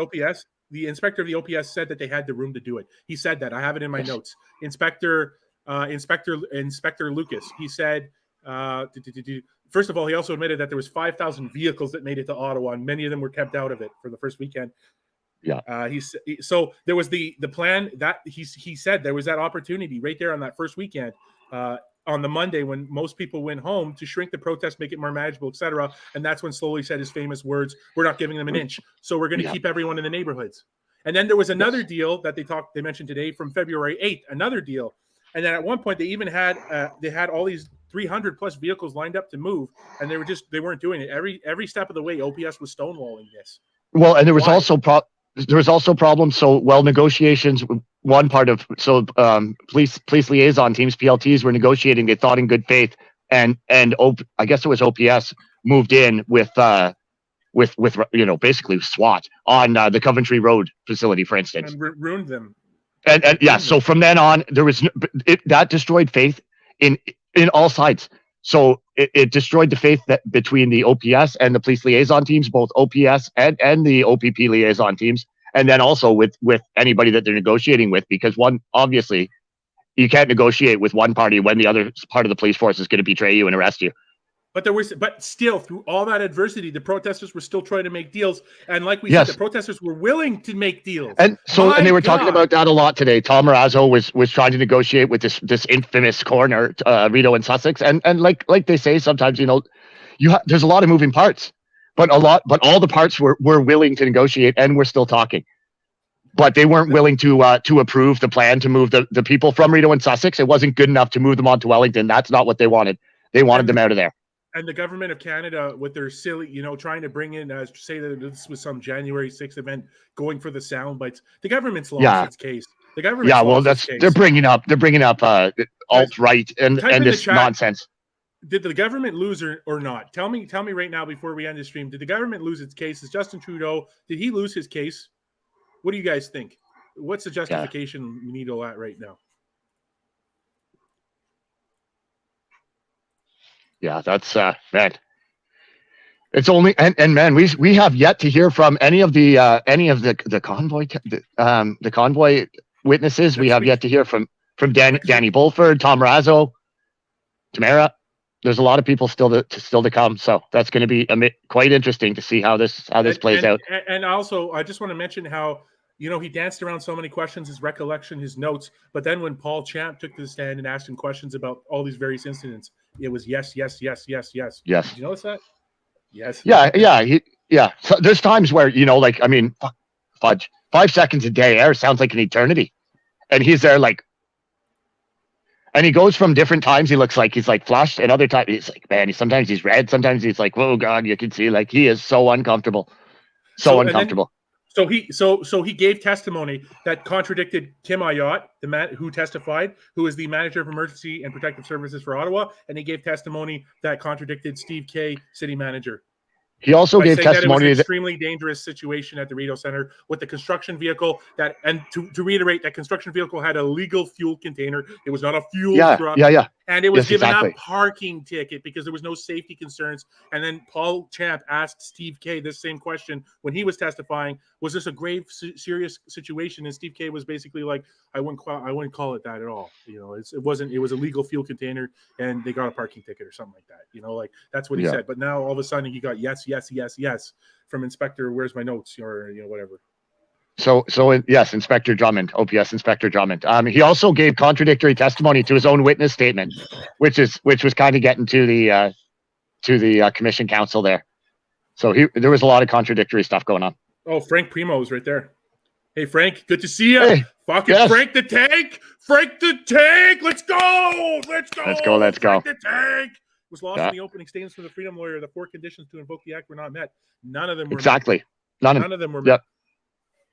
Yeah, we've heard testimony. In fact, irrefutable, like unequivocal testimony to say that they weren't. Like they were helpful. It absolved the OPS of the stupid moral quandary they were in, right? So if they use common law, then they're subject to review, and possibly it could be found that their acts were unlawful. But he stipulated that it wouldn't have mattered. They would have already cleared the demonstration, regardless of whether or not they were found to be lawful or not later, and that the Emergency Act wasn't required for that. And watching the people get their heads bashed in with the guns was just sickening. And to listen to them talk about it like that, like just you so paramedics. Well, thank you for that. Thanks for getting this guy paramedics after you. Well, we also heard the bombshell testimony too yesterday about all the people. So that's going to be coming out. But all the people that were not arrested, but taken without phones, left all kinds of different places all over town. So they were basically kidnapped for all intents and purposes by Ottawa Police Service, told they're not being arrested, but then driven away from the area and left in the dead of winter. And we heard in a place without a phone, no phones. Yeah, some of them were left without cell phones, without keys. You know, Steve Bell. Some of them were injured. I think it was Steve Bell who testified that he didn't know where anyone was taken to, but somebody suggested we have that video. And he said, somebody, I think Miller said, they were taken to rural Ottawa. And he says, it wasn't Miller. It wasn't rural Ottawa. It was somewhere else. Well, you said you didn't know. Yeah, he knew the location. So how do you know where they went? And we have that video. We have that video. We played it earlier. They had a telephone. So and they did not. You don't know that they went. You don't know that they got driven out in the middle of the winter. Yeah, but he knows the location. You're like, it wasn't there. It was Barhaven. Oh, well, thanks. Thanks for saying that. Yeah, you just confirmed it. Yeah, you confirmed it, man. You confirmed it exactly. So I guess that's going to be it for today. It's a long day, but we're done before 7. I would love to keep talking, guys, and go on and go back and forth. But this stuff gets really heavy. I was at work all day. I'm tired as hell. I didn't get any sleep. Thank you so much. And Frank, yes, unfortunately, we do talk over some of the important bits sometimes. This is a commentary stream, and it's just like you can't handle having this nonsense not counted in real time. So me and Daisy have been doing this for the last 10 days. Trying to doing our best. We've been in here yelling at the screen basically because how many people are frustrated and wish they could do that. We're dialing it in though. We're dialing it in. Today watching that video, the guy getting bashed in, man, like that was too much. I lost. Yeah, that's tough. Yeah, that's tough. Yeah. I'd already seen it already, so a few times. I remember that so many times, but we've all seen these so many times, especially the one with Caesar and the flying knee kicks and everything. Oh, we've seen them a lot, yeah. but they're so hard to watch. We should try to have a talk with Caesar. Thank you so much, guys, for joining in. Yeah, absolutely, Frank. If you want to join us on one of these, sometime, you're more than welcome to, Frank. So thank you so much. Yeah, anytime, Frank. Anytime, message me. We'll send the link over. All right. Well, you guys all have a great night. Thank you so much all for joining. Have a great night. Casey and Smoothie out. Out.